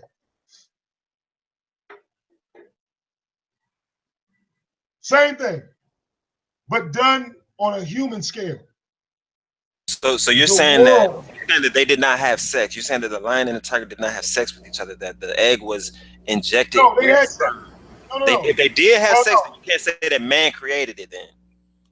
Well, no, man had to go get the lion and get the tiger and bring them together. They would have never met without man. So man hooked up, they match made them. Okay. Right. Got it. So look, really, but it was still nature that created the mix though. Nature still created the mix because breeding in a way is natural. It's just man's influence on who breeds with who. Right, because God gave man dominance over the creatures of the earth. Okay? Now, Tim Dog, look what Tim Dog just said. So what does that dominance look like? Oh, wait, look what he said. Lions hunt in pride and tigers hunt alone. That's fact. Think about that, Llewellyn. We just took two creatures that don't even hunt the same. They're the same cat species, but their tendencies is completely different. Right, so they got cognitive. So the liger got cognitive dissonance. I got it. But look, along with that, its physical male reproductive organs never develop. And so he's mad about that, and therefore he goes and kills. Okay, I got it. But wait a minute. What other purpose? What else is there for him to do? When this creature is created, what is he supposed to do? Because if he never has an urge to reproduce, when this creature dies, whatever he has killed, okay, is done. It's a wasteland. And that's what they were talking about. But that's one example of a bad mix. But what happens when you mix with the horse with the donkey, and you get the mule? I'll give you another. The mule is a very useful creature, even though it can't reproduce, but it's very useful. But in the wild, once again, like you said, it couldn't reproduce. So these creatures would not last. They have no purpose. You see what I'm saying? They have no purpose. But a mule, it has a purpose for humans, because a mule is better than a horse or a donkey. Because it. Oh, wait, listen what you said. The only purpose is for who? Man. Its only benefit is for us. Right, but you said that man has dominance, was given dominance over all animals. Therefore, we should have the right to use our dominance and do whatever the hell we want to, right? Right, but the warnings were put out in front of you, because when this was given, this power of dominance, right? The first people to jump on it was the sons of the true God. You feel me? They were the first ones. They said, oh, we can fuck anything? Let's go. I mean, when someone tells you that you have dominance over a whole sector of it, or a whole planet or whatnot, then, I mean, what the hell are you supposed to do? I mean, your dominance is like, it's dominance. Right. Dominance. Llewellyn, people on this planet. Dominion, I'm sorry. All right, wait. People on this planet was having sex with anything and everything until the laws of Leviticus. Because before those laws of Leviticus, none of that shit was a law. You see what I'm saying? None of that. Wasn't that Sodom and Gomorrah or something like that? Gomorrah came. Well, Sodom and then it was also Noah. Where was Noah located? Because that was the reason why the flood happened, because people were doing abominable sex acts. Well, right. Noah was a witness to some of these heinous acts. Okay. Now, if we fast forward to right now, the heinous acts that are being done, okay, the same form of, you know, we're going to prove that God isn't real, okay? One of the tricks, all right, please don't worry. One of the tricks that they did was stem cell research. Stem cell research. Now, in 2008, America voted yes to stem cell research. And what was stem cell research? Well, we got these injured Marines, and we could grow them a new arm. We could grow them a new leg. We just need you to sign off on this shit. Now, Llewellyn, if they were talking about growing arms and legs, what's the odds that they're trying to grow a whole human functional body? It seems like it'd be very, very high chance. Right. Now, here's the thing. I'm pretty sure that they've made a complete human body. But, Llewellyn, the problem that they are running into is that this creature that they've made is not human in any way, shape, or form. Right, because it basically has no soul. Right. So it's basically an android that was created using biological technology, but it's basically just like it's what we are. Is what I think it's like what we are, but without the soul part. Because we come from a divine source, because we come from a common ancestor. Right. But if you start to breed and manipulate and create a motherfucker or create something in a lab, in a petri dish, that doesn't necessarily have an ancestor, even though you could technically say it does, because if you took the egg from a living person and you took the seed from a living man or whatnot, you could say that those are the ancestors. I don't know. Maybe they do have a soul. Who knows? I'm being the devil's advocate right now. But wait, no, if Llewellyn, I mean, you've seen these hybrid people, the people they tried to slip off into society. I'm pretty sure you up on that.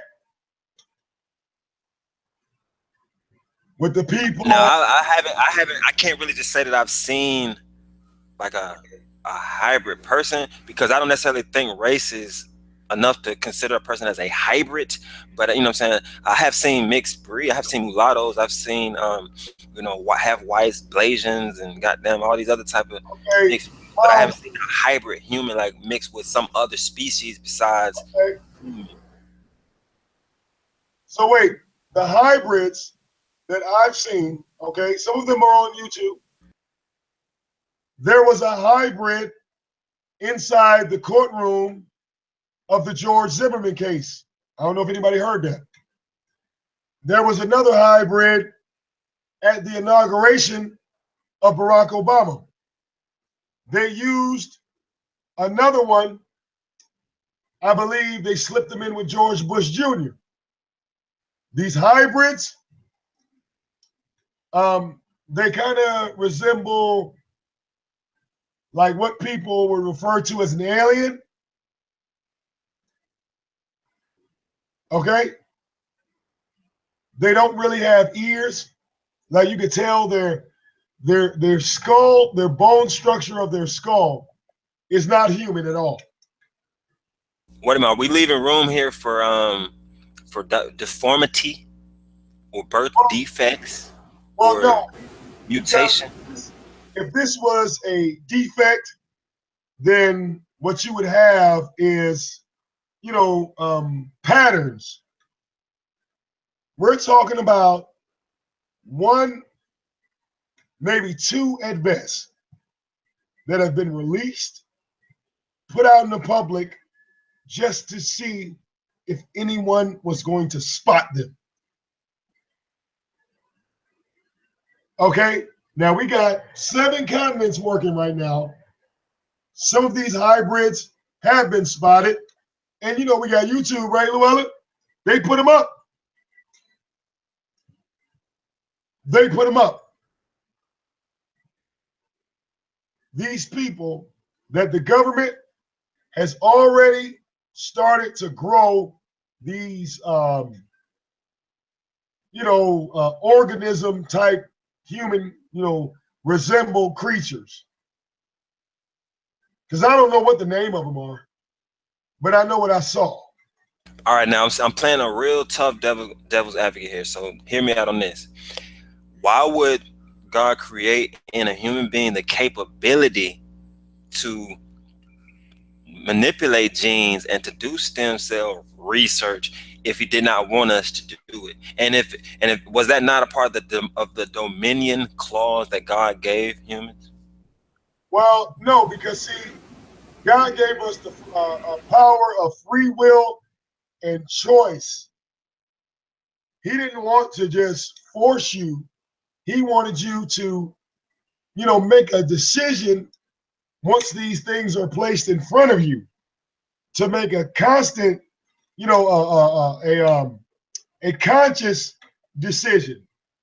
Because if you look at the Old Testament, God said that he would not be angry at man because they know that man is only flesh. It's only flesh. Okay, well then doesn't that now you gotta forgive me, I'm playing real devil's advocate here. I'm not even joking, but picture this. Doesn't that contradict the notion that a man is a spirit as well. A man is born of spirit, has a soul. He may have a fleshly body, but he also is he's constituents of also a soul or a spirit that is beyond just flesh. Yeah. Well, even the Bible talking about souls. Soul meaning you are a living soul. The blood is your soul. The air in your body is your soul. Okay? In death, your soul leaves your body. The blood stops flowing. Your heart stops beating. Your lungs stop. But basically, we're saying that the soul controls the body. Right. Without the soul. So if that's the case, then you wouldn't have to blame. Of course, you wouldn't blame men because they are flesh. Right. You would actually have to blame the soul of the man, right? Right. So wait. So you figure after the flood, right? The only people that had the knowledge of, cross mixing shit, doing all that crazy shit was Noah, Ham, Jephthah, and Seth. You know what? You just made me think of this, bro. There are examples of hybrids. What the fuck is that Egyptian falcon-headed god? What the fuck is that Egyptian bird-headed god? Ibis-headed god? What are these different gods that are basically chimeras or mixed what we call in hybrids of animals and man? Like, what is the Sphinx? The Sphinx is a human-headed lion. Yep. Lioness. What is the Anubis? He's a fucking dog-headed god. So really, when you think about it, like even maybe like the Anunnaki, those are motherfucking reptile humans, or we have bird, So you know what? I guess hybrids probably are more ancient than we ever realized, because if you look at the oldest civilizations, they were already talking about it. Right. They were already playing in these pools. What happens if we mix this with that? They were already in it. What happens if we do this with that? What's going to happen? Let's see. Fuck it. Let's try it. Now, just to get on a page where the audience might understand this a little bit better, okay? Look at the pit bull. Now, I'm a pit bull owner. I love pit bulls. But what is the origin of the pit bull? Some kind of terrier and a mastiff, a bulldog and some kind of terrier, I think. Now watch this. I'm gonna pull it up. And look, and this is gonna blow your mind.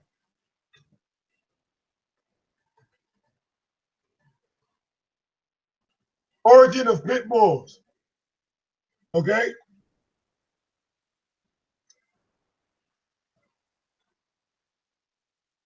Okay?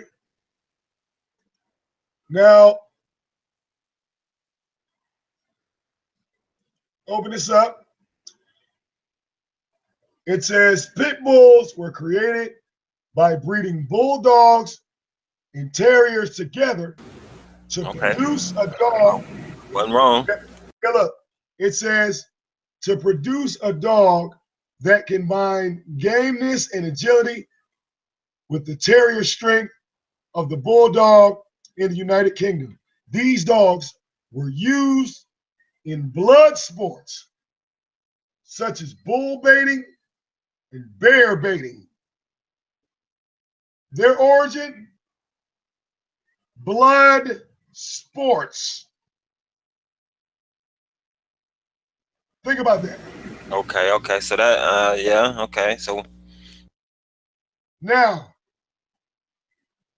right here it talks about the blood sports were officially eliminated in 1835 as Britain began to introduce animal welfare laws. Since dog fights were cheaper to organize and far easier to conceal from the law than bull and bear baits, blood sports propense turned to pitting their dogs against each other instead. These dogs, they were strictly created for blood sports. So they didn't have any other purpose. And when you notice, all of us that own pit bulls, we all know that our pit bull does not act like other dogs. They don't. Certain things you can do to a German Shepherd, you can't do to a pit bull. Pit bulls are the most feared dog, basically out of all the other breed of dogs. A nigga would rather walk up on a Rottweiler than a pit bull. Okay? Yeah, and I think one of the reasons why people fear it is because basically the pit is just too stupid to not bite, too stupid to let go. It ain't gonna even let go. The motherfucker just on a whole nother level. It ain't gonna let go. It's not gonna. It wasn't, but see, that's the thing. It wasn't created to let go. It wasn't created to stop. The instincts, right? Think about it. Look, the instincts of this hybrid animal had to be studied and analyzed. Okay, so you're saying that a pit bull is a hybrid? Yes. Because even though it's a breed between two canines? No, but look. Even though it's two canines that came together? But wait. These are two canines, same family. But wait, we had to take two separate breeds of animals, just like in the cat family. Taking the lion and the tiger to make the liger. So you get a full-blooded bulldog and a full-blooded terrier to create a mutt. Because you know, when you mix breeds, the bloodline is no longer pure. And now that is where breeding confuses me a bit, because it seems like it's more along the lines of some racist type shit. Because think about it, a bloodline starts when a bloodline starts. Now, in order to maintain that bloodline, you have to do things that require what we would consider to be incest. So in a way, a pure bloodline is nothing but an incestuous bloodline. And to address the thing about the lion and the tiger, those are in the same order, but they're not in the same family with each other, so they don't have virile offspring. But when it comes to the pit bull, the bulldog, and the terrier are in the same family, therefore pits are virile. Well, wait a minute. But without the terrier and the bulldogs, the pits don't exist. See, the terrier existed without the pit bull, as did the bulldog. So what if I took a bulldog today and a terrier today and bred it together? Would the result be a pit, a pure-blooded pit? You would have the hybrid of the 1800s. The pit bull, because pit bulls are now, common, right? But if you, Llewellyn, was to take a bulldog and a terrier and create a pit bull, do you realize how much money that pit bull will be worth? Or those puppies alone? What, nothing? Well, no, because you would literally be recreating Frankenstein. You would be right there at the origin of the pit bulls. You would be experiencing some of the same thing those people experienced when they first made them. See, pit bulls today, their bloodline has been stretched out. The bully pit, the gator pit, the big pit, the little pit. All these pits got different names now. The red nose pit. The blue nose pit. But if we start at origin, right? Notice those origins didn't say red nose, blue nose, none of that. So what type of dog did these people make? Because all we have are the offspring of those ancestor pit bulls. You see? Right. So I guess the purity is where I lose it at, because if purity is based on mixing, then how could it really be pure? It seems like the bulldog would be the purer Right. line, or the Right. terrier would be the purer line, and the pit bull would just be a perpetual mutt. But at some point, it has become pure, I guess. Right. So that's, to me, that's like kind of like with maybe like if we related this to race, because I feel like dogs make it very easy for us to relate check it back to out. race. Look, but yeah, you make a point. Look, but that's what makes the pit bull so unpredictable. You took two separate types of dogs that had two separate types of, habits, and you mixed them. So is your pit bull going to act like the bulldog? Is it going to act like the terrier? Or is it going to be on some new shit?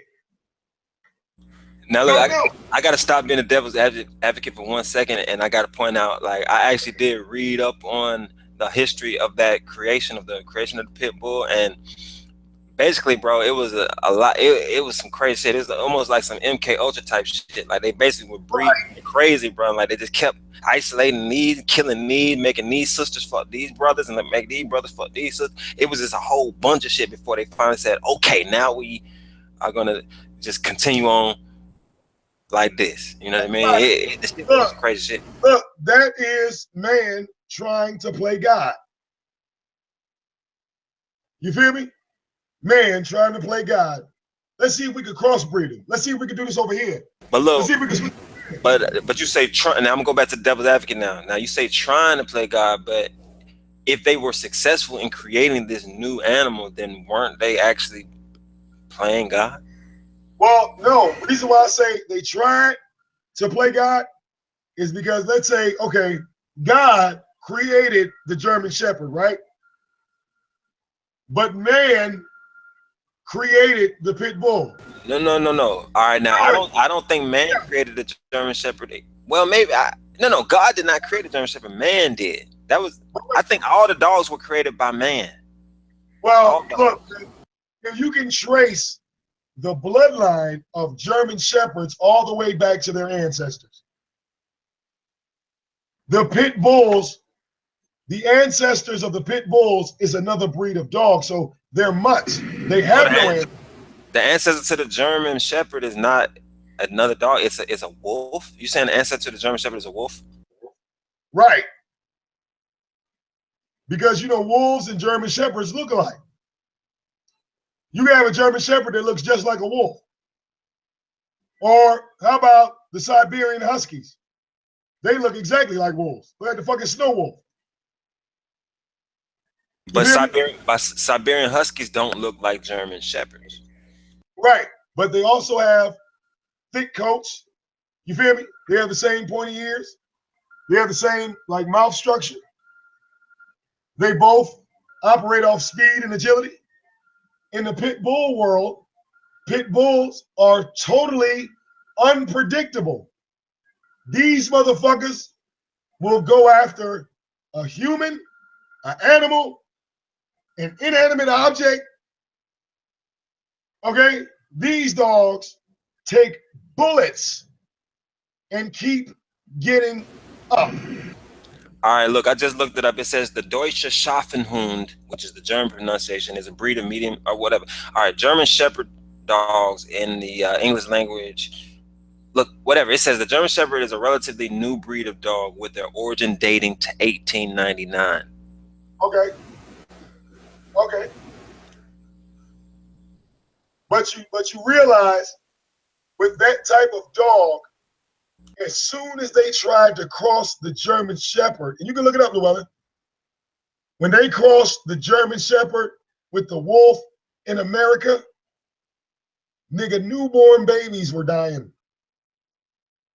These dogs had a common pattern for eating children. That's what they do. They loved the scent of a newborn baby.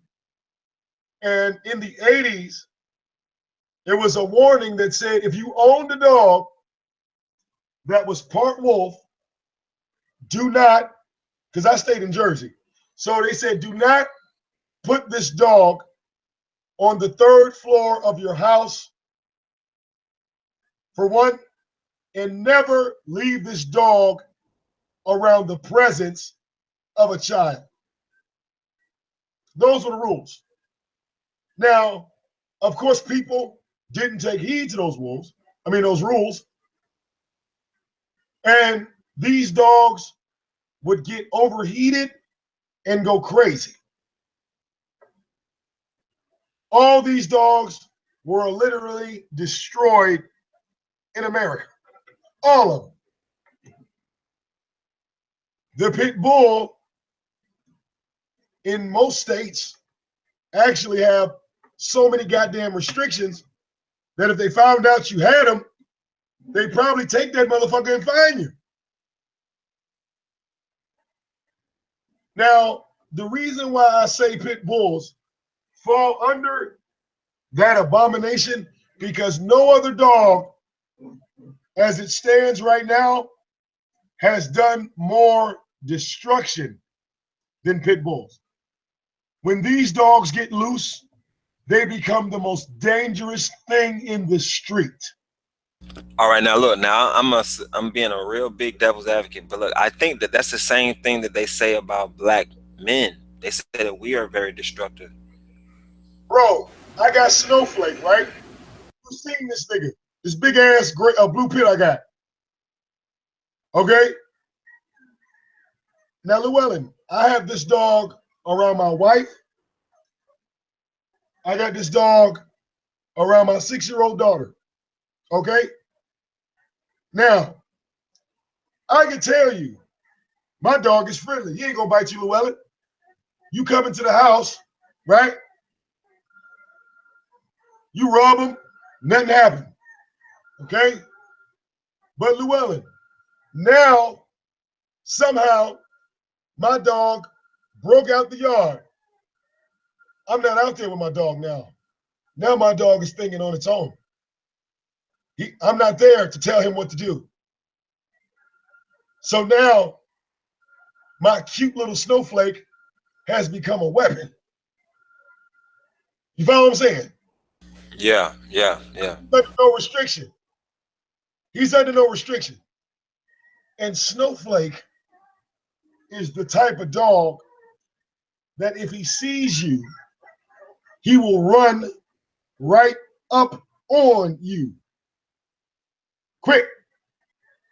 If I ain't got that chain on him, oh, he gonna make a beeline right to you. Now, if I'm standing there, he might not bite you. But if I'm not standing there, it's a good chance he gonna fuck you up. You see? German Shepherd, you might be able to get away from him. Okay? Now look, I know some real good disposition bulldogs. Like matter of fact, it was a huge bulldog in our neighborhood. No one really knew where he came from. Somebody said it like they just dropped him off in the hood. But that motherfucker would play with the kids. But he was huge as fuck. He scared the shit out of you just because of how he looks. But when he come up to you, it's just gentle as all get out. So I don't know. I guess maybe that's just a pit bull trait, to be just violent when you have you don't have your master around. Right. You see that?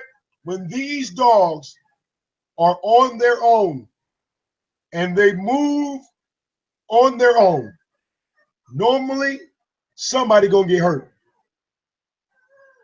Somebody gonna get hurt.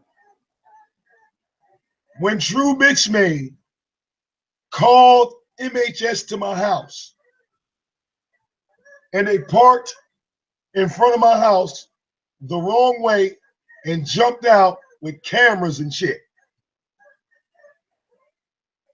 They saw Snowflake and told me to leave his ass in the house. All right. They said, anyway, I said, fuck that. No, we good. He's good. Yeah, they don't want none of that. They don't want none of that. They don't want that on their hands.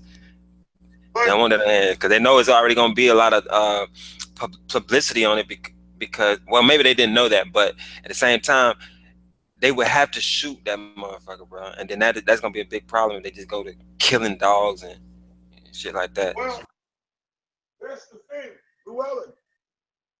In 90% of pit bull cases, all of them have to be shot. All of them. You can never take a stick and chase a pit bull away. Yeah, that's what I was saying. Like I used to be a pit bull owner, but that's what I say. Like I wouldn't say that they're stupid dogs, but I tell you, once they are angry and once they attack, bro, they become so stupid. They so stupid that they don't give a fuck. You can hit them upside the head. There's some bitches not letting go. Now look, just not letting go. If a German Shepherd, you can hit a German Shepherd, that motherfucker, go away, right? Go right away. But you hit a pit bull, he comes at you 10 times stronger. This dog is the only dog that does this. Yeah, okay. And obviously they got like a lot of loyalty too, but the loyalty does not extend to beyond the master too far. You know what I mean? Like once it's beyond the master, it's just like, look, fuck it, nigga, I'm out chill by myself. God damn it, I'm about to do what I do. Right. So all of these things fall outside of the average dog world. You feel me? All of these things, all of these precautions. Okay? All right, all of these precautions. So look, so tell me this, why you think dog and God are like anagrams or whatnot? Like why is God, dog? Why is that association in English that connects? Do you think there's anything special about that? Well, it goes back to what I said about in the book of Genesis when God came to Adam and Eve and said, "Who told you?" Somebody had to tell you these things, right? Somebody. So I distinctly remember in the Bible, God said he would never, ever destroy the world with a flood like he did again, right? He said he'd never do it. Kept his word.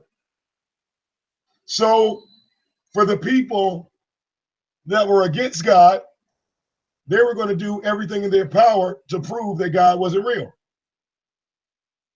So that has a major part in dealing with nature in the environment. Because as man, if we can recreate grass and grow it, you know what I'm saying? Like literally, instead of having to get a seed, Llewellyn, that we were able to create the seed and we were able to create the dirt. We would have to be able to create the air so all of these things could coincide. You feel me? We'd have to be able to create. And once we did that, then we can say, ha ha, yeah, I told you guys it wasn't real. Look, just made this grass. I just had to put a little salt on it, and the seed came up. Now look, I gotta be an advocate for God at this point. I gotta switch up a little bit, but bro, I'll tell you like this: if people knew what science really was, they would know that you can never disprove God. You can never do it. It's one of the most impossible things to do. You can't say that God, you cannot falsify God. Now, science is all about falsification. A lot of people don't understand that, but it's all about falsification. And God is one of those things that you cannot falsify no matter what you do, no matter how you try. There's no way that you could actually definitively go out and say for a fact that God does not exist, because really there's just too much proof of the opposite. Wait, well, no, Break, you didn't have two lions making a tiger. Wait, look, I'll show you what I was talking about. I'll show it to you.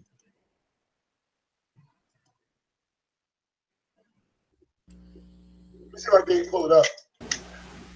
But actually, that's a good point. I mean, even though I don't think he meant to make that point, I think that's a good point though, because if we're saying that all cats or whatnot, or all of the same species come from a common ancestor, then it would have to have been some original cat type being that bred with another of its own kind that led to the creation of both the tiger and the lion. Okay.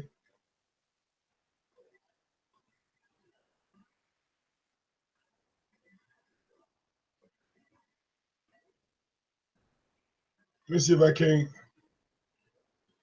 But see, one of the reasons why evolution is still stands and Darwinism still stands is because there really is no better way to classify animals. There's no better way to classify animals.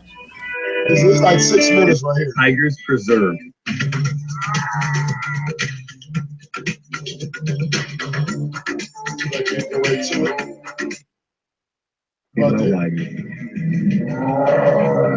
People still, even now, don't really know or understand what a liger is. People love big cats. They all think they're fantastic. And what's bigger than the biggest of all big cats? And that's our ligers. These 900-pound, 12-foot tall, gigantic characters.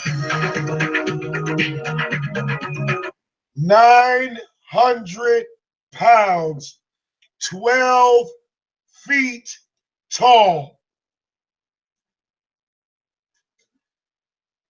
900 pounds, 12 feet. You took a lion, mixed it with a tiger, and got something that was bigger than both. Now, Llewellyn, that's what happened in the story of the Nephilim. The sons of the true God had intercourse with the daughters of man and gave birth to the giants called the Nephilim, the men of fame. The nigga Toby is acting a fool, bro. Now look, man did the same thing. Nigga, how long I been on the motherfucking internet? I don't even know who he talking to, but how long have I been on the goddamn internet, my nigga? Check that shit, bro. Years. And I ain't earning money off this bitch. Like, nigga, shut the fuck up, bro. Go ahead, Vic. Wait. Hold on a second.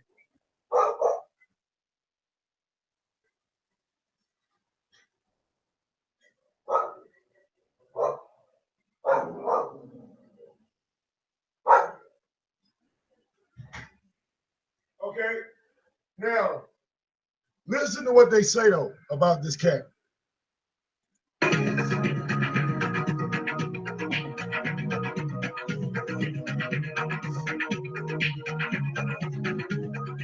Father of the ligers is Arthur the lion. He was just this gentle, easygoing lion. So Arthur the lion met Ayla the tiger. Ayla the tiger is this incredibly passive, sweet female Bengal tiger, and the two of them getting together was what produced the ligers. We weren't sure what we were going to have when the first ligers came around. No information about liger personality was on the books. There's some kind of myth or legend about them. They're mysterious.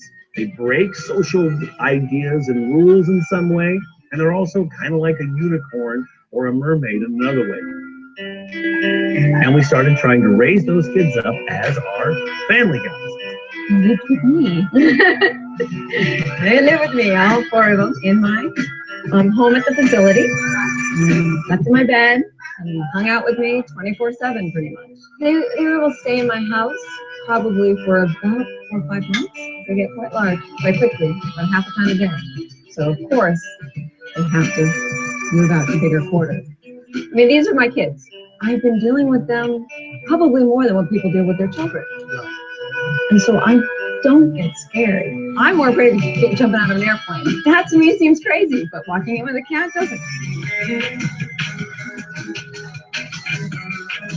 I've been working around big cats now for about 15 years, and there's still things that I'm picking up and learning, even on a daily basis, that you see new things that have always been there, but you're finally paying enough attention that you can actually see them. It's a lot of little subtleties, you know, the tilt. Now, Llewellyn, I don't know if you notice it. Check the side angle of that animal. Watch this. Let me see if I can see them. Right there. Okay? This big ass cat, no nuts, no reproductive organs, barely there.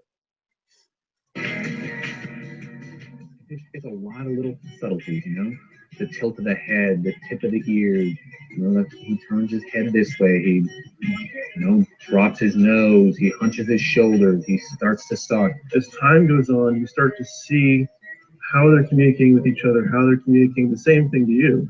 I've had ligers when I've traveled, or cats when I've traveled, who like classical music, and then if you put on something they don't like, whether it's heavy metal or rap, they just start crying in the background and they start whining. So you put back the music with more easy listening music, and they're happier with easy listening. They enjoy going out. They enjoy having this interactive experience, coming out and seeing these new sights, sounds, and smells, and doing these new and different things. Animals in cages never get that kind of experience. So when my ligers see the leash, they see it as this bond of trust and friendship, where they're going to go out with you. We're going to go out, we're going to have some fun. There's a social idea that somehow hybrids just aren't right. Lions, tigers, leopards, and jaguars are the Panthera. They're that all one family. They look dramatically different, but all four. Right. That was the point I was trying to make. The Panthera family. The difference between orders, families, basically the whole taxonomic system, which is a little too smart for people. I don't always like to get into this shit, but it's the whole taxonomic system, which is based off of Darwinism. Right. Yep. Look at the size difference. Now, for this cat, right, Panthera. Think about it. For this cat to be released into the wild, what would it do? Let me see if I can get one.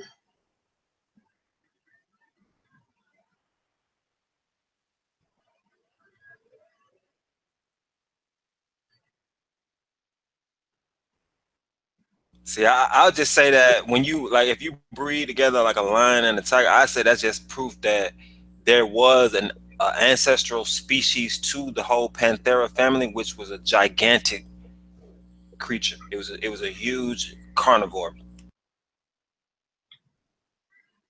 All right.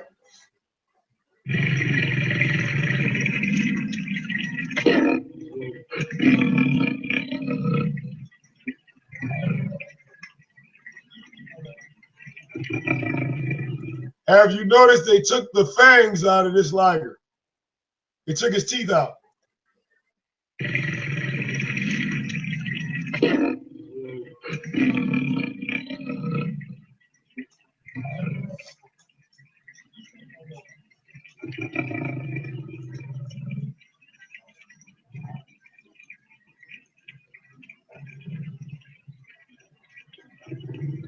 Now, this said this cat was rescued backyard in Mississippi.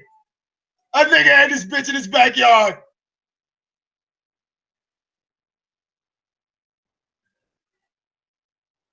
What the fuck?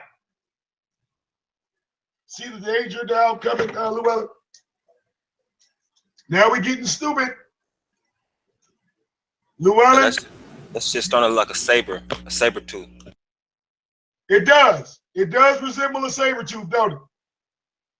But my problem is this, Llewellyn. They found this nigga in a backyard in Mississippi. That ain't too far from Georgia. Yeah, you know, it's a lot of shit that goes down out here. Motherfuckers got some of everything. You wouldn't believe it, man. People got some of everything in this bitch. So, yeah, you see how this becomes a problem now? There's no real restriction on ligers. A big cat is always a problem. No matter how you cut it, a big cat is gonna be a problem because it doesn't take orders, bro. I mean, it takes a special person to be able to order a cat around of any type. Okay. Cats are definitely worse than pit bulls, I'd say. Pit bulls are only good because they'll listen to a master, but cats are worse. I mean, they're just as violent as pit bulls and not worse, and they don't take orders kind of easily. Now, I'll show you another one.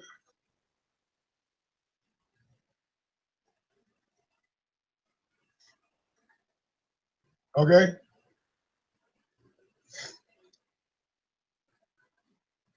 Let me see if I can get a little.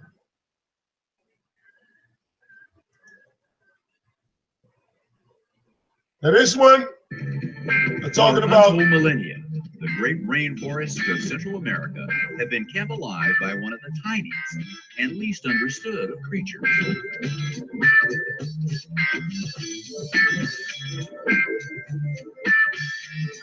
But now, their fragile world has been invaded by an alien species from Africa, the result of a scientific experiment gone horribly wrong.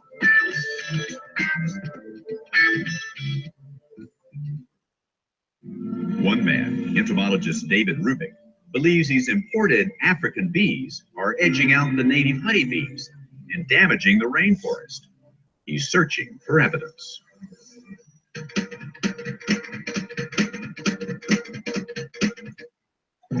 It all started in Brazil in 1957. Scientists were studying an aggressive type of bee from Africa when a few of them escaped. It was a mistake that would have enormous consequences.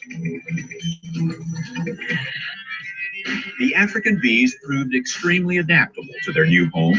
Their numbers soared, and they formed voracious swarms that spread throughout South America and up to the southwestern United States. Easily agitated and quick to attack, they were dubbed killer bees, known to sting humans to death. Swarms react faster than other honeybees and have been known to chase victims for a quarter of a mile. But Rubik says they pose a far greater threat to the fragile rainforest than they do to people. Well, this is one of the millions. These bees have done something no other bee ever did. These things have sucked up most of the resources that are out there for bees and for other animals too, not just bees visit flowers for food. Birds, bats, butterflies, other things take the same food.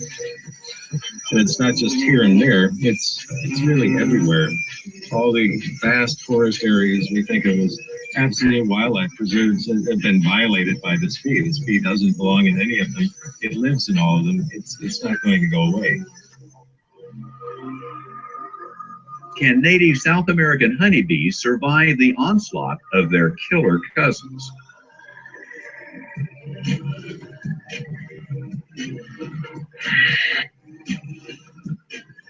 Abandoned. They always fuck up when they trying to play around with African species. Don't bring an African species and think that shit gonna always work out in your favor. Bring African people over here, we're gonna end up turning your ass. Bring an African bee, the motherfucker gonna turn your ass. Bring an African lion, the motherfucker gonna turn your ass. Look, fuck this shit. Right now, look, you know what the fucked up thing about it? What I believe is they tried to do that with the bed bugs, because bed bugs are not from America. The origin of bed bugs come out of Asia. Okay? What the hell? They better learn to stop fucking with these African animals, African beings. But they over here now. We're over here now. So now we're adapted. We're fully adapted to American life. I'm an American. Well, if you look at the bed bug, I believe they were trying to once again make a super bug.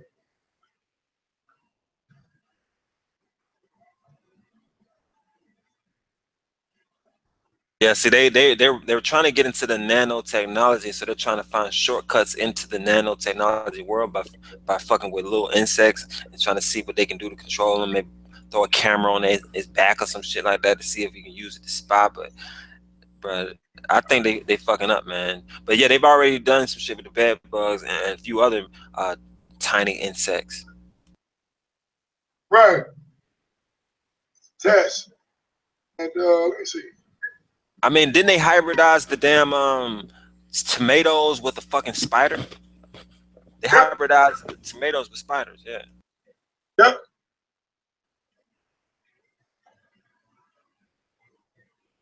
All right. And let's see.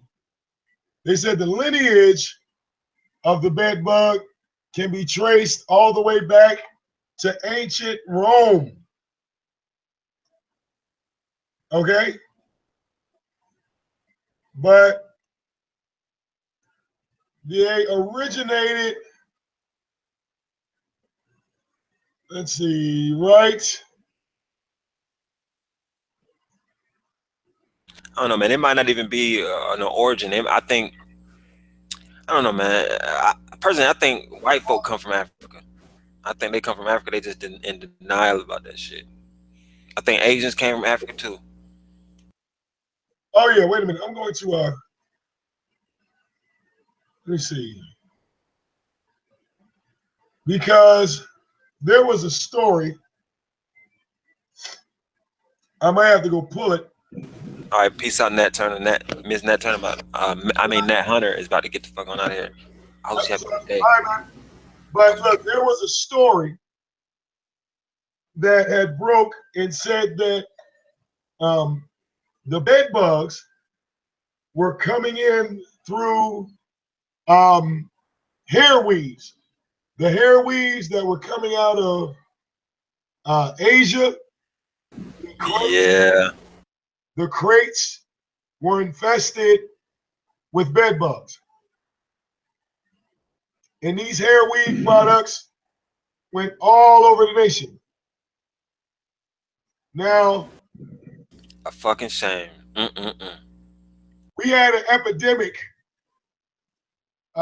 in Detroit where a beauty supply store was being demolished. Okay. When they hit the building with the wrecking ball, okay, they had no idea that the building was infested with bed bugs.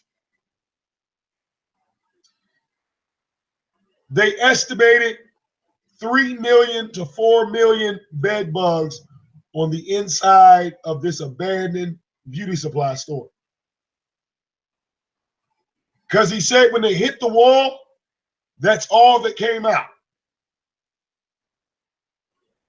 So from this one beauty supply store on 7 Mile, these bitches covered all of Southeast Michigan.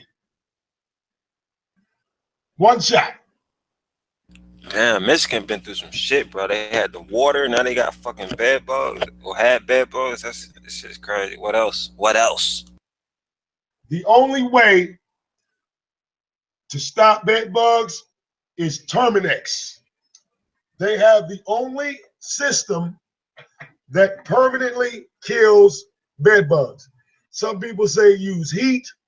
That does not work all the time. But that did happen.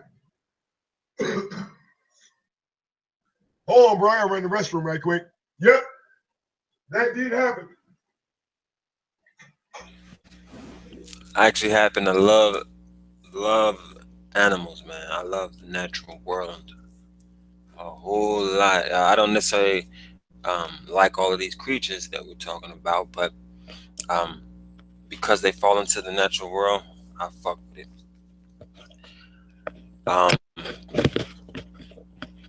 Fucking mites, termites, those all what is it, blood sucking ticks and shit like that, you know. No one likes these sorts of animals, but you know, there's a lesson that can be learned from these creatures uh, if you dig deep and you look beyond the obvious, realize that there's something bigger going on here. As far as the breeding and hybridizing different species and shit like that, you know what I mean? But yeah, I don't know. think about it like this: bed bugs would be the perfect way to attack a city. Hell yeah, biological warfare, or maybe you say uh, microbiological warfare. Like I was saying about the nanotechnology, this is similar to that. But if you can put the right species of bugs into a city or something like that, you can fuck the whole city up. Think about it: bed bugs can go a whole year without eating and still live. But you had to be a cruel motherfucker though to sick a whole bunch of bugs on people. You know what? I guess it's time to play devil's advocate again, because didn't God do something like that with the locust? Yep. With the locust, Yep. he So let you know. look, it can be done. It can be done. All right. But hey, guys, yeah, I gotta make a run right quick. Yes. I'm about to go. So I gotta get out of here. I gotta make some store runs too. Peace, So peace, man. yeah, shout out to everybody that checked in. Shout out to everybody that donates. Shout out to everybody that supports. All right. And we'll pick up, man. We'll have another show. All right. All right. We'll talk about what T Double wants to talk about once he's sitting at 200. All right. I don't know why he left, but anyway, that's what's up. Yep. All right, brother. I will holler at y'all in a minute. Eric, Toby, Matt, why you tripping? Worry free, benevolent. See y'all in a minute. Deuces.